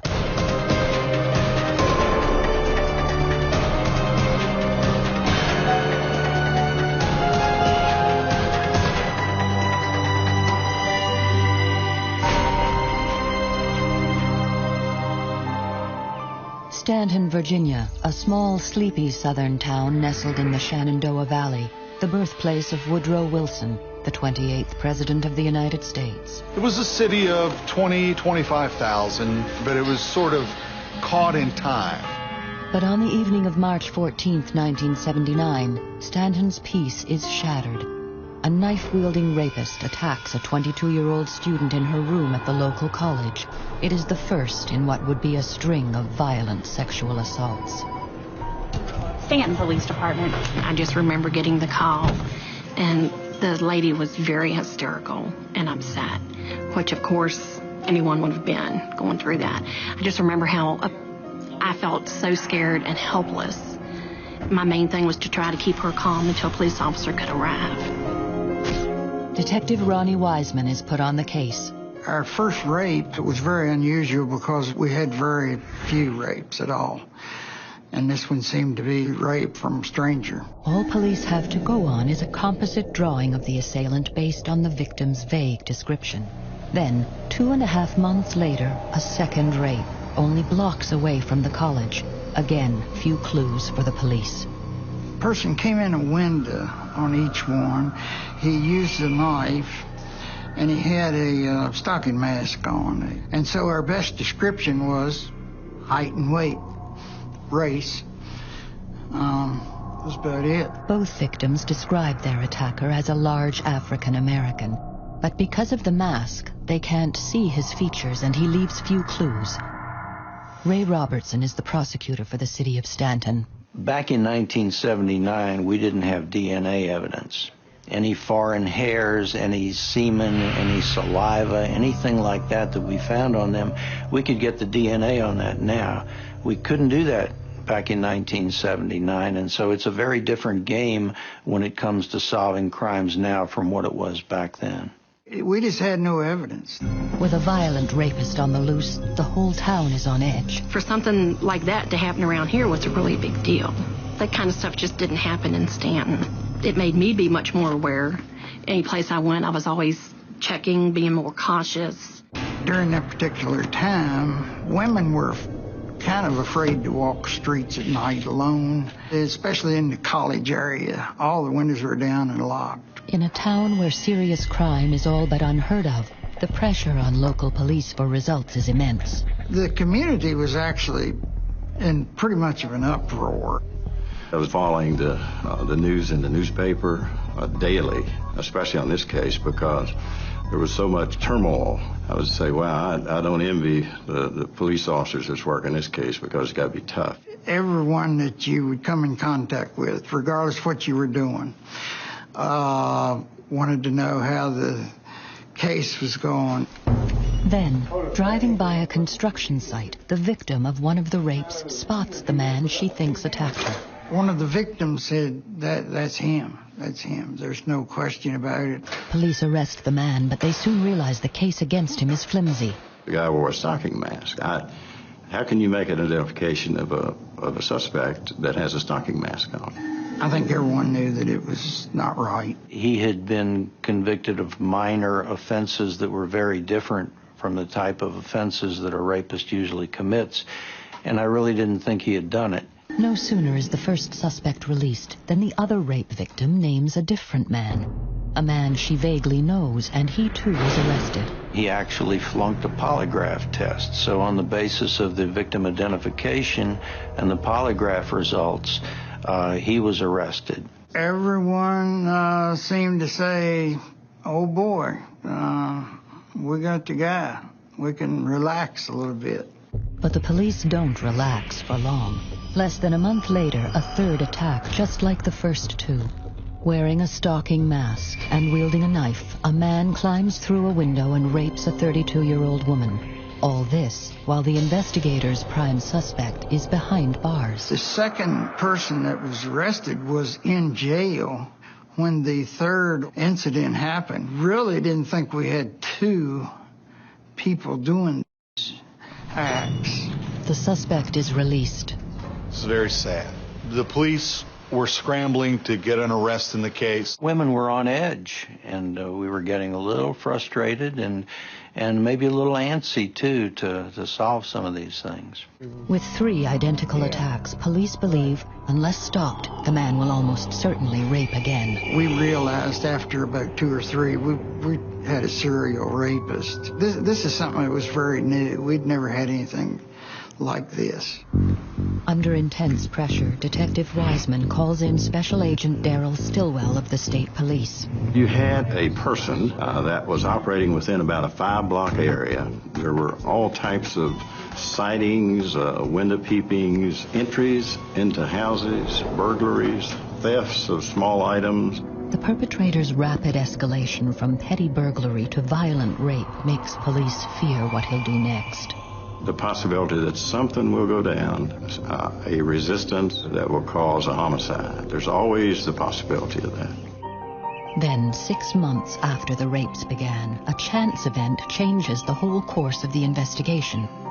Psychic Noreen Rainier arrives in town to give a talk at the local college about ESP and the paranormal. I had been teaching at Blue Ridge Community College, and at the very end of my lecture, a young lady stood up in the audience and asked me if I would do a public service. I said yes, and she told me that there had been a rapist in the town, and her sister had been one of the victims, and if I could hold her ring and see if I picked up anything. Noreen uses psychometry, a common psychic technique. It seems that object has memory or goes beyond memory, and I can see images in my head. Noreen holds the victim's ring while the student records her response. And I remember holding it and picking up several pieces of information that came into my mind. She had a tape recorder and was taping it. Despite knowing nothing about the case, Noreen immediately connects with the horror that is gripping the town. I felt this small, peaceful, beautiful community was terrorized, certainly the women, because of this rapist attacking again and again. Noreen also claims to see details of the actual crime. I remember seeing a stocking mask over... Desperate to see her sister's attacker brought to justice, the student takes the tape recording of the psychic to the police. Stocking mask. The cops are doubtful at first, but agree to listen to the tape. Like the student, they are impressed with what Noreen has to say. Noreen told us this guy had used a stocking mask and a knife in all his rapes. All the things that the victim had told us that never were reported in the media. Well, we were sort of in disbelief. How does she know this? Because these things weren't out. On September 2nd, a fourth woman is raped. The victim, a young woman who was babysitting for friends. And then, a few weeks later, the rapist, wearing his trademark stocking mask, strikes again, this time a 23-year-old woman. The public image of the Stanton Police Department plummeted. It was a worst-case scenario. With the attacks becoming more frequent and more brazen, the cops are willing to try anything, even a psychic. We were desperate. We wanted any help we could get. Dabbling in the paranormal to solve a crime is not conventional police procedure. We had no idea what we were getting into, and it was very new. I think that when the police first agreed to work with me, they had no clues, and he kept raping, and they had no information, so they thought, what do we have to lose? Can a psychic working with detectives help to track down a sexual predator before serial rape turns to murder? And we looked at each other and thought, oh my gosh, well, what are we into? In the summer of 1979, a violent sexual predator is haunting Stanton, Virginia. We concluded that we had a serial rapist. 5 violent rapes have been committed by a mysterious masked man carrying a knife. With few leads, the police have all but hit a wall. The public image of the Stanton Police Department plummeted. It was a worst-case scenario. In desperation, the detectives turn to psychic Noreen Rainier, who has offered to help. I was just nervous. I had never worked with the police before. Today, Noreen Rainier is one of America's best-known psychics. But before Stanton, she had never worked with the police. So my own concern was, will my mind be able to do what they want? The first thing investigators do is take Noreen to the home of the third victim, the sister of the student Noreen had met. We just let her go. Didn't say a word like, yeah, you're right, or no, you're wrong, or anything. We didn't chat. We just went, hello, hello, and I started working. We took Noreen to this house. About halfway up the steps, she said he came in that window right there. The rapist had climbed into the window and had touched the banister. Noreen's vision uncannily matches what the investigators already believe.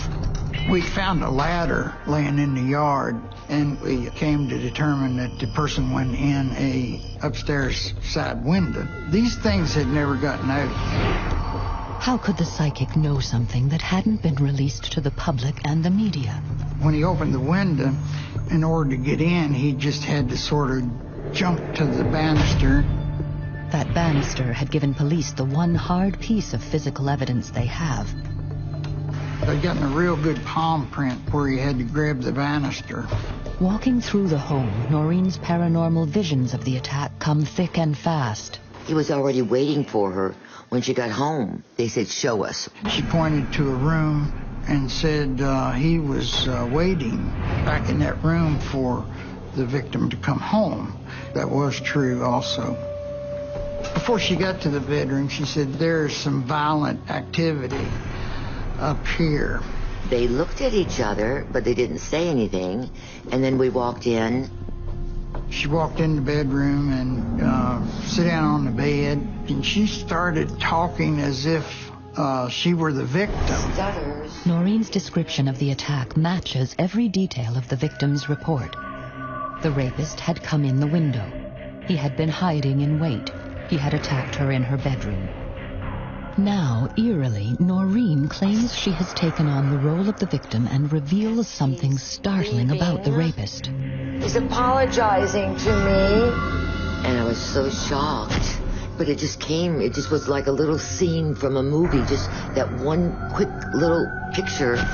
And I could hear his words. I'm sorry. This bizarre detail that the rapist apologizes to his victims is already known to the investigators. She was in a car accident. He spoke to each victim, carried on very apologetic conversations. And he apologized to some of the victims. It was very, very unusual.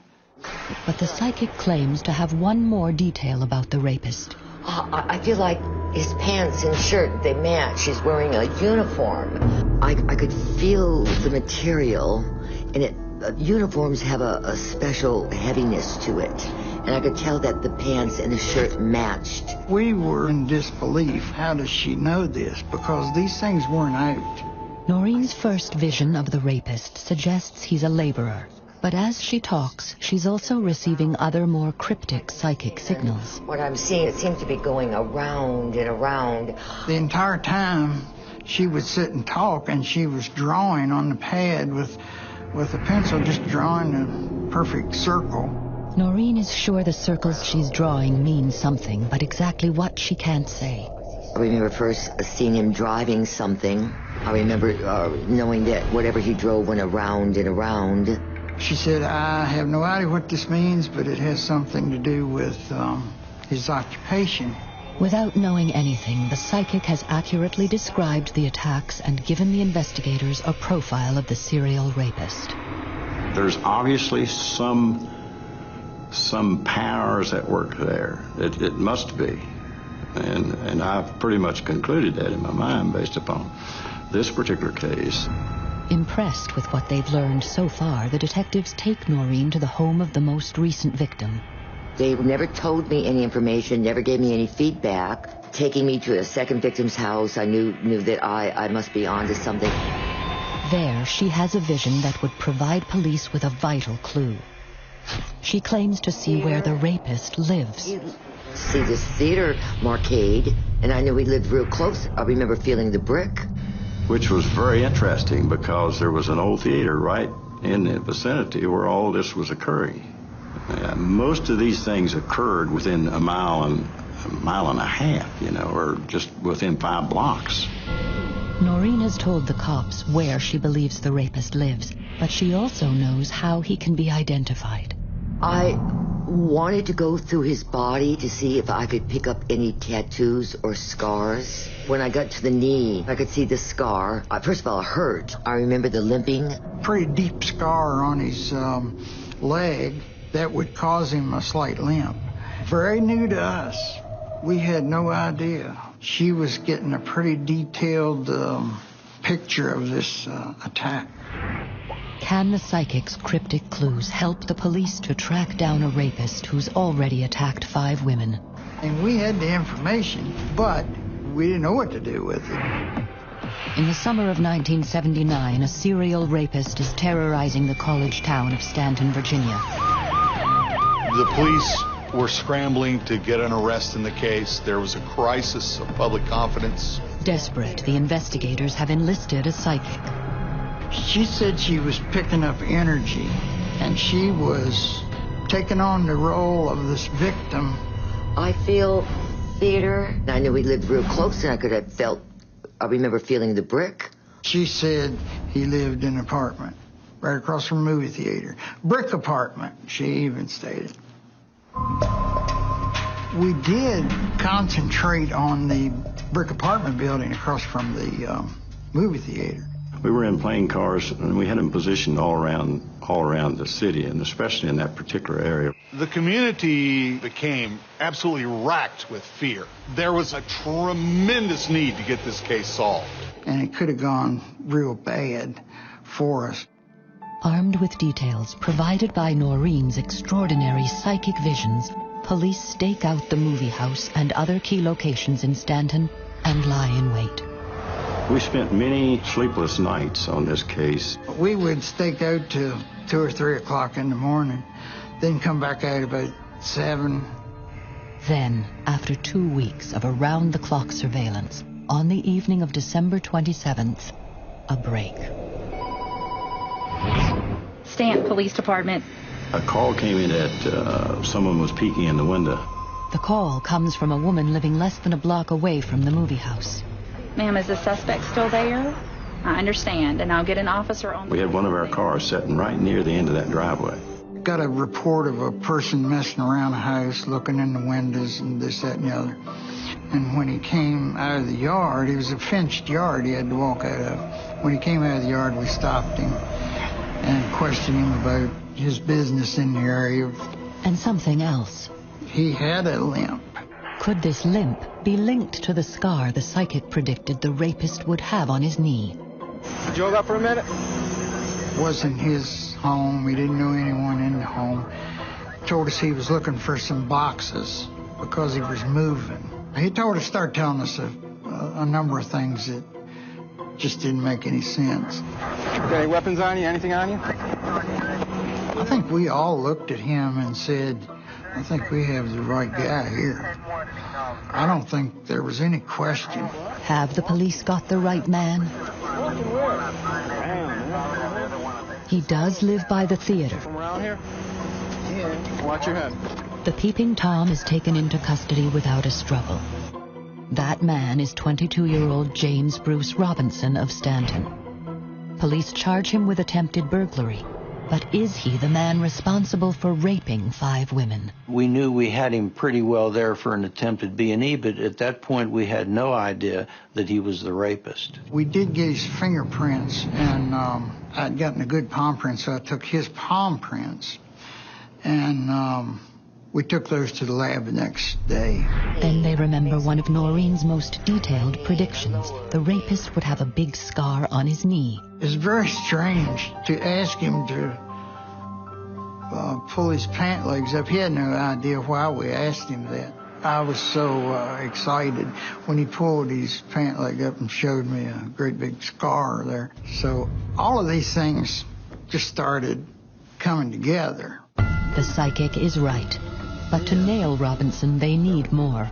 They need hard evidence. The evidence that we had was pretty, shall I say, skimpy on each one of these sexual assaults as far as linking anything particularly to him. We had one palm print off of one of the scenes.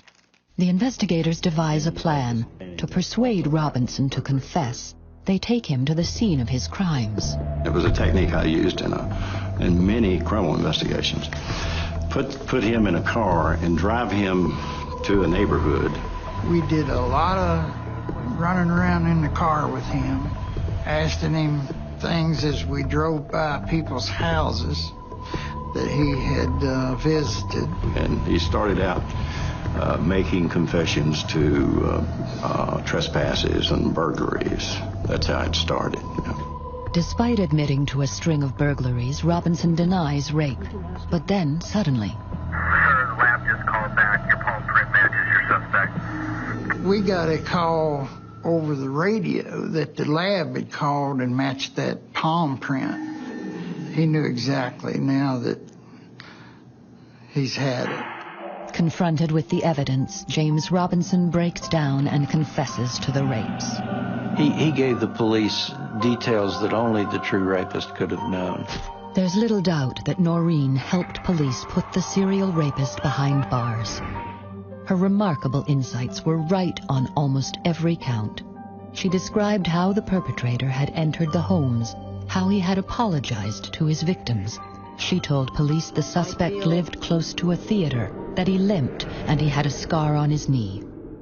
This is Dixie movie theater. It's been here for years. And coincidentally, right across the street are the Woodward Apartments, and where the suspect was found to live. And what about those puzzling circles Noreen drew?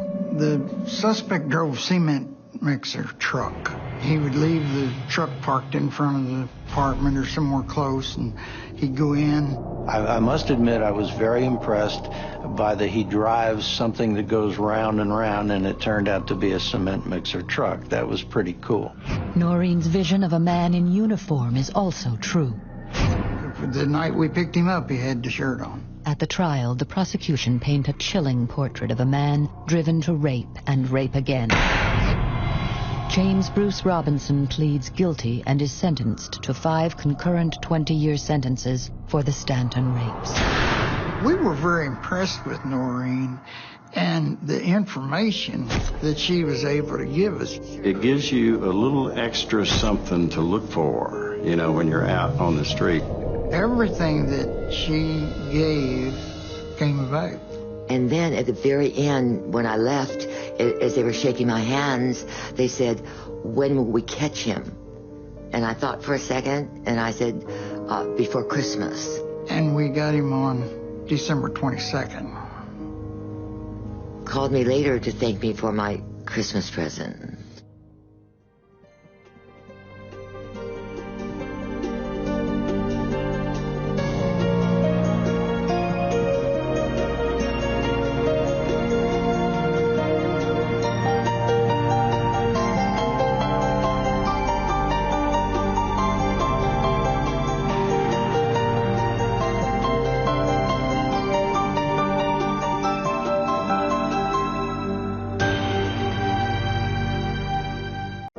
In 1987, when 2 teenage girls are murdered in Thunder Bay, Canada, the police fear the worst.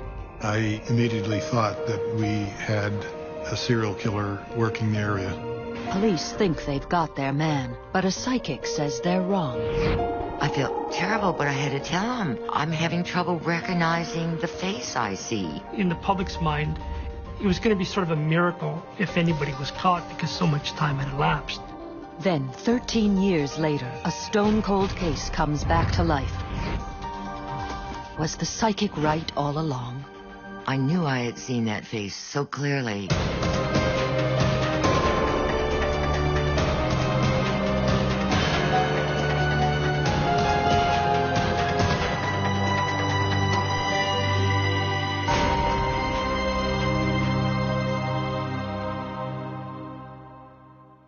On the shores of Lake Superior sits Thunder Bay, Ontario, Canada.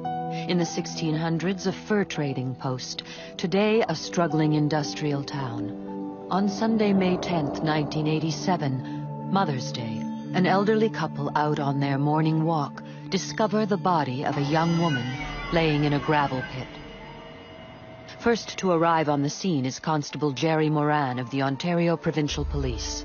The body was located right in the area here. The top had been pulled up and her jeans were undone. Her shoes were removed and laid beside the body. Police comb the scene and find a plastic bag containing a beer bottle and what appears to be the undergarments of their victim. The thing that was going through my mind at the time was somebody's Mother's Day had been ruined for the rest of their lives.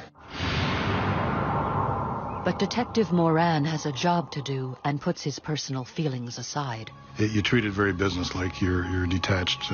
Any short-lived evidence, anything that weather could destroy, we have to try to preserve that as fast as possible. At the scene, police also find shoe prints and tire marks. The young woman is identified as 17-year-old high school student Donna Tebenham. The body of 17-year-old Donna Tebenham was found yesterday afternoon in a gravel pit north of the city. As for details, that's about all the OPP is releasing so far. The circumstances surrounding it dictates that we are or have forwarded the body to the Center of Forensic Sciences in Toronto for expert examination. Donna Tebbenham was your typical 16-year-old girl. You know, she went to school, she had friends. Julio Gomes is a local journalist for the Thunder Bay Chronicle. I've lived all my life in Thunder Bay, and at the time I was a teenager as well. And I know my own feeling was one of shock. An autopsy reveals she died of asphyxiation. There were small traces of alcohol in her body, but no drugs. A sample of semen is also recovered. Another curious clue. Tiny specks of blue paint were lifted from her clothing. The blue paint was at one point used on a specific year of pickup trucks. Anybody that wanted to paint their vehicle could have painted it that blue, but we had established based on the wheelbase and the axle width that it was a truck. Police learned that Donna had spent the previous evening visiting friends. She was last seen walking back from a local corner store at about 11 p.m. Calls from the public kept police busy, but brought them no closer to a suspect. We had so many suspects, or what could be considered persons of interest, but as it turned out, in all the cases, it was a dead end. People would come forward and just say that they have reason to suspect this person because they said something. They said they may have seen this girl at a party, or they said that they went to school with this girl and they've done things to this girl and things like that. They were blowhards at a party, most of them, that would just want to get attention for themselves and admit to doing anything. And all these guys were subsequently ruled out as suspects. Another snag. Partial fingerprints found on the beer bottle at the scene turn up no matches. With no suspects, and with no DNA testing in 1987, the semen sample sat on the shelf. The most promising clue police had appeared to be the blue repaint chips found on the body, but record-keeping back then was less exact. Tracking down a blue repainted truck had to be done by sight. In this particular case, we were looking for a travel or an international travel truck. It's like an old Chevy Suburban. So there weren't too many of them around. So we were tracking those things down, and we spent months looking for everybody that was registered or had ever owned one of those. And so that's all time consuming. Thunder Bay is a small town, and there are unfortunately a lot of other unsolved murders that take place, and every couple of years you'd have someone that disappears and they're never found. Then, Friday, August 7th, another body is spotted off the side of the road just a few miles from where Donna Tebbenham was murdered 3 months earlier. The second victim is another Thunder Bay High School student, 16-year-old Bernadette LeClaire. We were supposed to go dancing. I didn't hear from her. I knew something was wrong. David Binquist was Bernadette LeClaire's boyfriend at the time she went missing. And I just happened to be flipping through the newspaper, and they had a little article about a native girl found in the power lines. My heart almost jumped out of my chest. The crime scene appears chillingly familiar to Constable Moran. The victims were the same age. There was no obvious signs of violent death, but there was a plastic bag put over her head. Shoe prints and tire tracks match the Donna Tebbenham scene. Police also make another key discovery. We found blue repaint chips on both bodies. I immediately thought that we had a serial killer working the area. Then police get a promising lead. A woman walks into the station and says she knows who the killer is. She claims her boyfriend, who we will call Ron Newman, picked up a woman at the same corner store where Donna Tebbenham was last seen the night she went missing. She was allegedly an eyewitness to the actual apprehension. So the police questioned him, and then they arrested him. And he was charged with 2 counts of murder. Attorney Lee Begg had been working on Ron Newman's case since the day the arrest was made. Police fingerprint Newman, but the prints don't match, and he doesn't drive a blue truck. But police aren't giving up so easily. We couldn't rule him out as a suspect just due to the fact that his prints didn't match what was found at our scene. He could have been wearing gloves. He could very well not have touched anything. Nobody minds defending a guilty person, but when it's an innocent person, the task becomes so much more serious because you dare not make a mistake. And police would learn that they had made a big one. At a preliminary hearing, the OPP's case against Ron Newman falls apart. Well, she just didn't withstand cross-examination to the extent that the Crown had absolutely nothing to go on. There was no connection between my client and the murders whatsoever. Finally, after spending 6 months in jail, the charges are dropped. He was released, but unhappily for him, there was no one else to point the finger at. We weren't defeated. We were still interested in pursuing the case, albeit from a different angle. That different angle was a psychic. One evening I was watching a documentary that involved a woman by the name of Noreen Rainier. The use of psychics in police investigations is commonplace, but in Canada, almost unheard of. Will the psychic lead the OPP to a brutal serial killer? I saw so clearly the face of the murderer. In Thunder Bay, Ontario, the murder of 2 teenage girls has the city demanding answers. Police have a suspect, but not enough evidence to convict. Desperate for clues, a cop calls a psychic. She had been successful with several American agencies, so I thought we had nothing to lose. Noreen Rainier is a psychometrist who specializes in missing persons and homicide cases. I like touching something off the victims, and metal is better for me. It seems to be a better conduit. It holds the energy or images of what that individual saw just before he or she was killed. Detective Moran sends her a pair of earrings found on Donna Tevenham, as well as a necklace from Bernadette Leclerc. When I first start a case, I have to prove to the police that I'm real. And so I always tell them a few things they already know, usually how the person was killed, what he or she looked like, or when they were alive, a few things like that to gain their confidence in me as a credible psychic. And then they can ask questions, and my mind just sees what they ask. Yeah, I felt a little weird about the whole thing. I'd never been involved with a psychic. I'd never even been to a tea reader, but I figured, if it works, who am I to argue with it? Like most of her cases, Noreen conducts her reading with Moran over the phone. When I held Donna's earring, I remember seeing her sort of light brownish hair, and I feel she had problems with her S's. I see braces.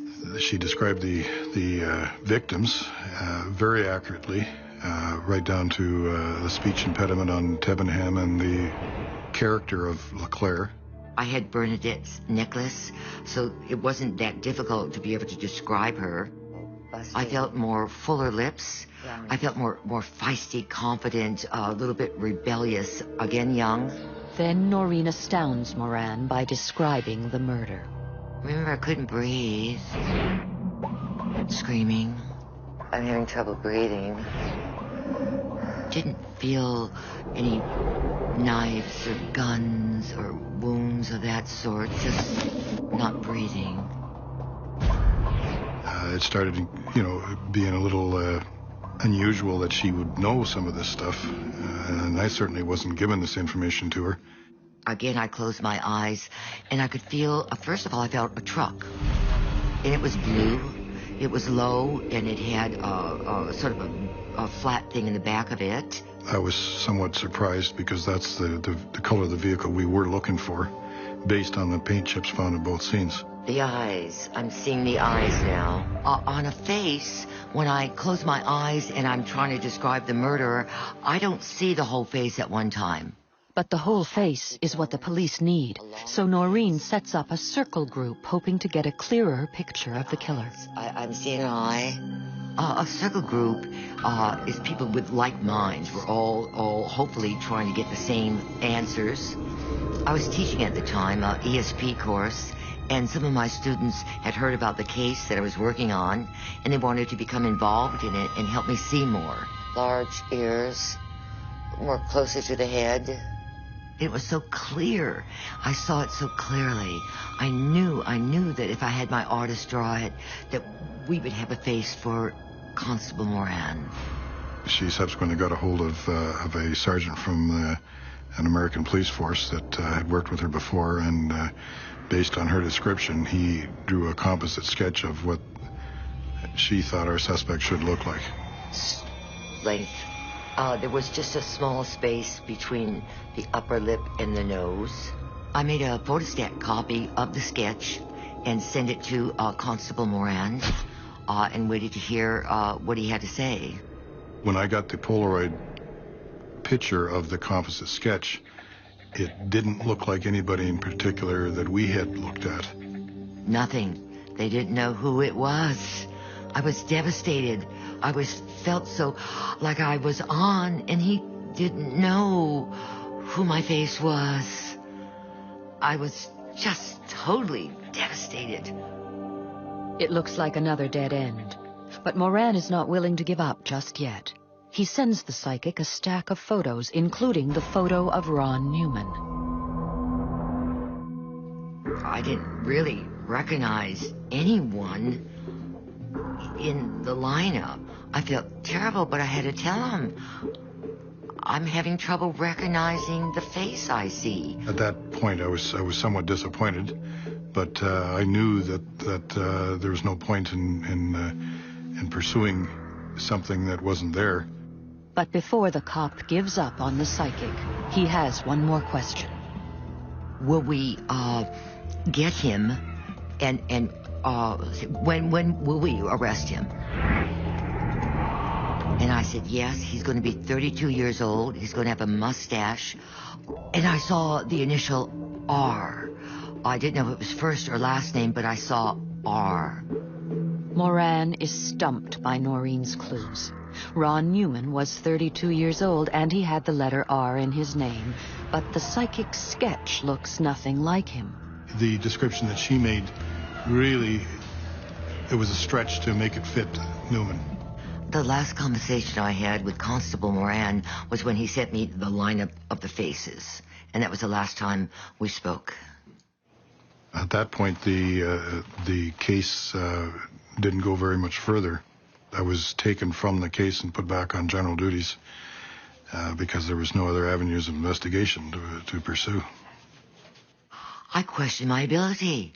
How could I see so clearly and it be so wrong? What was wrong? My mind, what was happening? The case goes cold. 2 16-year-olds are dead and their killer is still out there. Police run occasional Crime Stoppers television spots, but no new leads surface. It always seemed like they were at a dead end, and that really in the public's mind, it was going to be sort of a miracle if anybody was caught because so much time had elapsed. In fact, 13 years go by. Then science steps in and reignites a cold case and confirms a psychic's long-forgotten vision. How could I be so wrong when I had seen so clearly? In Thunder Bay, Ontario, the murder of 2 teenage girls remains unsolved. 13 years pass, and then a breakthrough in fingerprinting technology offers new hope to cold cases.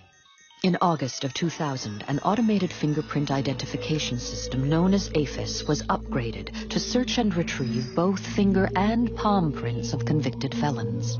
This led to numerous cases being cleared up, and one of them was the Tevin M. LeClaire case. Partial prints found on a beer bottle and a plastic bag at the scenes could now be compared against pools of fingerprint records. APHIS turns up a hit, and the owner of the prints is Larry Runholm. In 1990, 3 years after the murders, Larry Runholm, a native of Thunder Bay, had been arrested and charged with drinking and driving. His fingerprints were forwarded to the RCMP and remained on file for 10 years, until the new technology made the match. A case that has baffled cops for 13 years is finally solved. On July 11th, 2000, Runholm is charged with the murders of Donna Tebenham and Bernadette LeClaire.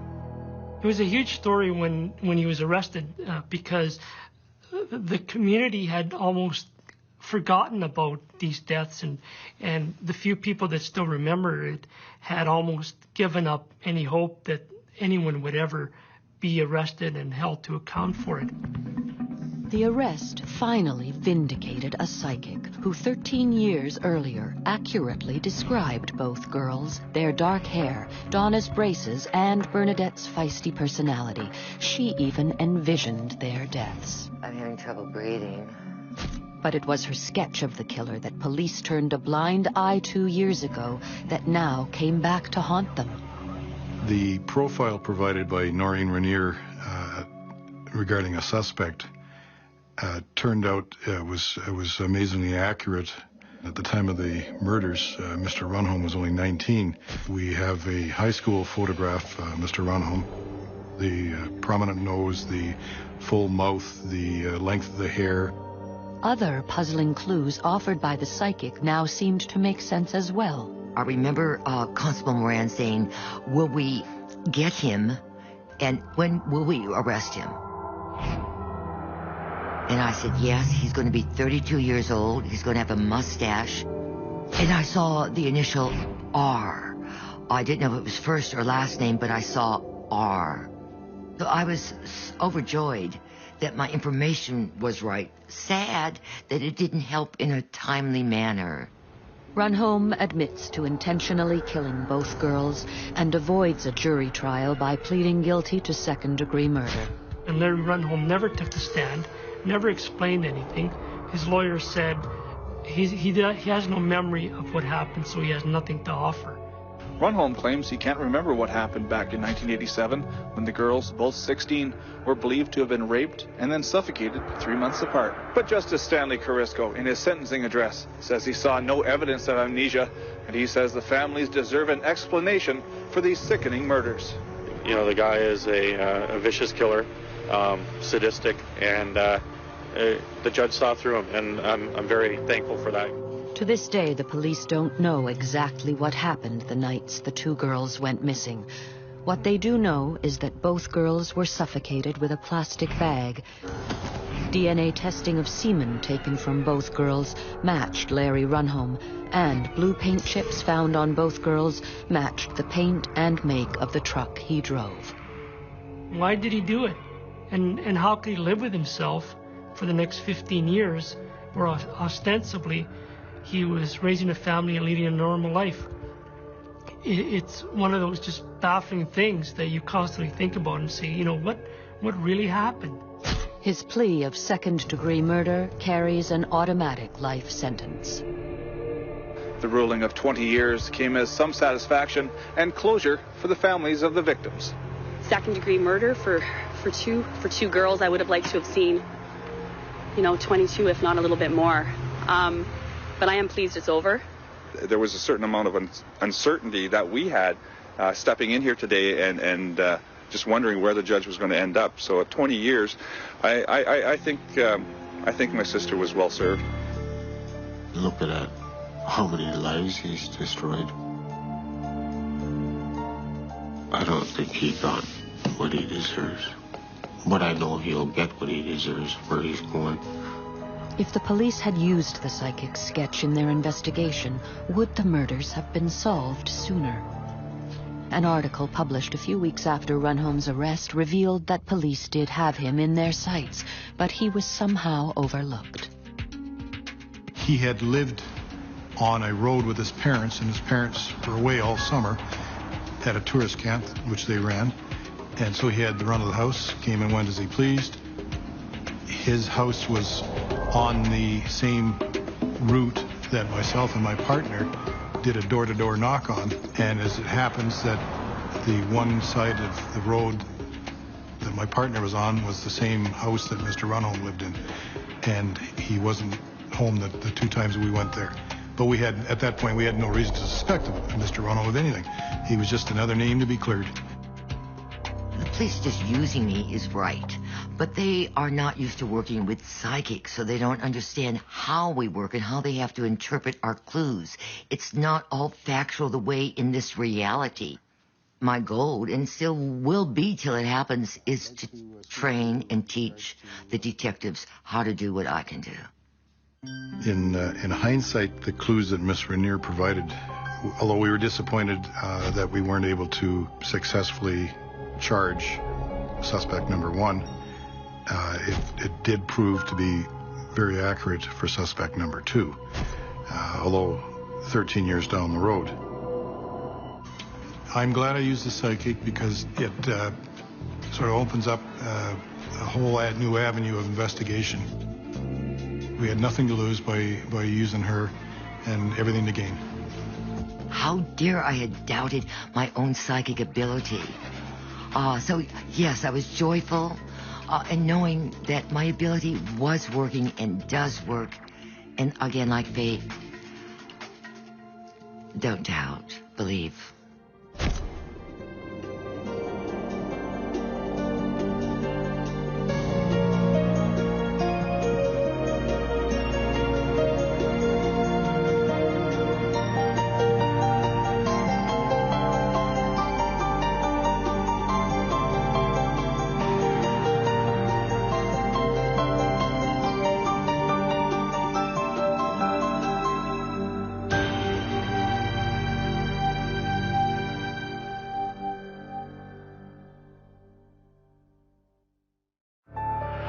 A lazy summer day at the lake turns to panic. I said, "Where's Tom?"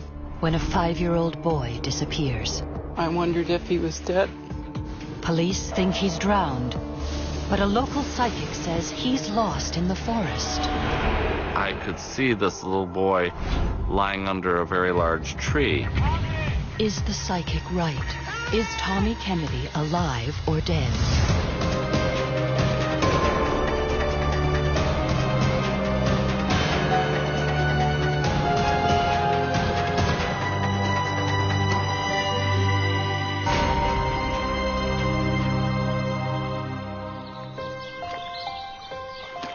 Empire Lake in picturesque upstate New York, a favorite spot to spend a summer afternoon, especially in the mid-70s. It was a place where people could go and relax, or bring their picnic lunches and have a nice time. But for Mary Kennedy, Empire Lake brings back memories of a day she will never forget. On a hot summer day in 1975, Mary Kennedy and her family head to Empire Lake to spend the day swimming. My fiancé and his 2 daughters, Siri and Lisa, and my 2 sons, Ben and Tom, we decided to go down to the lake and give the children a chance to cool off. After swimming, Fred takes the kids for a nature walk. It was all 4 of the children. I really don't remember why I didn't go. Fred and the kids disappear into the woods. While everyone was hiking, I was lying on the blanket, enjoying the day. Knowing me, I probably had a book with me. But that enjoyment was about to end. I see Fred and the children coming towards me. Everybody was sweaty and happy, and I don't see Tom. Tommy is Mary's youngest son. He's 5 years old. I felt a moment of panic.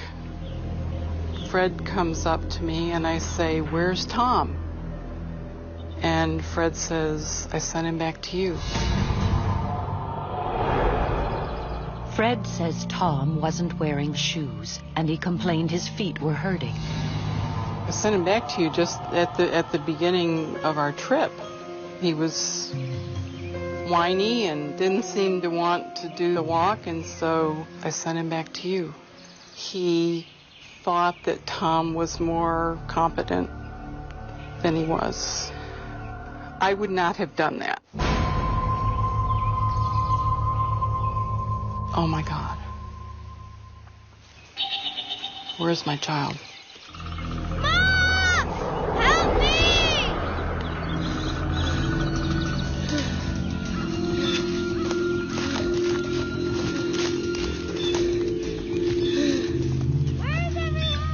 I remember just jumping up and starting to run around the lake, screaming for him. They search frantically, backtracking their walk. Perhaps he's just hiding. He was like a little imp, liked to play tricks on people, or always busy doing something, building tree houses, exploring the fields. He was delightful. But after 2 hours, no sign of Tommy. To add to their concern, a thunderstorm is moving in. They realize it's time to call the police. By the time I arrived, Tommy had probably been missing 2 or 3 hours. It was probably somewhere around 4 or 5 o'clock by that time. Dave Redsiger was a member of the local emergency squad in Spencer. What we did was contacted all the surrounding fire departments. I remember standing there and seeing the emergency vehicles beginning to arrive right down on the lawn. You know, they just bypassed the parking lot and they were setting up a command center down there on the lawn. It seemed like every car had a two-way radio going. He's wearing a white t-shirt and a pair of plaid shorts.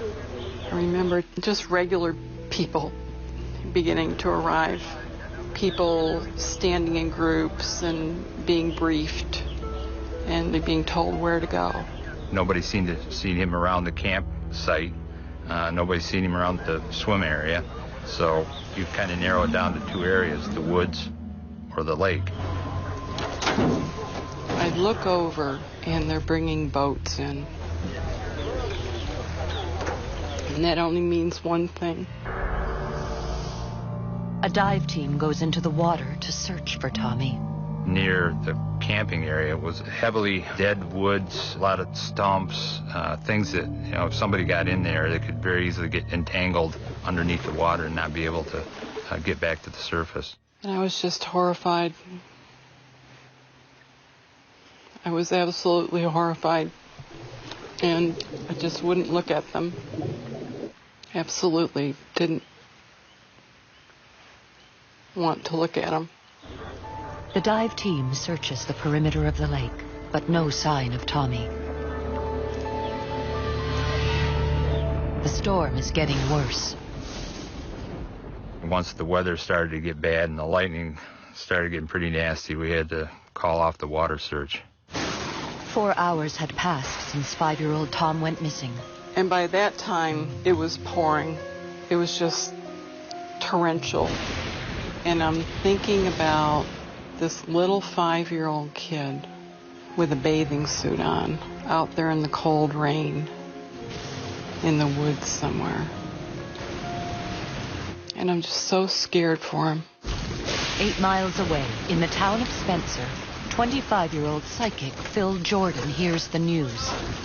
I ran across the backyard, and my landlord was standing in the back door, and she said a little boy was missing up at Empire Lake. She says they think he's in the lake and that he is drowned. But out of nowhere, the psychic has a vision. He can see little Tommy. I could see this little boy lying under a very large tree. That showed me that he was probably in the woods and probably not in the lake. Is Tommy Kennedy still alive, lost in the woods? Is the psychic right? And will anyone listen? In upstate New York, a massive search is underway at Empire Lake for 5-year-old Tommy Kennedy, who vanished during a family picnic. This little 5-year-old kid out there in the cold rain. And I'm just so scared for him. The storm gets worse and day turns to night. We really started getting some nasty storm weather coming in, and it blew in quite heavy. a lot of rain. And, of course, with that, we got a lot of thunder and lightning, and it got quite cold. The missing boy's father, Don Kennedy, a local reporter, arrives 8 hours after his son disappeared. He had been out of town, and he had rushed to the lake. Don begins frantically searching for his son, but now there's a new danger. With the lightning and the thunder, we were really afraid of ending up with, more searchers lost besides the boy. Redsicker has no choice. He calls off the search.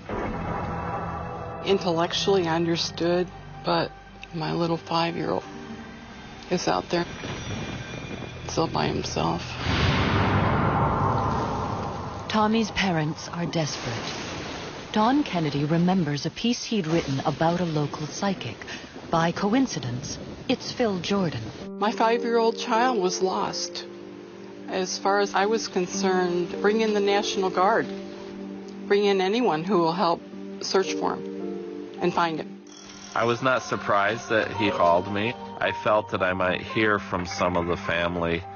He was really pleading. He wanted me to come up to the lake at that time. The psychic says he can help to find the missing boy, but not just yet. I just knew that if I went there, I would become contaminated with everyone else's ideas and not follow my own self, my own psychic self. I remember saying to Don Kennedy, I'm really sorry, but I just can't come right now. I have to wait till daylight because I don't want to miss a clue that could help us to find him. With the search called off, and the psychic refusing to come to the lake until daybreak, Mary Kennedy is losing hope. I'm wondering if he's cold, wondering if he's scared. I wondered if he was dead. But back in Spencer, psychic Phil Jordan is already on the case. I sometimes leaf through the Bible and just point to something. And there was a phrase, and it said something about the children going into the woods. Suddenly, the psychic has a vision of exactly where to find Tommy. Although he's never been to Empire Lake, he begins to draw a map. The first thing I knew was that down to my left, there would be 3 boats. And then I could see the building across the lake. And I knew I would have to go into the woods behind the building till we find a clearing. So I drew that all on the map. But can this crudely drawn map lead to Tommy Kennedy? It's 5 a.m. The storm is over. Tommy Kennedy has been missing an agonizing 16 hours. No parent should have to spend a night like that. I don't remember whether we ate supper, what we said to each other. It's blank. Hundreds of volunteers from miles around gather at dawn to resume the search. There were several fire trucks with personnel on them, at least 1 ambulance.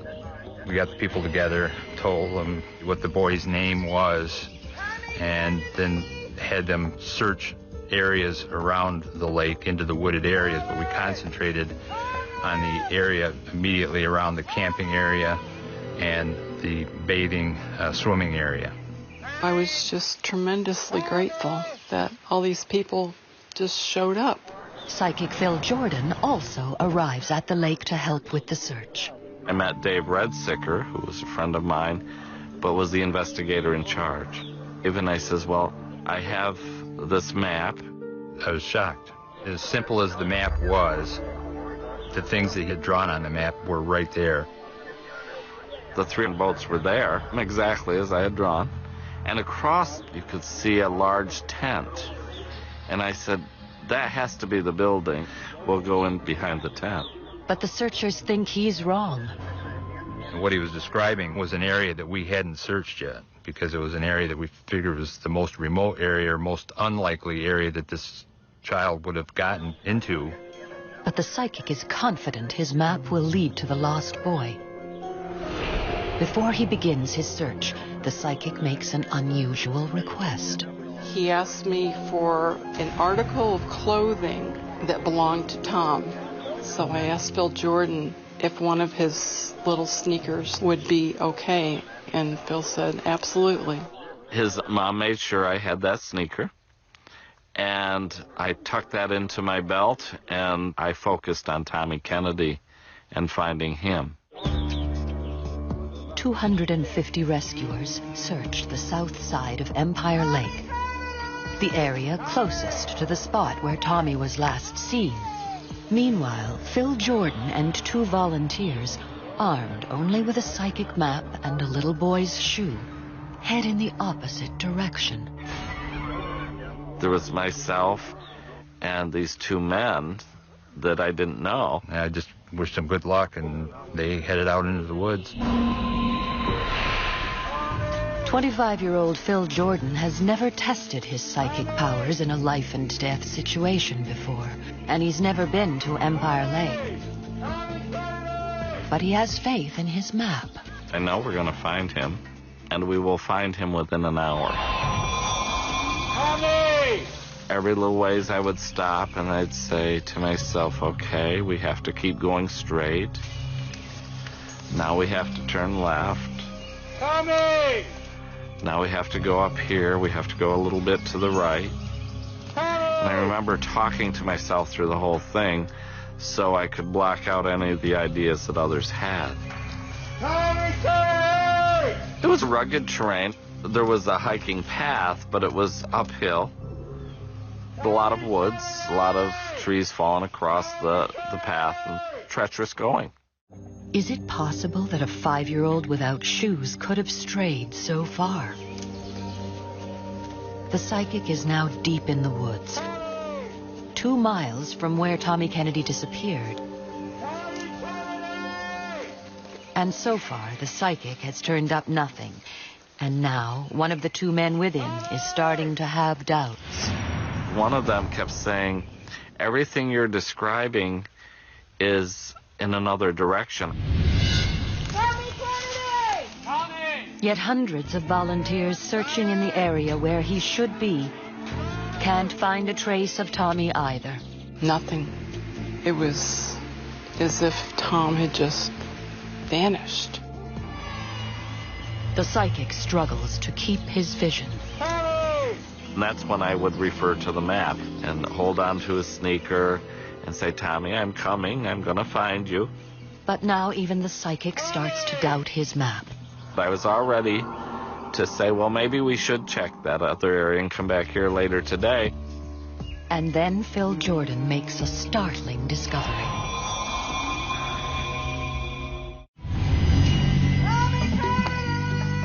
On the shores of Empire Lake in upstate New York, Mary Kennedy waits desperately for any news of her 5-year-old son, Tommy, who's been missing for over 16 hours.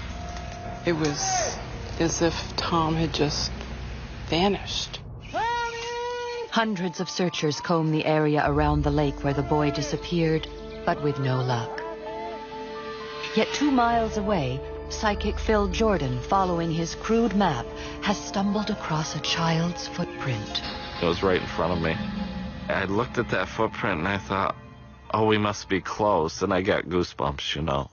That footprint convinces the psychic he's on the right track. I said to the other searchers, now we have to find a clearing. It shouldn't be too far up here. So we continued on, and within moments we found the clearing. I just stood at the opening of the clearing and said to myself, okay, now which way do I have to go? I looked at it sort of as a clock, and I thought, we've got to go where the 11 is. And we went to that area, and there was another path through the woods. As he climbs a gully, Phil falls behind the other searchers, but he can still hear them calling out Tommy's name. And then, an answer. Help me! I'm over here! I woke up to the sound of people calling my name. I started screaming, I'm over here, I'm over here. The fellow who tried to talk me into going in the other direction, he says, I hear him yelling. He's yelling for help. And so they all ran in the direction that the voice came from. I saw these men coming towards me with huge smiles on their face. I was very relieved that they had found me. Everybody was giving Phil Jordan congratulations. I could tell right away that he was the one that was responsible for locating me. I just dropped there and knelt there and thanked God that he had given me this ability and cried. You know, I just sobbed. It was very emotional. He was worried that he had done wrong. He was worried that he was going to be reprimanded. And it was quite the opposite. Everybody was so thankful.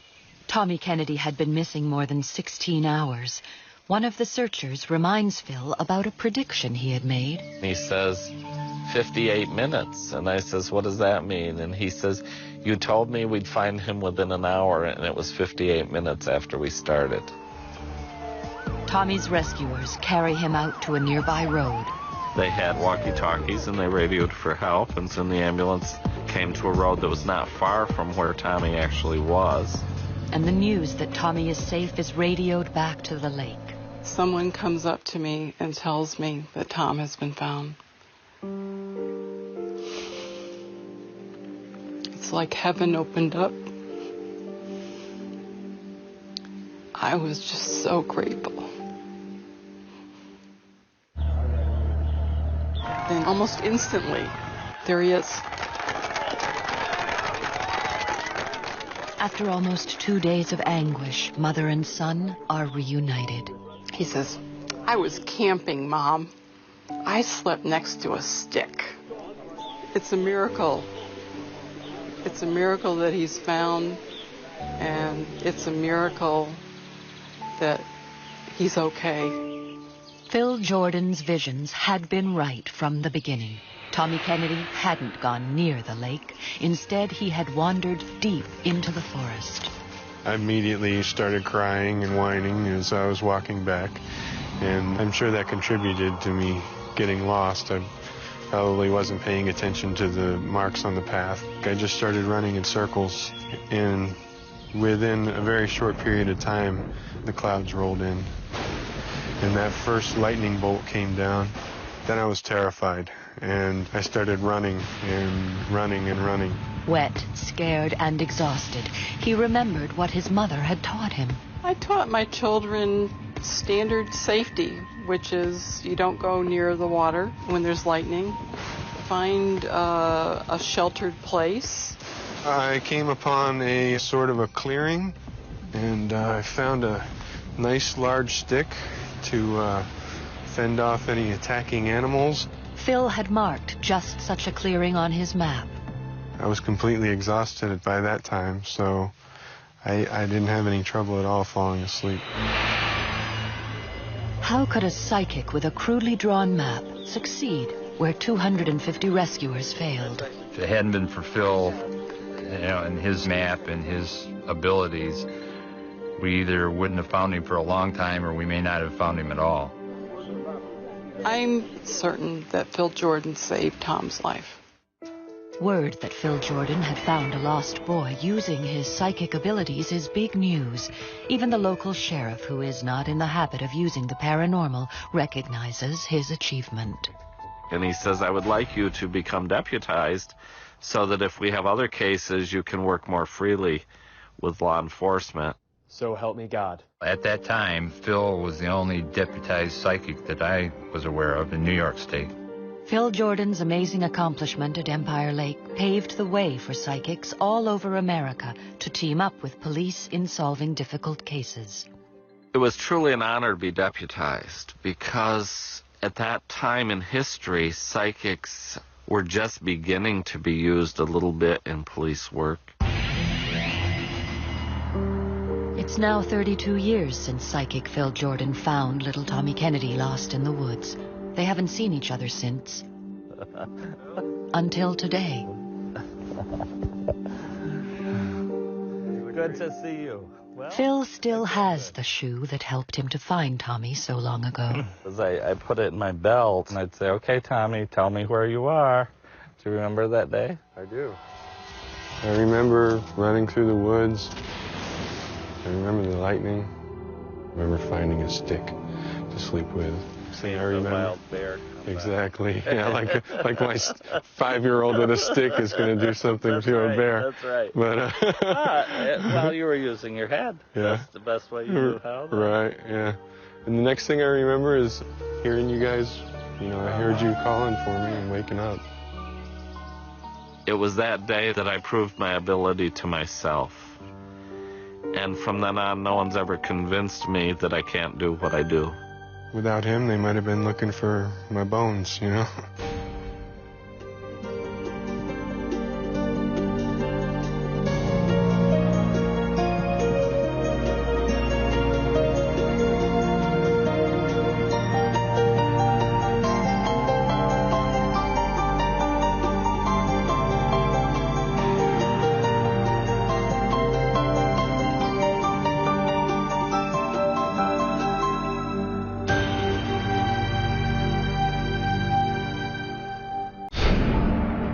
When a 42-year-old nurse is found bludgeoned to death, a small town in New Jersey is in shock. It was a vicious attack.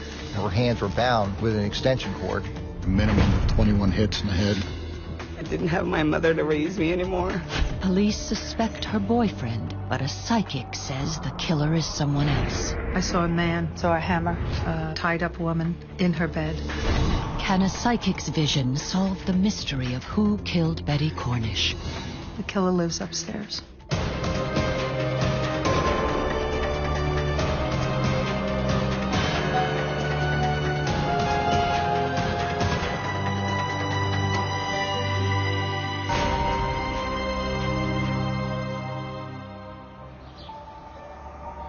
Belvedere, New Jersey, an hour away from New York City, but a million miles away from big city crime, a town where neighbors trust each other and doors are seldom locked. It's a very quiet town. Everybody knows everyone. It's just one of those small communities. Basically a little rural town that hadn't really changed over the decades. Until August 8th, 1987. A frantic emergency call comes in from a man who says he's found his girlfriend dead. Kent Swigert, now chief of Belvedere Police, is the first on the scene. I entered the apartment and observed a male standing in the living room. And this male said to me, "Is she dead?" So I walked into the bedroom and I observed a female lying face up in the bed. It was pretty obvious that she was killed. The crime is so horrific that the Belvedere Police need help. Dave Heater of the Warren County Prosecutor's Office is assigned to the case. It was a vicious attack. We had a minimum of 21 hits in the head. There was blood spattered 360 degrees on all 4 walls, the ceiling. There was blood pooled on the floor. She was laying face up, her arms were behind her back, her hands were bound with an extension cord. Her nightshirt was pulled up over her head. Totally blood-soaked, along with the sheet around about her head that was also blood-soaked. There was exposed bone, and extreme damage to the forehead. The victim is 42-year-old Betty Cornish, a divorced mother with 5 grown daughters. She worked as a practical nurse. She was a good mom. She liked to go out dancing, and she had a big circle of friends that she would go out with. She had recently moved back to Belvedere to be closer to her family. It was something I just couldn't believe. I was like, what do you mean, What do you mean my sister's dead? So vicious was the attack that at first police think she was killed by gunfire. My sister Mary Beth called. She just said something happened and that they thought she was shot. And I know I started going crazy that I wanted to go with her because I knew they were going to take her body to Newark for an autopsy. And I just kept saying, she's going to be alone, she's going to be alone, I want to be with her. The autopsy report shows that Betty Cornish died of blunt force injuries consistent with a hammer attack. When we started to find out from the autopsy reports that the claw end of the hammer was used and that it penetrated into the skull, it was gruesome. This was an angry person. Whether it came as a result of a fight, whether the victim had fought with him, he was mad, angry at something, and he took it out on the victim. The murder was so violent that the police assume Betty's neighbors must have heard something. We're having a very difficult time. We're not getting anyone within the apartment complex that's giving us anything. There were no screams. There was nothing out of the ordinary, nothing unusual. And apart from the vicious attack to the victim, there is nothing unusual in the apartment except for blood in the bathroom. We found blood in the bathroom, and we found blood around the sink and also on the mirrors. We had made the assumption that our suspect had probably cleaned up there. At first, it looks as if the killer came through the window, because the victim's window was removed and found leaning against the building. But a fingerprint found on the glass tells the police a very different story. That fingerprint would have had to have been someone from the inside grabbing the window. The idea that if someone did jump in, they would have to grab a hold of the sill in order to pull themselves in. There would have had to been striations across that wooden sill from the body sliding across. There were no striations. That leads police to believe Betty Cornish knew her killer. We believe that that window was removed to draw us off because he was located so close to the victim. So the police zero in on her boyfriend. He found the body. He reported the crime. When we began to question him, he indicated that he had been out fishing that day. Some of the other investigators who were going around the apartment came into us to tell us that they found a set of clippers that a fisherman would typically use was located directly below the bedroom window of the victim. That became very suspicious to us because he said he had been fishing. It was shocking, but I kind of thought that maybe it was the boyfriend, because I didn't know Paul that well. Could he be the one who removed the window? We started questioning her boyfriend more and more, and honestly, I believe he got scared. Before police can further question him, he stops talking. He asked for an attorney at the time. So we couldn't talk to him any further, and his attorney advised him not to speak with us or cooperate with us at any point. Now, after 3 days and no hard leads, the people in town are uneasy. This was the first murder that Belvedere had experienced in really 80 to 100 years. The people in the immediate area of Blair House Apartments were very, very scared at the time. There was a crowd of people that had watched what was going on, and there was fear that there might be more people in danger. Everything, my whole complete life changed overnight. I didn't have a place to live anymore. I didn't have my mother to raise me anymore. Nothing's ever normal again. Residents in the apartment complex, eager to help the police, volunteer for polygraph tests, and they all pass. It seems as if the police have hit a wall. The longer that a case goes on, your chances lessen greatly by the hour. It starts to scare you. There is a killer in the community, and you don't know where he is. You imagine a monster. Only a monster could do something like that, and that's what we were afraid of. What kind of crazy person that could be out there? I just wanted this person caught yesterday, you know. I remember calling the prosecutor's office. Did they find him yet? Did they find this person that killed my sister yet? That's when someone had told me about Nancy. Nancy Weber is a psychic who claims to be able to see what most of us cannot. It's not always in picture form. Sometimes it's sound, sometimes it's smells, sometimes it's vision, sometimes it's a feel, a fabric. 8 days after her sister's murder, Peggy calls psychic Nancy Weber and sets up a meeting. And she didn't want to know anything. Nancy didn't want to know anything. And she took me into this room and we began to talk.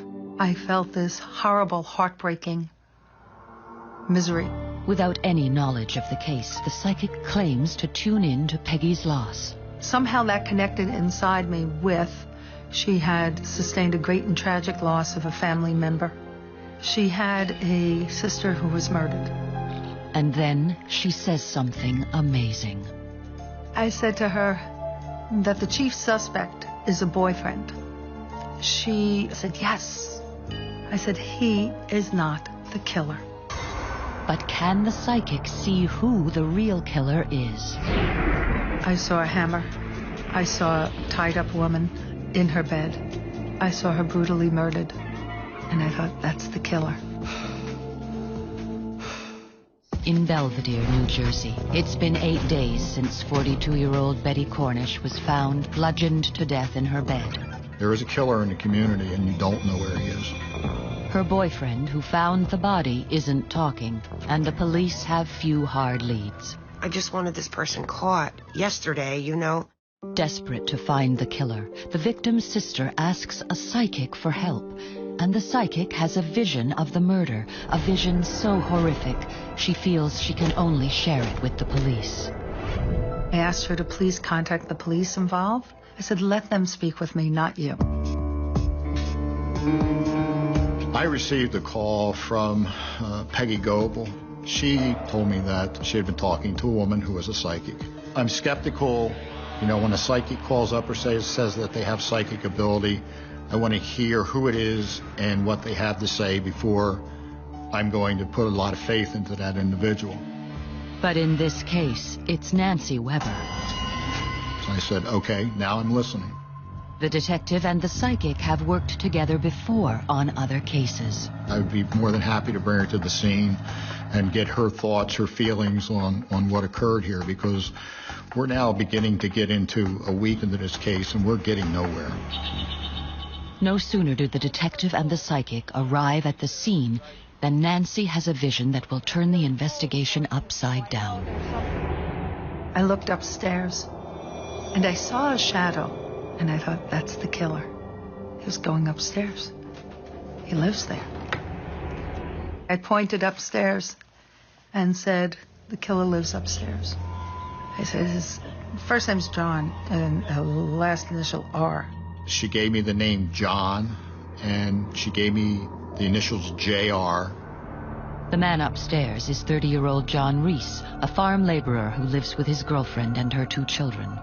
He operated a piece of heavy equipment at the sod farm, just a working-class individual. And I said, well, I'm not real sure that's the right guy, Nancy. He already passed a polygraph. Not only has John Reese passed a polygraph, but he has an alibi for the time police think Betty was murdered. Based on what the condition of the body and what we knew at that time, we were guessing that the time of death would have been somewhere around midnight. John Reese was able to tell us pretty specifically where he was during the entire day, right up until the point of about 2 o'clock in the morning, and at that point he went to bed. He alibied himself pretty well. I said, that doesn't matter. It was such a strong feeling and strong vision. At that point in my mind, I was beyond Mr. Reese. He passed a polygraph. She said that she didn't care, that, you know, polygraph him again, do what you have to do, but he's the guy. Next, Detective Heater takes the psychic inside Betty Cornish's bedroom. Crime scene hadn't been cleaned up. There was still blood spattered around. It was scary to walk in and not know what lay there. As Nancy stands beside the victim's bed, she is hit with another vision. Ben, I got the time of about 1:30 a.m. roughly. Her vision puts the time of death much later than what the police say. And this was one of the few times Dave actually responded to me and said, no, it was earlier. I said, no, wrong. Because I had a very strong impression of a time, and I had a very strong impression of a murderer. Could the psychic be right? Could the killer be John Reese? She made me think more. Like, I knew he was a suspect, but I was a suspect. Everybody was. So when she kept pushing it is when I started to believe it. They found it. Passed the polygraph. She knew that he still did it. He was there when the police arrived. He was there when the detectives arrived. He was there when they removed the body. And he was just there. Every time someone would look, there was John Reese. It's the psychic's final vision that turns the investigation on its head. I see this blur of a metallic buckle that I am told in my mind is a Western belt buckle that has meaning and value to John Reese. Heater sends an investigator to see if Nancy is right. Reese, in fact, had the belt buckle and was very consistent with everything that Nancy had described. With this new piece of information, Detective Heater goes out on a limb and takes a second look at the man upstairs. I, as a supervisor, at least now at this point, had some kind of justification in my own mind for spending man hours on a man who already passed a polygraph. He decides to take a gamble on a psychic's vision. My boss basically told me I was crazy. Heater sends detectives to question Reese again. Reese was very comfortable with these two detectives and was willing to talk to them every day. They became almost like friends. And because of that investigative bond, Reese started talking about more things. Detective Tom Trainer was one of the officers investigating Reese. He gave information that caused us to believe that he might have been in the victim's apartment. It wasn't a real credible account of how or why he was in there, and of course, meanwhile, one of our ID men had developed, the latent prints off the front window. 11 days after the murder, the first solid piece of damning evidence. The fingerprint belongs to John Reese. Trainer went after Reese again and told him, look, we've got your fingerprint on the window. What's the story? Oh, well, we're friends, Betty and I would come down there and, the window would get stuck. So, I would help her unjam the window to get it closed. John Reese said that he was there to fix the window, and the window never got stuck. He had to put a stick underneath it to hold it up because it wouldn't stay stuck. Another break. The medical examiner revises the time of death. Betty Cornish didn't die at midnight as the police thought. She died much later. We got results back from the medical examiner's office, which gave us a time of death more into the early morning hours. Just as the psychic told police at a time when Reese has no alibi. The biggest problem that we had was the time period in the 3 o'clock to 3:30 in the morning area. We felt that there was something he was holding back. We had his fingerprint from inside the apartment. We knew that he was lying to us at this point in time. But the police have to make a case that will stand up in court. They need the murder weapon. Can the psychic help? I saw a swamp, and so I told him, this is where you'll find the hammer. Thanks to a psychic's vision. Police in Belvedere, New Jersey now have a prime suspect in the brutal killing of a 42-year-old nurse. I pointed upstairs and said, the killer lives upstairs. But they don't have enough hard evidence to arrest him. They need the murder weapon, and the psychic claims she knows where it is. I suddenly saw this small body of messy, muddy water and the hammer falling into it. I thought, he dropped it in there. Nancy, when she returned to our office, she drew us a map. Took a piece of paper and drew my crude map and handed it to them and said, this is where you'll find the hammer. She gave us a road, she gave us a patch that she said were woods, and she said, and over in this corner is water. And she said, I see Reese throwing the hammer into the woods. But she can't tell the police where that water is located. At the same time, detectives continue to badger their prime suspect, determined to find cracks in his story. He was able to give detailed information about, when he made the coffee, when he got up in the morning to go to work, and what time he left for work. But then the time when we felt that the victim was murdered was a time that he didn't recall. He just breezed right over it. Reese started talking about more things. And those things that he kept adding into his statement during the times was things that were off, that were not talked about before. There's a lot of little things that he changes in his behavior between, deep breaths. You could tell something is bothering him. And we just felt at that point that he was ready to tell us something. Detectives make their move. They bring Reese in. We hit him with all the things that we knew, walked around the table, sat down next to him, looked him in the eye, and said, John, we know you did it, and you know you did it. Now, why don't you tell us about it? Approximately 20 to 25 minutes, perhaps half an hour later, Detective Traynor came out of that room and advised us that he had confessed to the murder. I believe he knew that we knew that he was the killer, and for some reason he had to share that with us. It's hard to picture why or how, but something made him realize that, it was wrong and that he had to trust us and that he did it and he had to admit that. There was a hammer on the floor that I picked up, and I hit her once in the head with it. I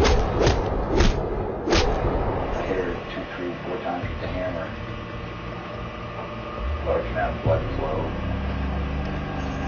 on the bed, some on the walls. And I went upstairs.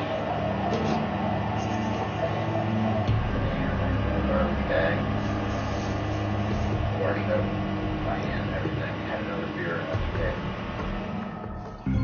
Later, he told the police he dumped the hammer at the farm where he works. When we did the search through the woods and we came out, there was the water in front of us. Water where Nancy said there would be water. We went in, we recovered the hammer, photographed it, brought it out, bagged it, tagged it, and put it into evidence. 18 days after beating Betty Cornish to death, John Reese is charged with her murder. And I remember just my mother and father and I embracing and jumping up and down, happy that they caught him, but realizing that it just wouldn't bring her back. Despite the confession, Reese later pleads not guilty. At the trial, his lawyers suggest Betty Cornish invited Reese into her apartment. It was very hard because we would have to sit and see the murderer there every day. A lot of the time, Mr. Reese basically propped his head on his hand and just seemed somewhat disinterested for the most part. He didn't want to show any expression to the jury, so he just basically sat like he was bored. And he would, constantly turn his head and look at us. I remember my mother being there, and she was crying. It was hard for her to hold back her cries, and they wanted to put her out of the room. They didn't want the jurors to see my mother crying because it would sway their decision. The jury doesn't believe John Reese's story.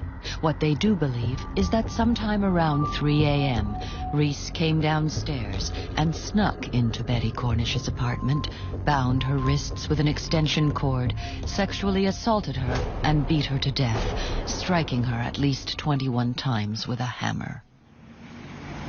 After a 5-week trial, Reese is found guilty of all 11 charges, including first-degree murder. He is sentenced to 110 years. I would like him to say he was sorry. I would like him to show some remorse because he never has. I think that if he were to say anything, that he would try to hurt us in some way because he is sick enough. He got 2 life sentences. He's eligible for parole in 45 years. So that means that he will be 72. Or dead. Or dead. And we will fight so that he dies in prison. Why was the psychic so convinced that it was the man upstairs who killed Betty Cornish? He had already passed a lie detector test, yet she remained adamant her vision was correct. She knew his initials were J.R. and his first name was John. She also knew that he wore a large Western-style belt buckle. She even directed the police toward the murder weapon. Nancy was probably one of the driving forces that kept me going back to Reese. I was willing to give him up, but she was very insistent. Any constructive thing I can do assists Elizabeth and her soul and assists her family. And whether you want to call it spiritual matter, whatever it is that a psychic sees, you've got to be able to believe in it. There's science, there may be the supernatural. I don't know how to explain what a psychic does, how they do it. All I know is it works.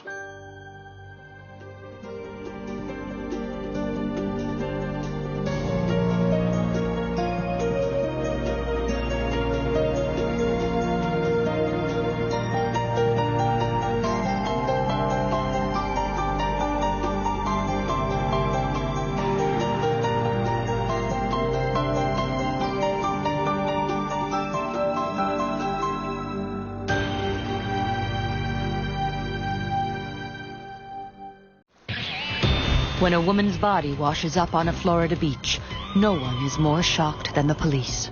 I have never in my life seen anything like this before.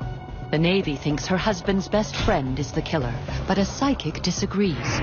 The man's innocent. How many times can you say, it wasn't me, I didn't do anything? A psychic connects with the dead. He's going to kill him. Will her message be enough to save an innocent man from life in prison?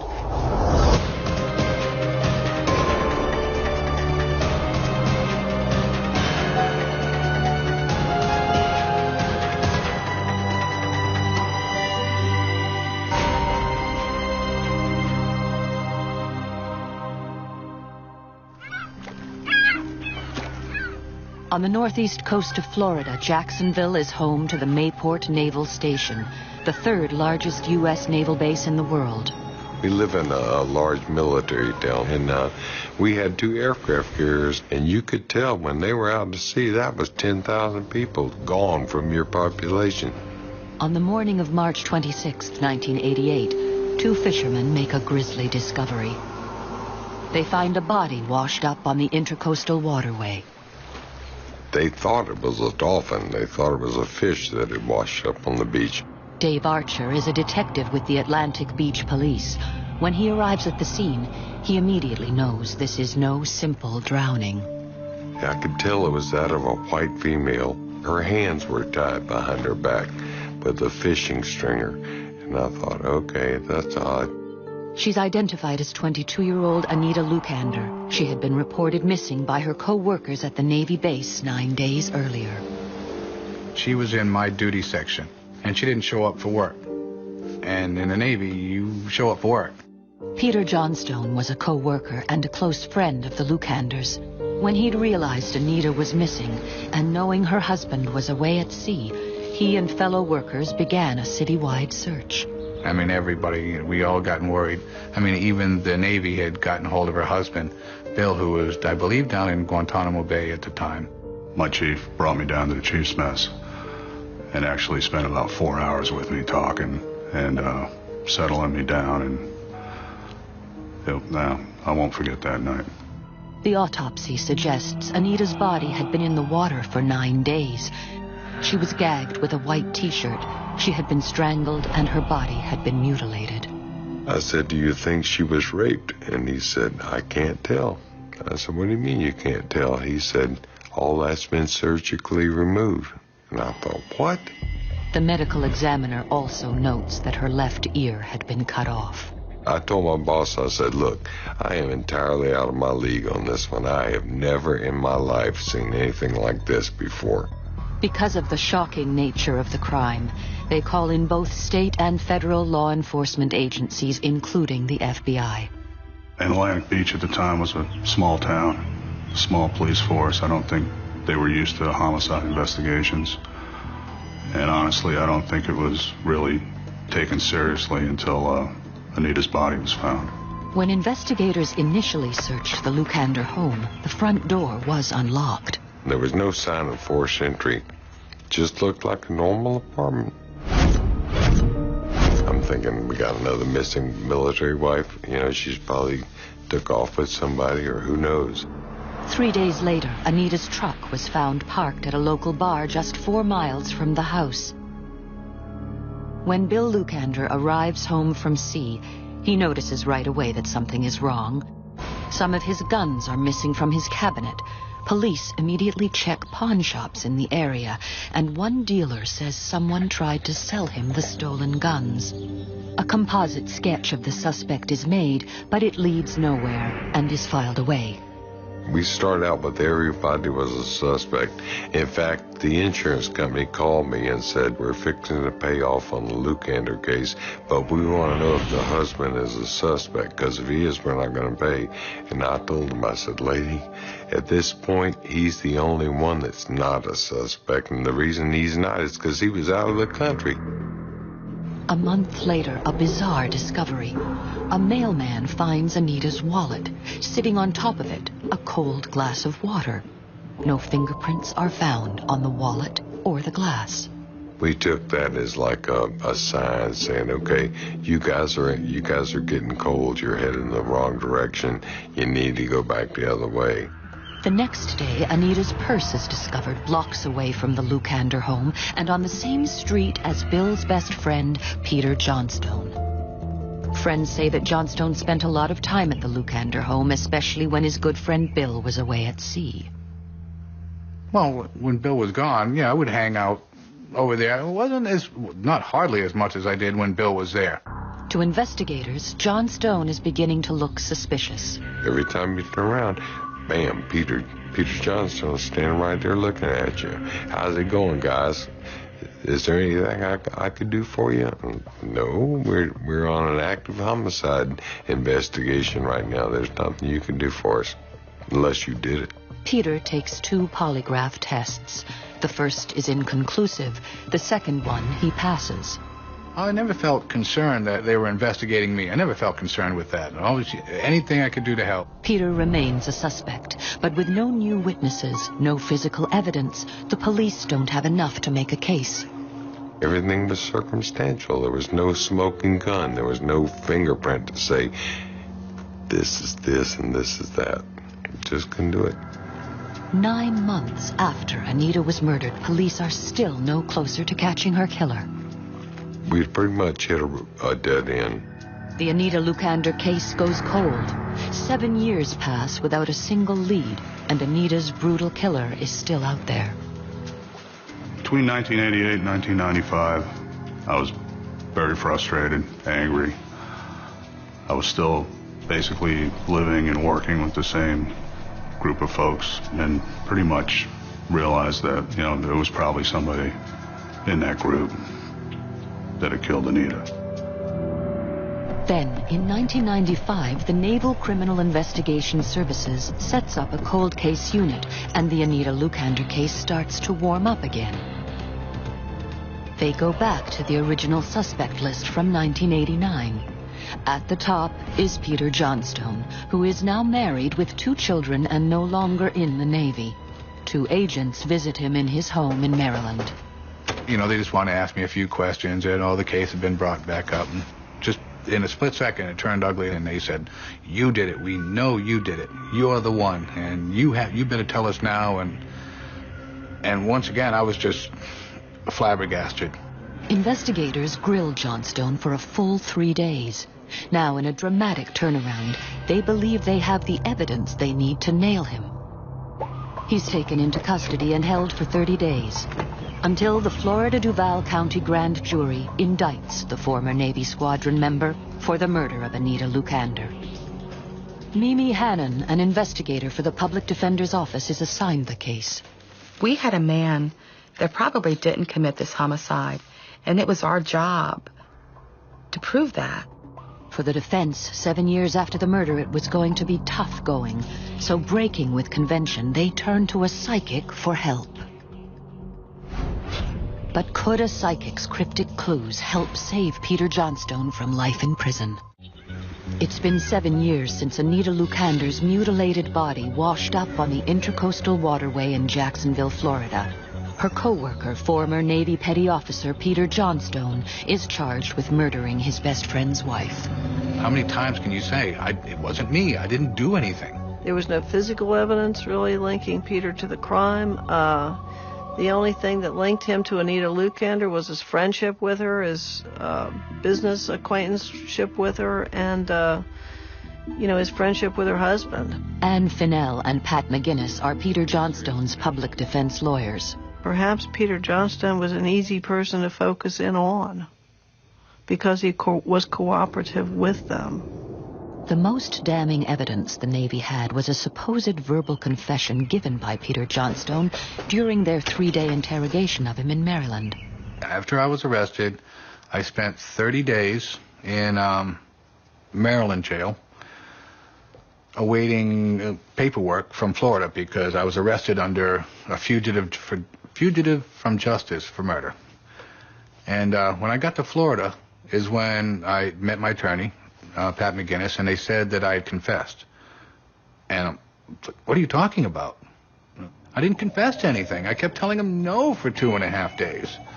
And apparently they had this whole confession that they wrote up.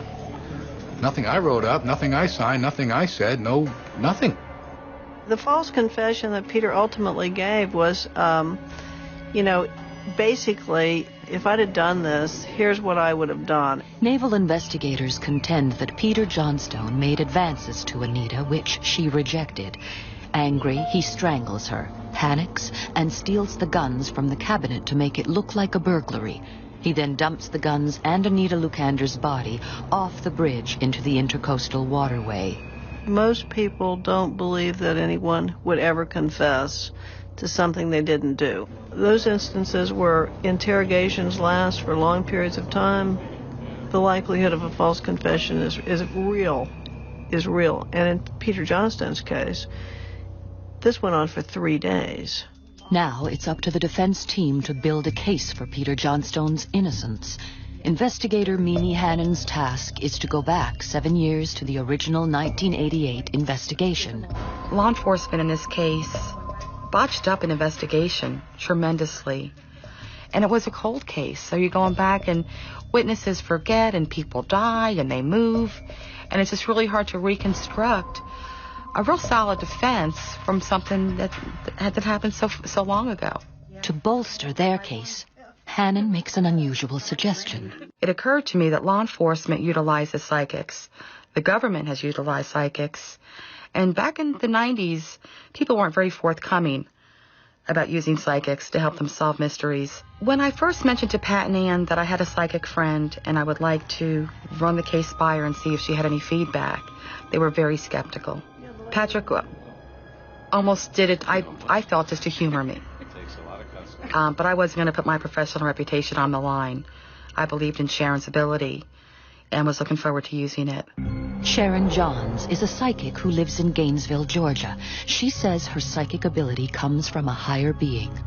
I always pray to work from that highest level. And by doing that, the angels and the guides do come and stand with you because you're working in that light.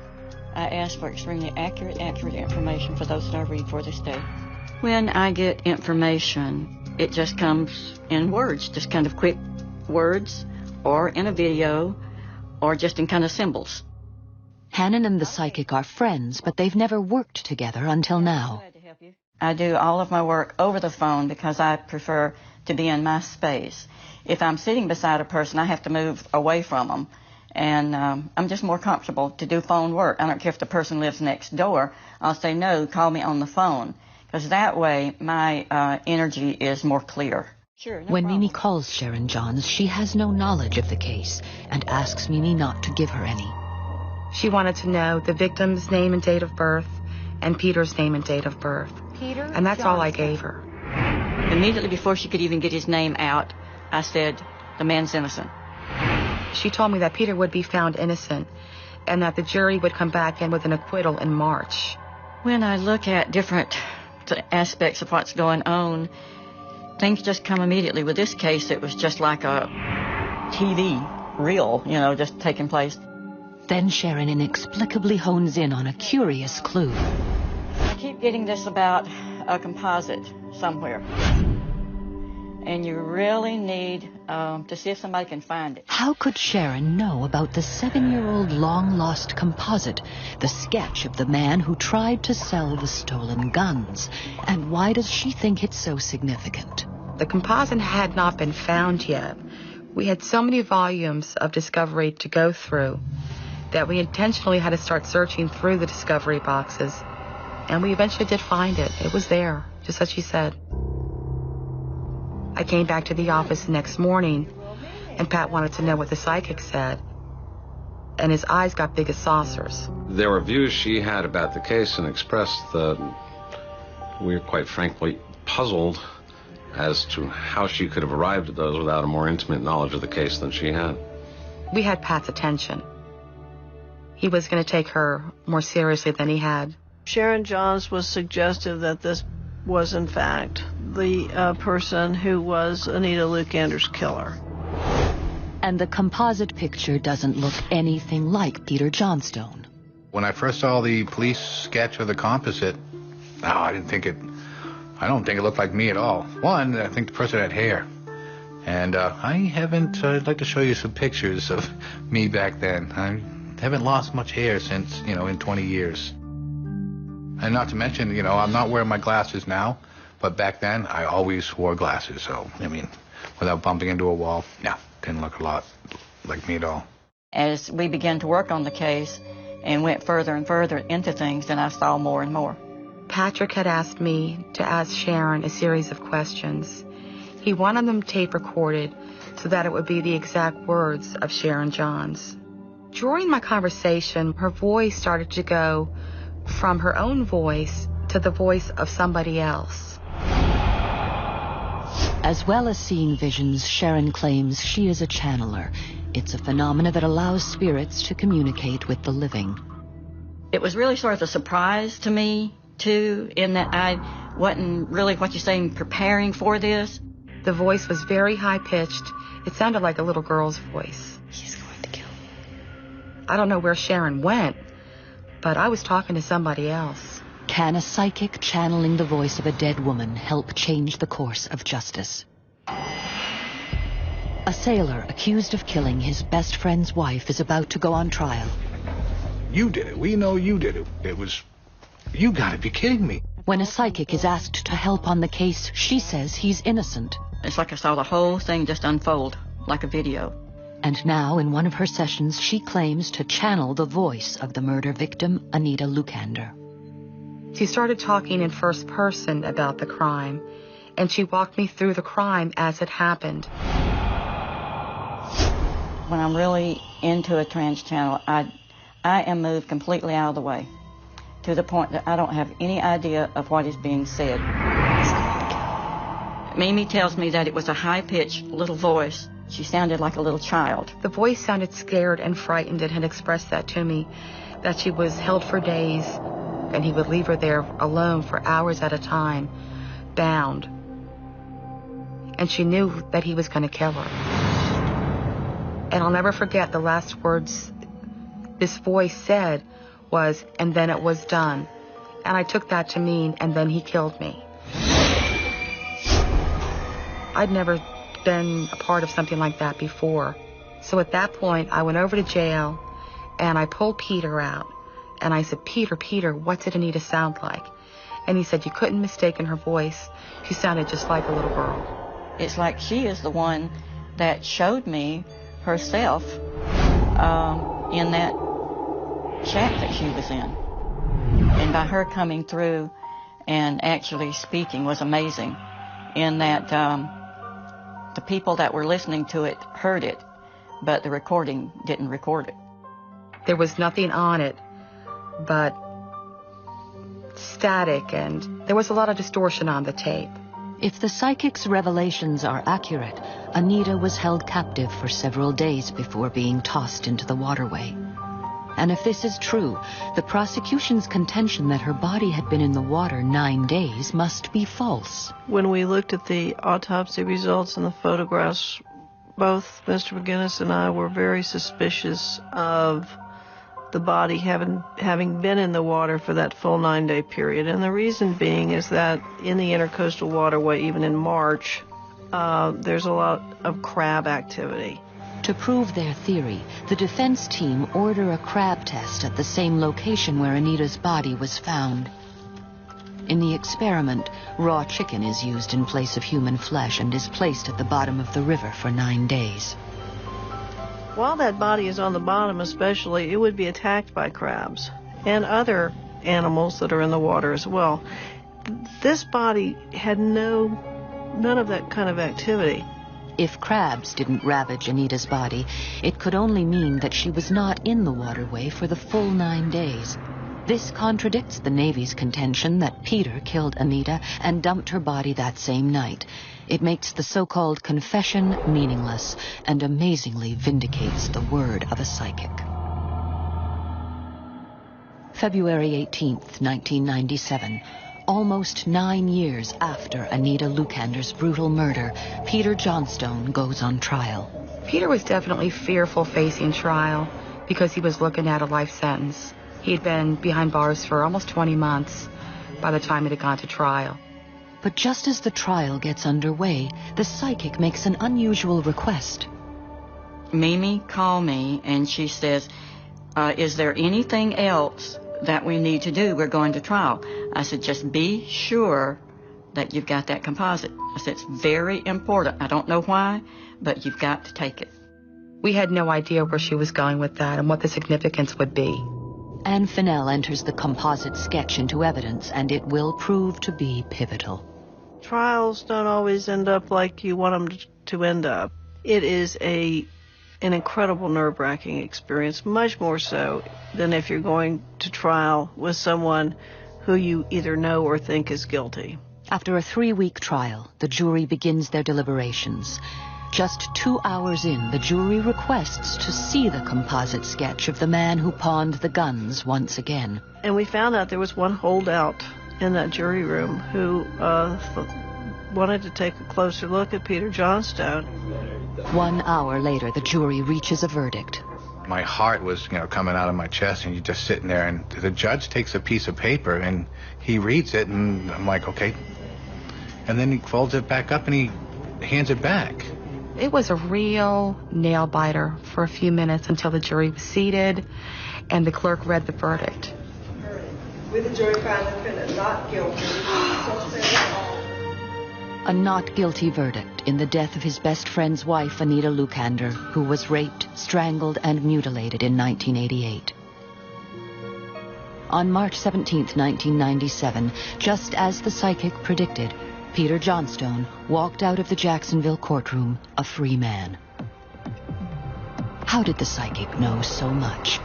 She said that the key to Peter's defense lay in the composite sketch. She predicted that he would be free in March, and she correctly predicted that Anita had not been thrown straight into the water after the murder, as the prosecution stated. Sharon's contribution to the case had become huge. She invigorated the defense team. We were on a certain defense theories.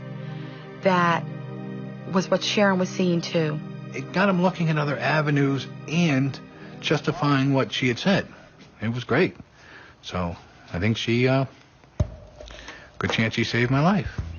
Today, 21 years after Anita Lucander was murdered, Sharon Johns and Peter Johnstone meet for the first time.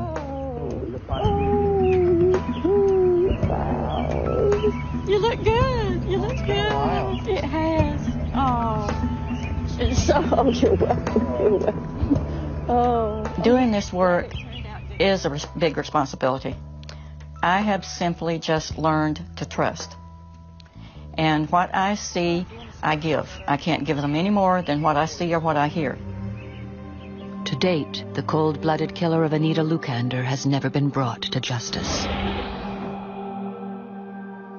She was my wife. She's a daughter.